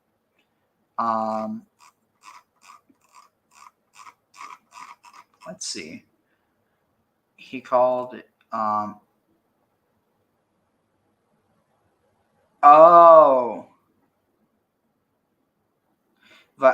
Vaikra Lo. He called it El. The construction is similar to Omri Li Achi. Say considering me. The word Lo here may be understood as it has been a lie on it. In other words, he proclaimed the altar is dedicated the God who is the God of Israel. This is also how the Onkelos translates it. Rashi emphasizes that it was not the altar that was called the God of Israel by the nations of the world, but that Yaakov called it by a name that symbolized the special relationship between God and Israel on account of the miracles he had performed for him. It is not so different from when he called the site where he had the dream with a ladder 34 years earlier, Beit El, after he erected an altar there. Interesting. Let's see. And called it El Elohe Israel. Sadia explained that and called it El Elohe Israel. He called to the Lord El Elohe Israel. However, the correct interpretation is that he called the altar El Elohe Israel, God, the God of Israel. Moses similarly called the altar he erected Adonai Nisi, the Lord is my banner, because of the miracle God performed in that place. Similarly, when the divine presence will once again return to Jerusalem, the city will be called Adonai Shammah, the Lord is there. Ezekiel 48:35. Jacob similarly called the altar whereupon he served the Lord El Elohe Israel, God, the God of Israel, or El, the God of Israel. So here, notice this. Here it's directly saying that El is. You see this? Yep. It's not saying El Israel, like the God of Israel. Like people can't be nitsy pitsy about that. I don't know what that term is. I just made it up. But like, come on. It's literally saying that let's see, where is this?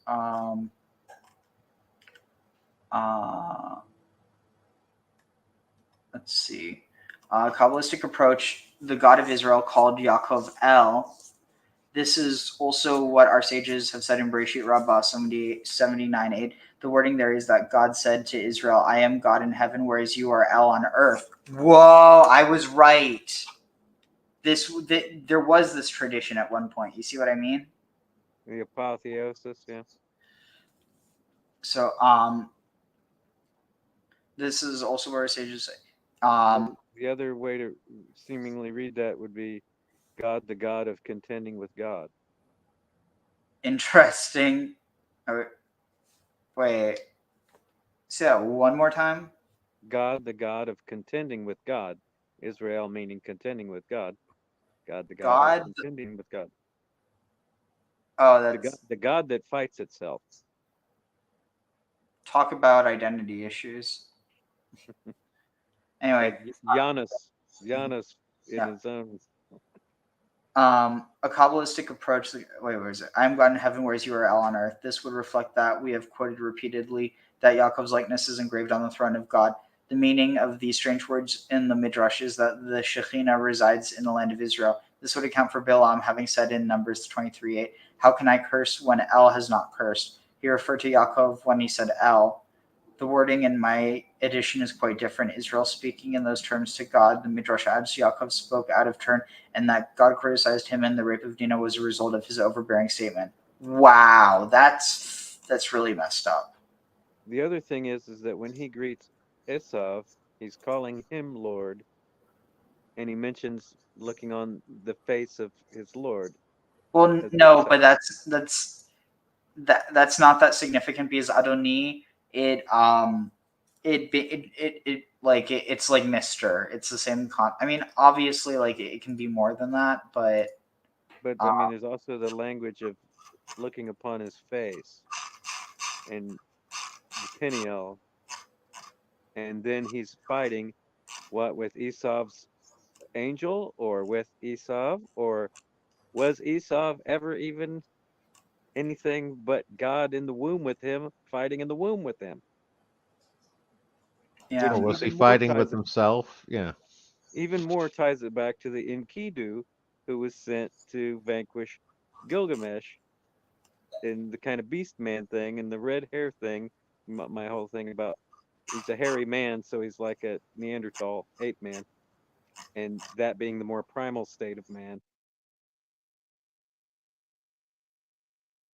In the more natural state, which is generally favored, the herdsman huntsmen are a little more nature boys than the civilized people of the cities.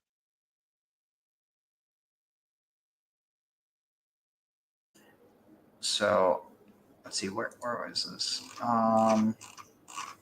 Let's see. Okay, here it was. Let's see.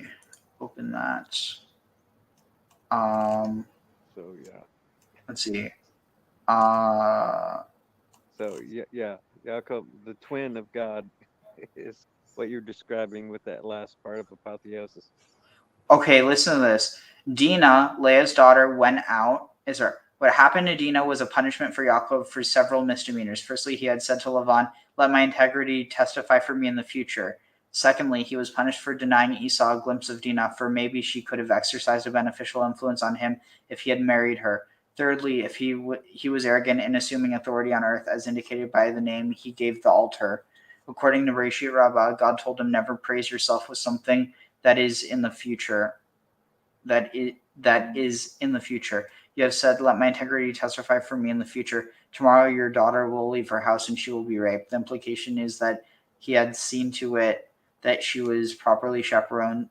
That if he had seen to it that she was properly chaperoned, this could not have happened.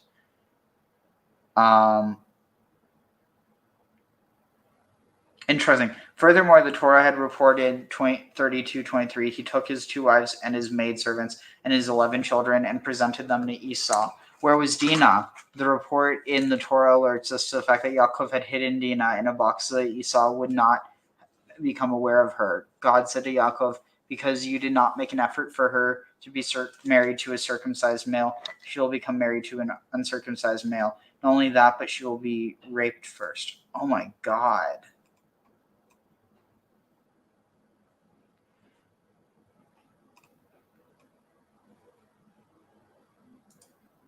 I guess that'll show Dinah. I don't see how. That it never was explained what the name of Dinah meant. Judgment. Oh, that's kind of fucked up.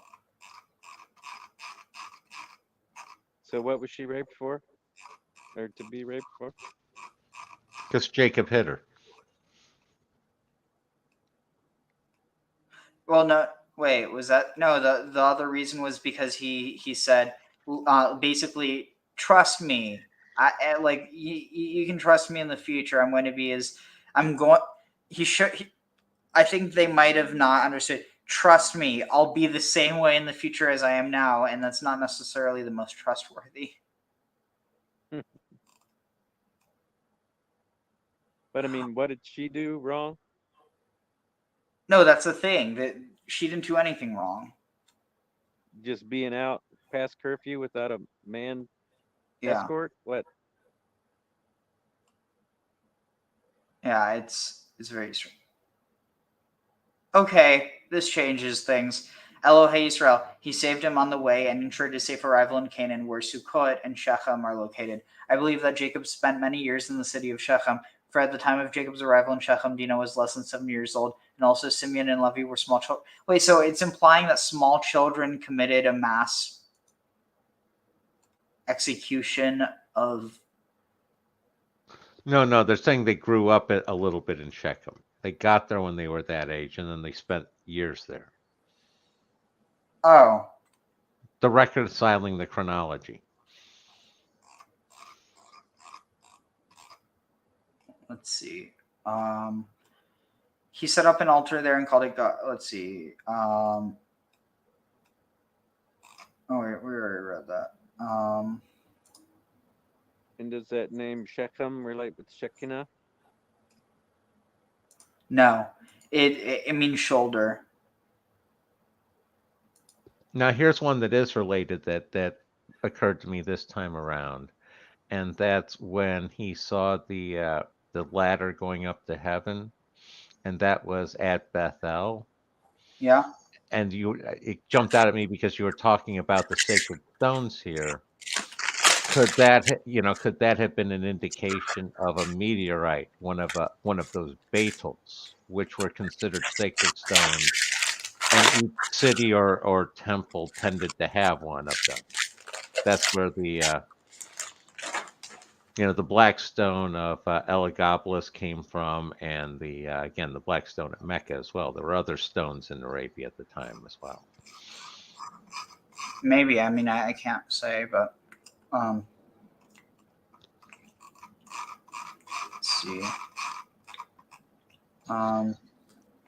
Yeah. Because I know the word Bethel and Bethel is the same derivation, so at least I know that word's the same. Any connection to the Beatles? Not that I know of, other than that basically getting worship thing. Oh, look at this. And Dinah went out of her own accord.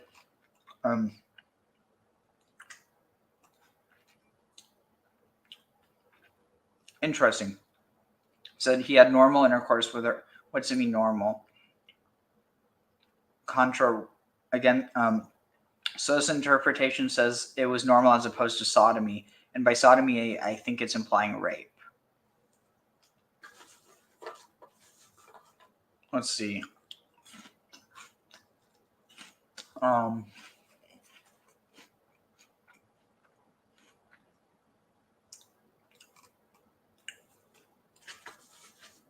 Interesting.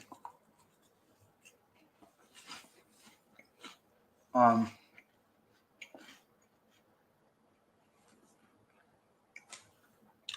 mean, we haven't read this part yet, but giving a bit of a sneak peek. And he spoke comfortably unto the damsel. He spoke tenderly and comfortingly to her that he had defiled. But again, defiled, it is within a ritual sense. It's just saying that she was no longer a virgin.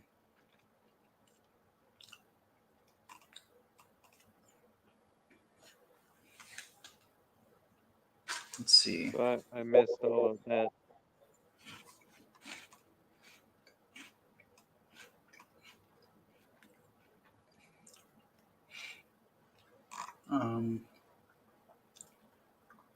Yeah, I don't, but like, it's also just kind of interesting that he ends up naming two of his kids after the root that has to do with judgment.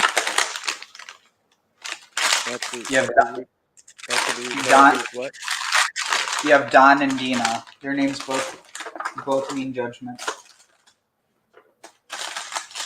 Or rather, oh, this is actually interesting. So I think that Dinah means judgment and Don means judge.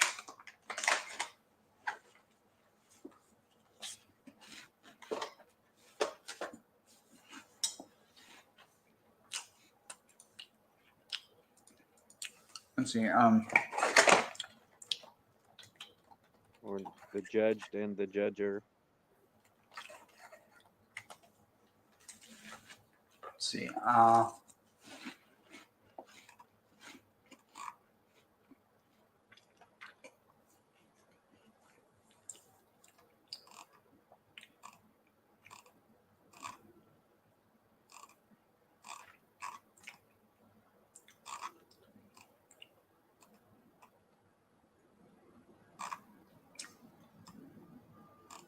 Let's see. What can I find?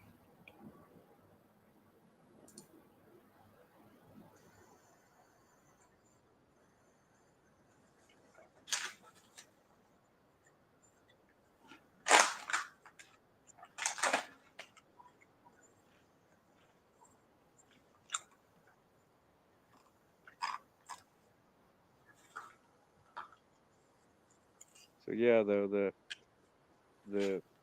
wrestling with God in the womb. Oh, here. We Jews believe that world events are formed and created not by the whims of people, but rather by the wisdom of the Torah.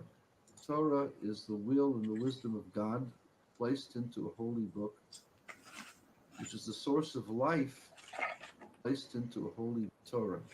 Torah is the will and the wisdom of God placed into a holy book, which is the source of life placed in for the rest of the world, for all the worlds. And when something is found in Torah, the events that take place in the world during the week we read those words of the Torah reflect those words in one form or another. Sometimes you have to dig deeply, and other times it's apparent. This week's Torah portion focuses on the confrontation between Jacob, the archetypical servant of God, a man of righteousness, the man of the cloth, the man of wisdom, and his brother Esau, the swashbuckling hunter, killer. Wait, is he saying that Esau was a pirate? And his brother Esau. Hey, as long as they fit pirates in somewhere, Hunter, we're killer, good to go. Man of many women.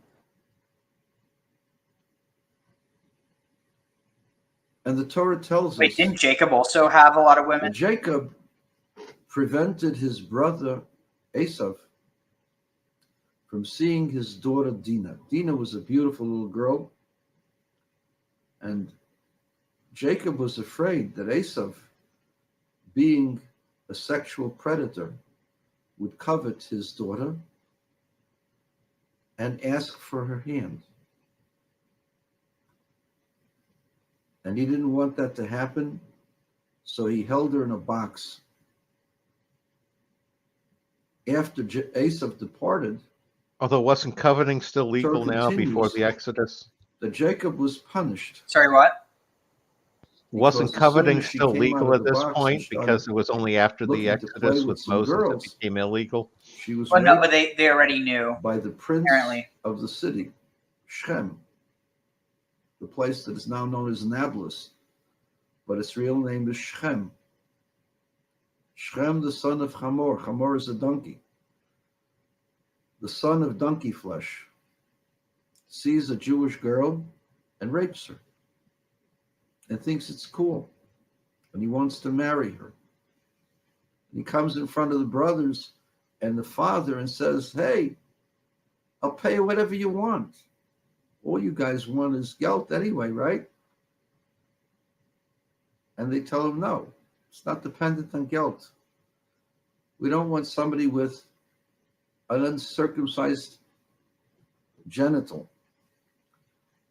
We are people of the faith, Circumcised genital. and we circumcise ourselves. The reason for the circumcision is so that we don't engage in raping women that we see." You have to capture her in battle first. So if you want to go ahead and change I'm your joking. lifestyle, It's not become funny. one of But us. that's what the Bible says. you can So be our guest. circumcision is the Otherwise, only thing that we're holds not them interested. back, huh? We're taking our sister and leaving. Lo and behold, It's also Shechem interesting how agrees this to wound circumcise to the himself, thigh or loin despite the paralleled by the that it's a wound to scary their thigh operation. or loin. For an adult, a child is scary also. I was also but the thinking child has no paralleling choice. Paul as well. And it takes a half a second to make the cut. But for a man, an older person, I've seen it happen in doctors' offices and in hospitals. In order to avoid excruciating pain, you have to have complete anesthesia. When it's done locally, local anesthetic, it's possible for there to be excruciating pain. I've seen a child be circumcised without anesthesia, and I held that child's hand The child squeezed my hand and squeezed my hand, and the pain was excruciating. Imagine what it's like for an older person. This is what Shechem agreed to put himself through because he coveted Jacob's daughter. Just saying, if he just coveted her and didn't actually want to be with her, he would have just absconded with her. Or would have been like, hey, screw you, guy. I took your daughter. What are you going to do now? Like, at the end of the day, it almost seems like he's just some poor schlub who wasn't circumcised, and because of that, he can't be with his daughter. And now that he is circumcised, it's too late because he quote unquote raped her. But really, is that the case, or was it that because Dinah never says that she's raped? Notice this. She never goes to her father and says, I was taken advantage of by the prince.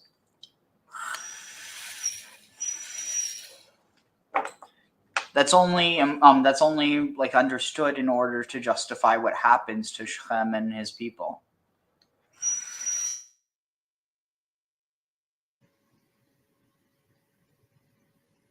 Well, it's presumed when there's Why did it happen that he? You were saying? It's presumed that when there's opportunity, you might as well just assume it happened.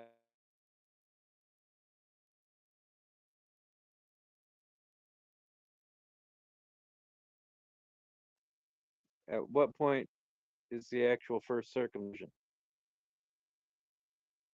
What do you mean? Who's the first to be circumcised? Abe. So it was Abram. Well, let's be real, it's the Egyptians. Yeah. But I mean, what was the idea of it at that point? Just to mark them as a different people? I don't know, honestly. Blood sacrifice? But like Seems instead like of it's a VD control to knock down the venereal disease. Pure enjoyment? I was going to say, like in all honesty, one theory I've heard is that it could have actually increased. What is it? Like basically, what was it? Try and think. Potentially a belief that it could have increased like sexual performance. Was it ever anything practiced on animals? I'm not sure, but I don't want to think about that. That's what I wondered, if it was kind of a livestock thing that was then applied to humans. That would be interesting, but unfortunately wouldn't show up in the archaeological record. Yeah, I was going to say castration kind of did, but not circumcision as far as I know. After he rapes her. Rape is not a crime of passion and love. It's a crime of violence and demeanor. So if that's the case, how come it never says he's violent with her? It doesn't say that he's like abusive. It does, like literally, that's only read into it. Meaning the other person. Man rapes a woman to demean her, to put her down. Quite often, the man who rapes the woman kills her. The certainly doesn't come after, to come again. In this case, Shechem is completely bedazzled by this girl. The girl, by the way, if you don't know it, is about 6.5 years old. Okay, that changes things. Shechem is an adult. How do you rape a 6.5-year-old and then want her so bad that you want her as your wife and you're willing? So it seems like it wasn't just when they arrived there, but when they arrived there, or when they arrived there, but when they arrived there is when this happened. So that means she would be 7. Okay, that really is messed up. I changed my mind. Yeah, he abducted her. To cut off a piece of your extremity in order to let that happen. You have to understand what was going on over here. Shem was a man, when he saw something he liked, he just attacked it and took it. Shechem was the ultimate predator. There was no rhyme or reason. There was no law or order. He did what he wanted. You were a girl. Consider yourself lucky he didn't kill you. There was nobody to complain to. He was the court favorite, and whatever he wanted to do was fine with them. So how many people did he rape? How many women did he rape? 10, 20, 100, 1,000? I don't know. We never know. But that's who he was. He was a sexual predator. To go to another man's family, a stranger, and to rape their only girl, their only daughter, required what they call chutzpah, gall. It wasn't cojones. It was just pure gall, pure chutzpah, having no feeling or respect for somebody else. All of a sudden, he wants to marry and make it kosher. What's going on? The answer is that Dinah was unlike any other woman he had ever been with. Wait, but she wasn't a woman. Because Dinah should have been a boy. The rabbis tell us her name Dinah means judgment. What judgment happened was that her mother Leah, realizing that she had 6 boys, another 4 boys were born to the 2 women servants of the household. That makes 10. She's pregnant now. This is a boy, then that makes 11. It was known mystically, kabbalistically, through prophecy, that Jacob would only have 12 sons. If that happens, then Rachel would only have 1 son. 7, 4, and 1. That's it. And she would be less than any of the maidservants. So she made this judgment call and asked God, look, God, if this is a boy, make her a girl. And that's what happened. Inside the womb of Leah, the boy became a girl. And inside the womb of Rachel, they're saying Dinah was the girl was supposed transgender? to be born, became a boy. And so Dinah was a girl unlike any other girl. And Yosef was a boy unlike any other boy. No, it would have been Binyamin. And that's why Shechem, who was What are you talking about? Joseph was already alive, I thought. used to women cowering in front of them, women who felt overwhelmed, could not dominate Dinah. Dinah never felt dominated. You got your fun? Heck with you. I don't like you. He never met a woman like that, a woman who could not be dominated, who desired a man more than the man desired her. He had never seen a woman like that.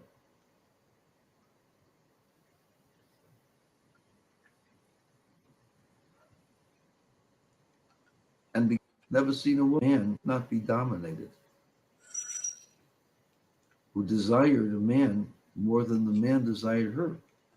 That's super problematic because she was 7. There's some logistic problems here, Ariel.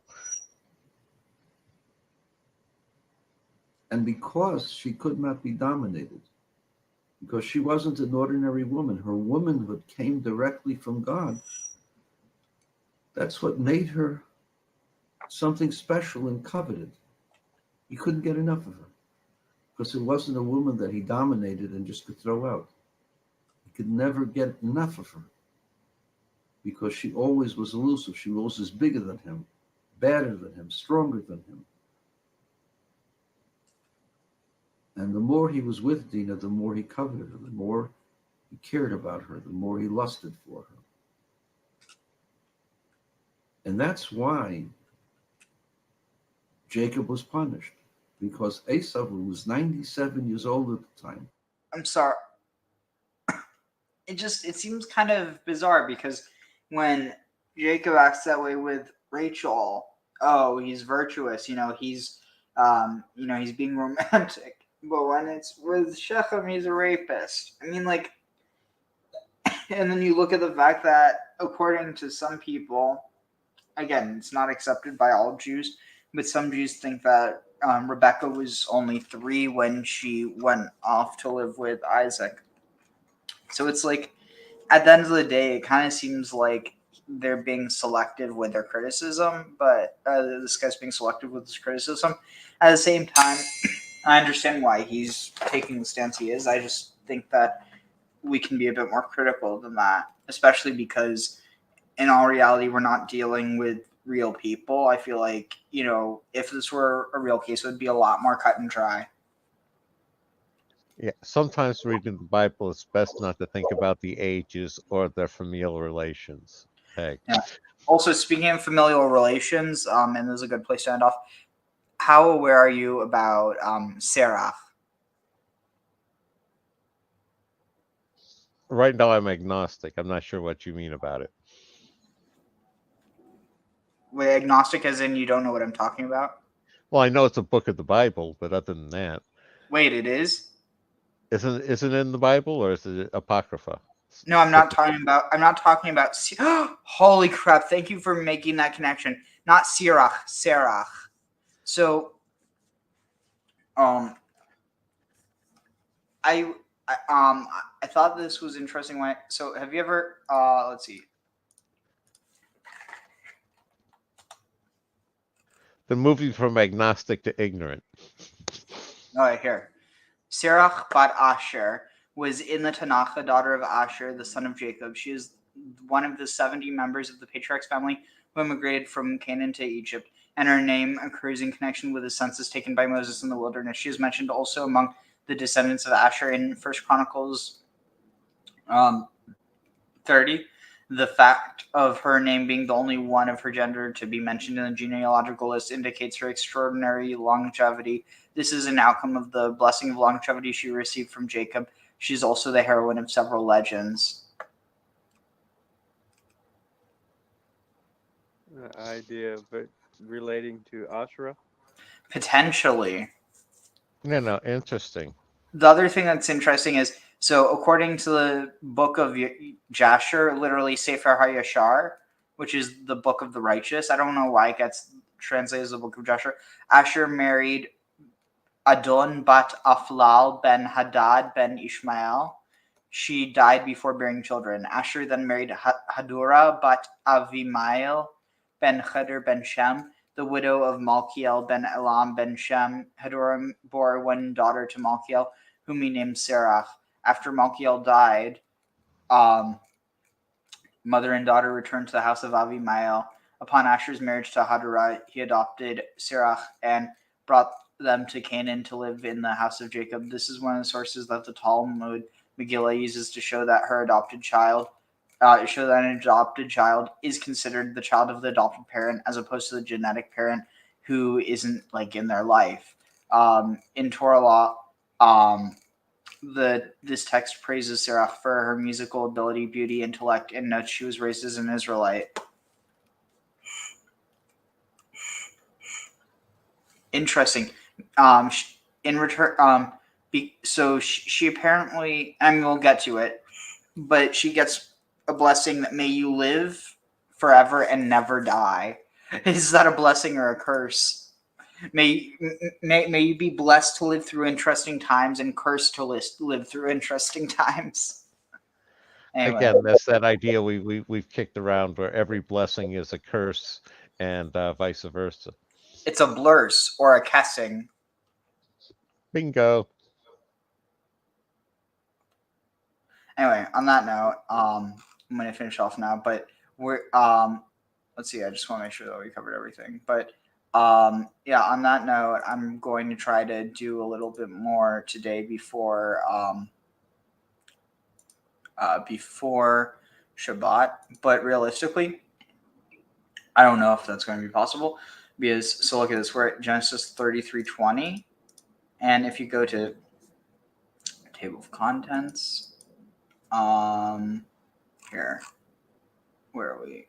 If you go to 7, that 33, so that's like 3 chapters.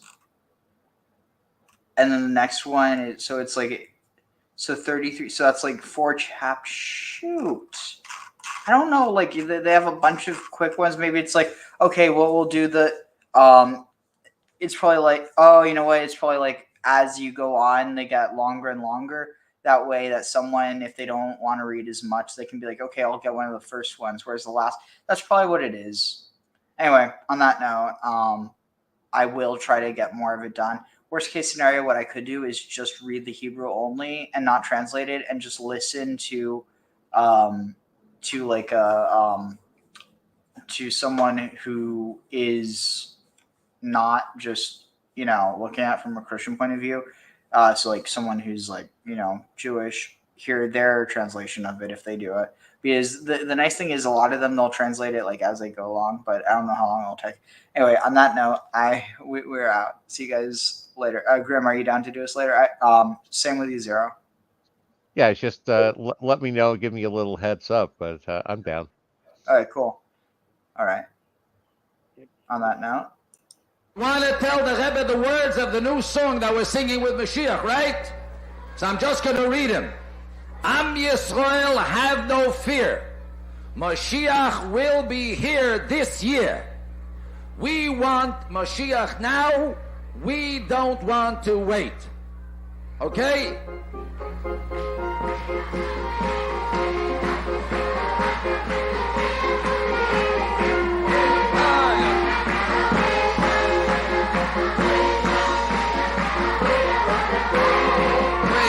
Mashiach now, we want Mashiach now,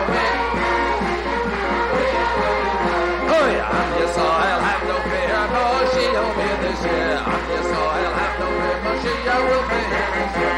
And we want Mashiach now, we want Mashiach now, we don't want to wait. We want Mashiach